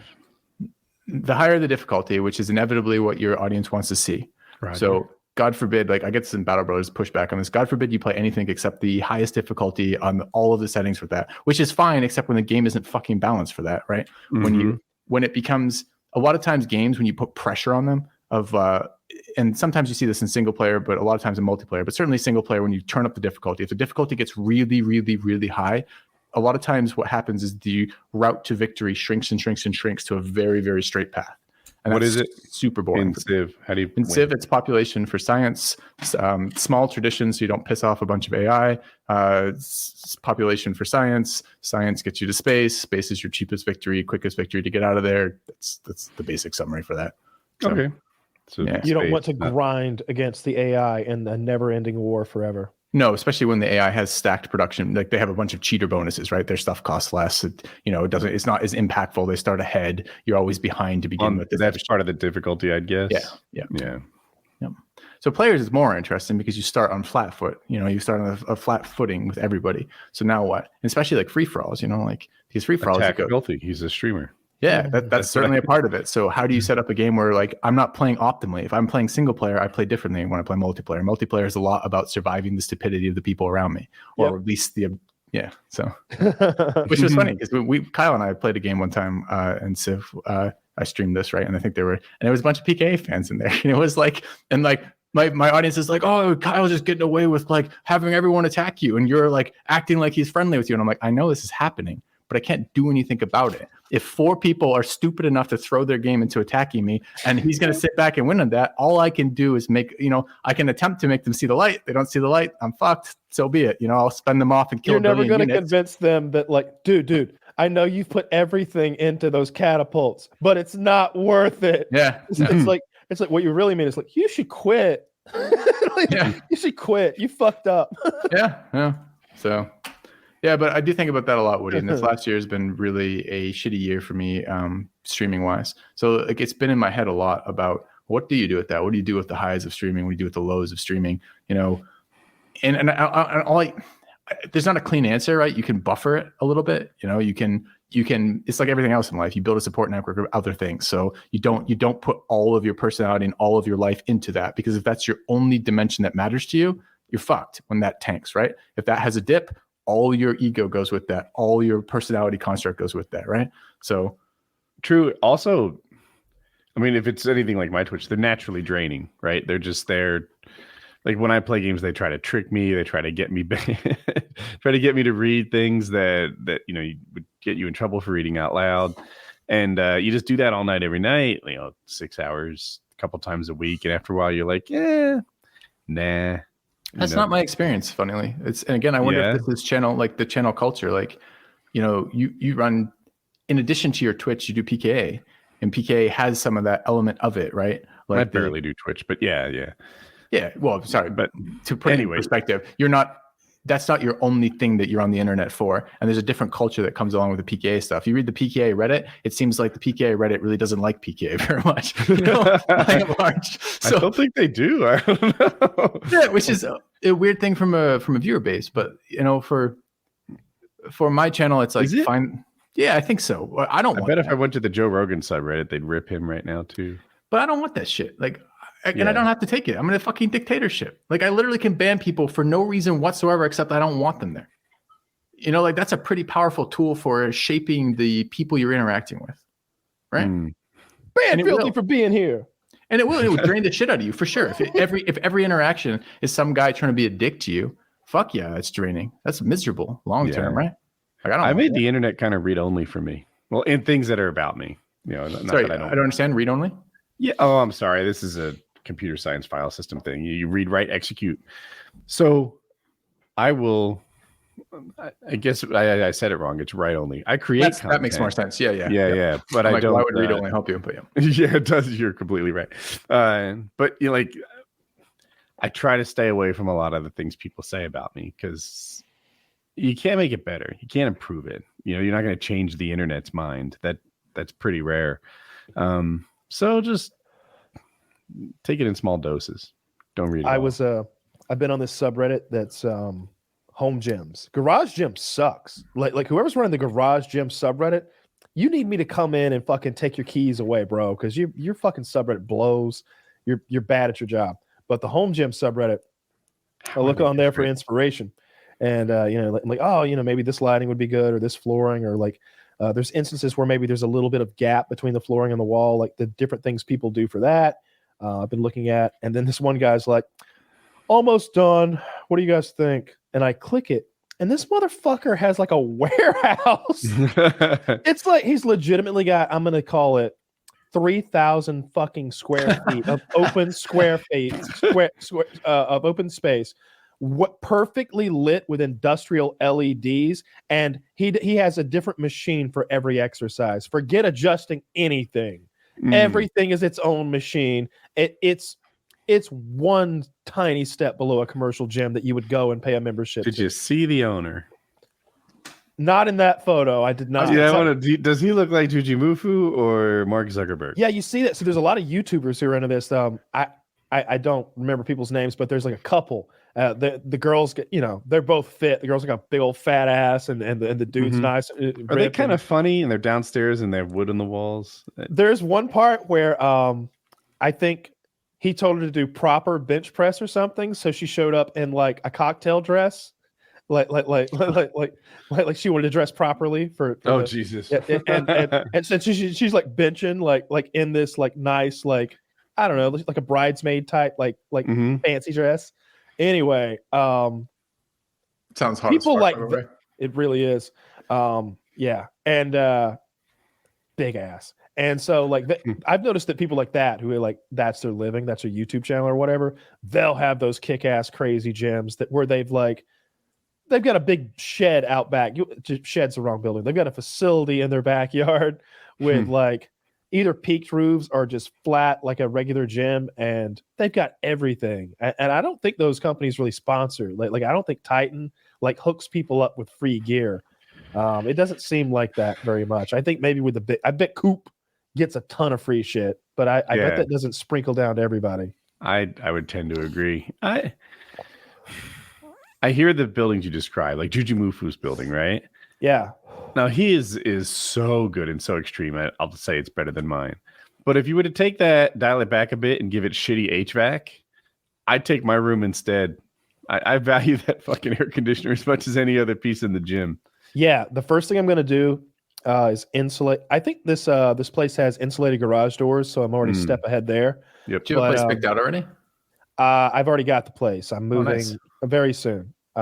Did you have you said on show what state that is? No, not necessarily. Okay. Just moving on up. Anyway, I'm in that's insulated, and I'm going to find a way to refrigerate it. I don't know what that's going to involve. I need to look at the place a little bit more carefully because I didn't give a shit about anything. I was like, what? I needed to know what the garage looked like, what the kitchen looked like, what the bathroom looked like, and the bedroom that I was going to be like sleeping in. And I don't really care about anything else.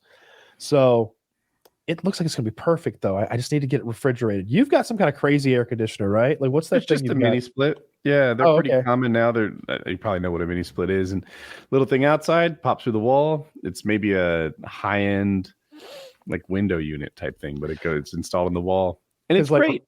Right now, what I do, like an hour before I'm going to work out, I open the door to the garage, and I literally put like a squirrel fan over there that's like blows the air from the garage into the house to like circulate it, and I use the house to cool it down, and that works well enough so that I don't get sweaty out there. But I would like it to be cold.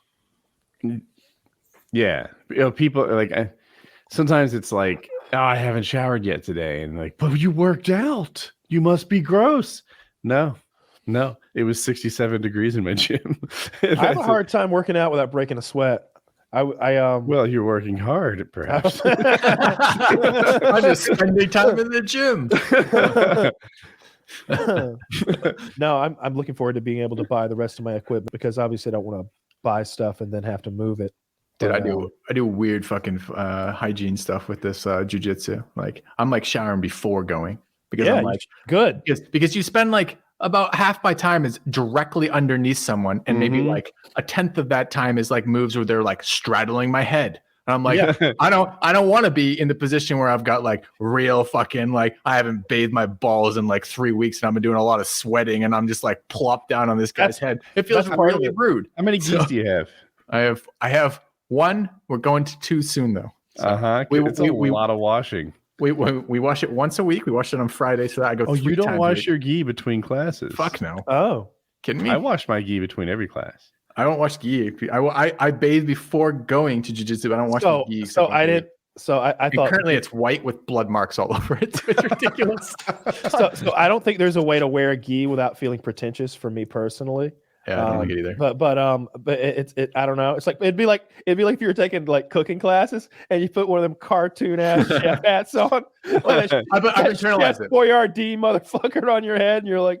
My internalization of the gi is that because I'm like, this thing sucks, and because of course also like as someone who's I've never done anything like this organized before. I had a younger brother, but that was when I was fucking like 14 or something. Weebie wrestling kind of deal, not like I've never done like high school wrestling, never done college, any of this shit, right? So it's really weird to have the gi used as something to control my movements, and it really throws you the fuck off too. So mentally, Kyle, to your point, I now internalize the gi as it's like training with a backpack full of fucking rocks, right? Like it's a strong like cord or belt around me that people can use for purchase that fucks up all my stuff, but it's only going to make me stronger having gotten used to dealing with that bullshit while it's happening. That's how I internalize that because I hate it too. So I the place that I trained at was no gi, and that just seemed to me like first of all I didn't have to buy anything. I liked that because I always feel like martial arts places are often a scam to sell you equipment anyway. Like they just want to sell you some fucking. I remember I took karate as a kid, and I remember the whole outfit that I had to put on. There was the headgear and the gloves, and I think there was definitely like foot patty things, and of course now we need a fucking punch. There was a whole bunch of shit we bought, and I think I went to like 2 karate classes ever. Like I did not learn karate. Let's put it that way. Structures like that too, right? Like for at least this place, it's kind of like. It has the standard gym structure kind of stuff, right? Like tell them ahead of time if you're going to cancel. Otherwise, it's a monthly recurring. The prices are kind of like pay more. If you pay more up front for longer, it's a lower rate per month kind of deal. So I do get some of that vibe, but like I'm kind of interested in this. I've been enjoying it. I don't like the injuries. Like I'm coming out with too many injuries over time, and it's impacting my ability to go back. I don't really mind being the bitch of this for a while. Like I can take that for a while, right? Like, but I like it's been a nice replacement for climbing for me. I can see how later the intellect will be involved in this, right? Like I'll be thinking about this. At the moment, it's kind of like I'm in this position. I know what position it is. I have no fucking idea what to do, and I'm screwed, But like later on, it will be like I'll get that moment, and presumably I'll have some thought. Well, I can attack this here. I can try to move here. I can try to transition to that. I like that idea from it, while being physical. You should take up boxing instead, and then maybe you could fight a Twitch streamer next year. It would be good for my channel, but I'm not so sure I wish to be struck repeatedly. No, it's bad enough being choked. So. Filthy likes his intellect. Let's take it from him. Let's get him into boxing. Yeah. Boxing's the thinking man's head around. Yeah, at first, and then it hopefully gets instinctive before you lose the ability to think. I still can't believe Harley did that thing. That was so fantastic. Ridiculous. He really did. Although. He's so much goddamn bigger. Like, what'd you expect, right? Like I feel like coming away from it, I was like, all right.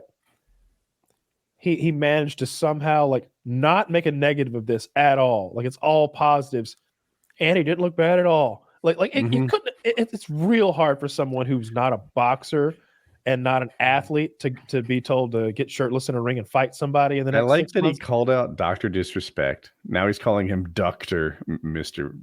Disrespect because he's ducking him. But he intentionally called out someone who wouldn't say yes. Of course. Like me calling out Barack Obama. Yeah. He's not going to beat me in the ring. No, of course not. No, that was the whole point of it. I don't think he wants to fight anybody else. I don't think he wants to be a fighter. But that was cool. He has another guy lined up. He didn't tell me who, but remember he said it. He mentioned something about that. Yeah. Or said that he had an offer at least, something like that. No, that was really great. I'm glad that they stopped it before he hurt that guy because I feel like he could have if it kept going. Who's the big guy that Taylor loves so much? The comedian who trained him. Fucking Officer Maggot. It's slipping my mind. I can't think of his name. I can't remember his name either. In any case, Sam Hyde. Thank you, Zach. So Sam Hyde, they say, is going to be in the next one. That's what Harley said. That's really interesting to me. Plus, I genuinely believe that iDubbbz doesn't like Sam Hyde. They're the kind of enemies. Yeah. Is iDubbbz going to set Sam Hyde up with a position where it's very hard to win. You get Mike Tyson. Well, he's not gonna get Mike Tyson. Well, I mean, that's like, I don't know who from like that streaming or YouTube-ish, like where I don't know who they're gonna draw from that is scarier to me than Sam Hyde. I hear you. I don't know either. They're gonna get Derek to go fight him. Like what are they gonna do?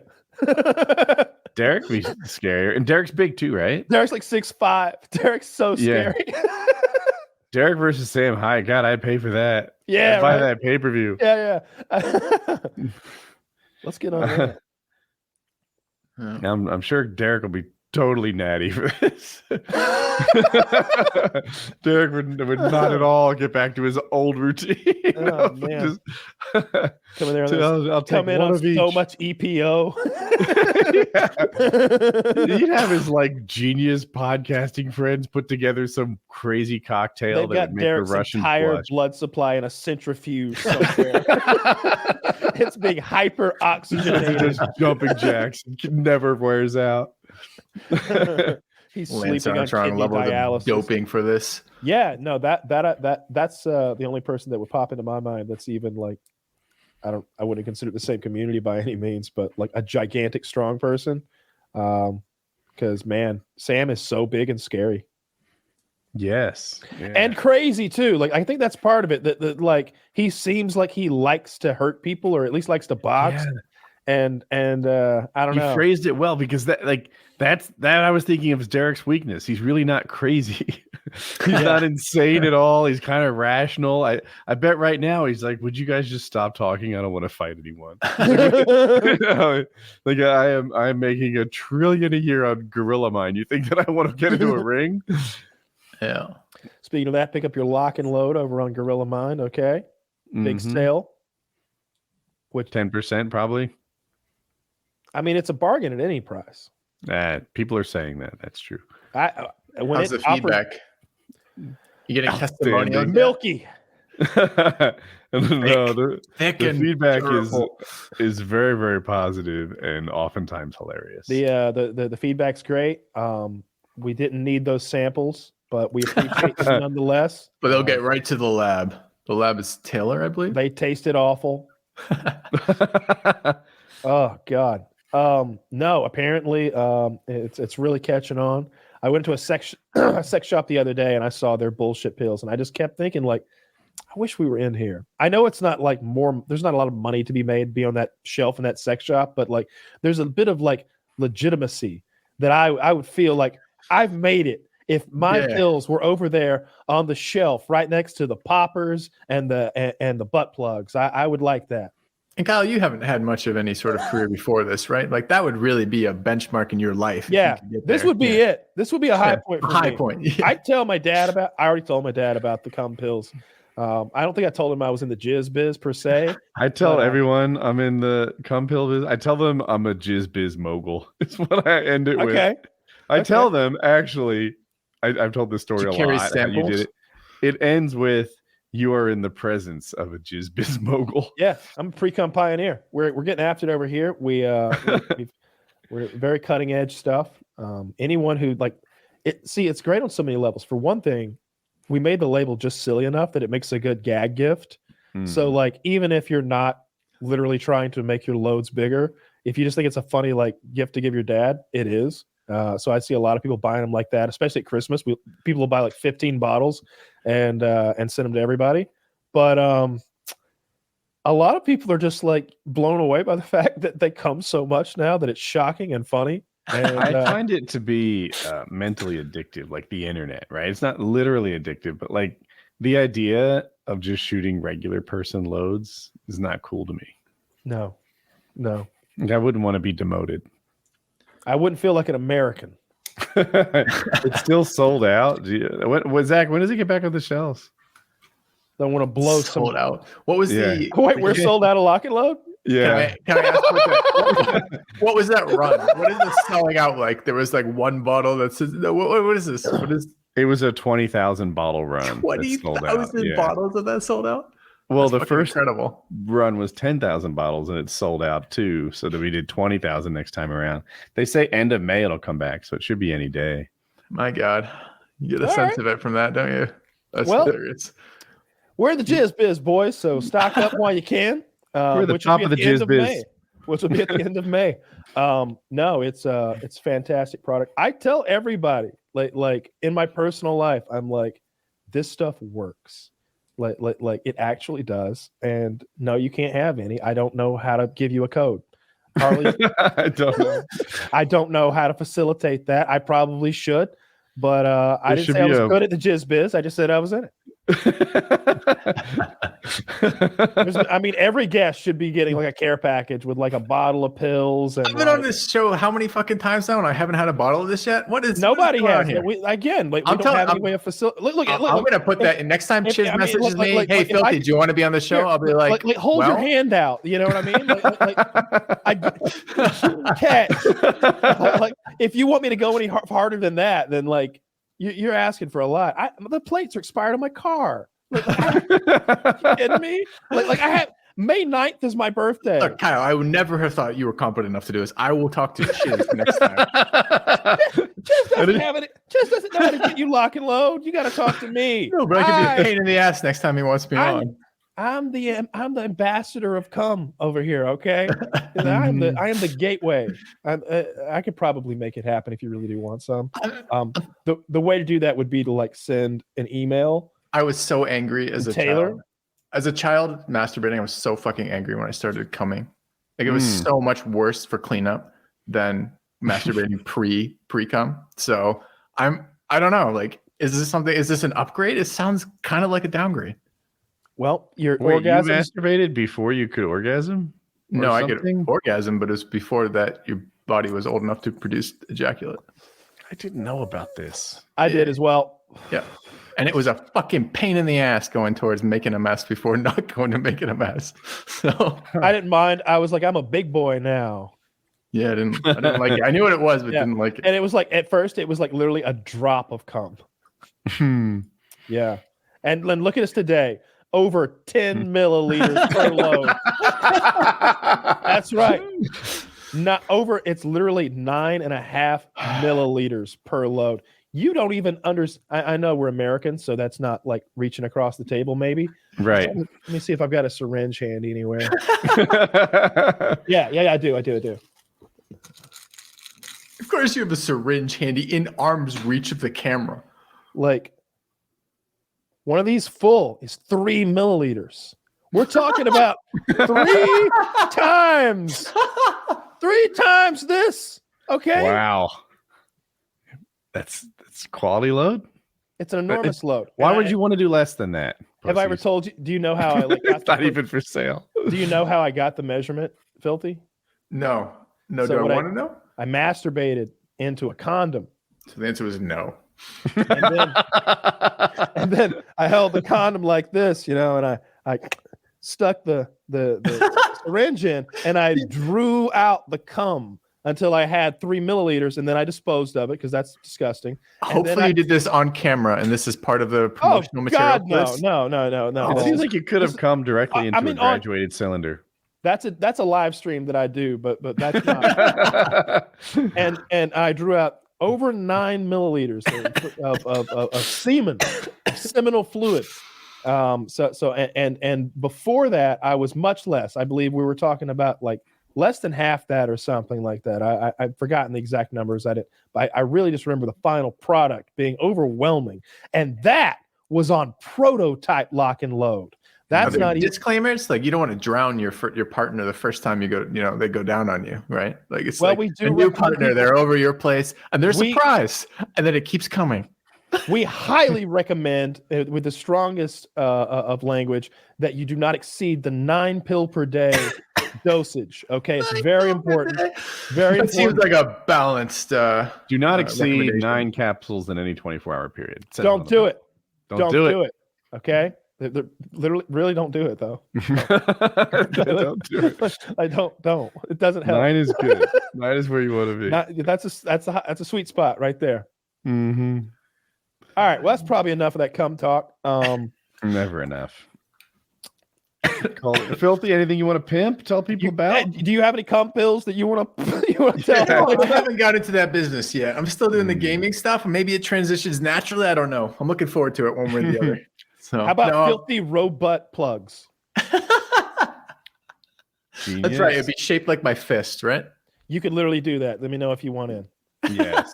I only need you for your name. That's fair. That's fair. You know, like catch me on another downturn. I'm sure I'll be in. So PKA 597.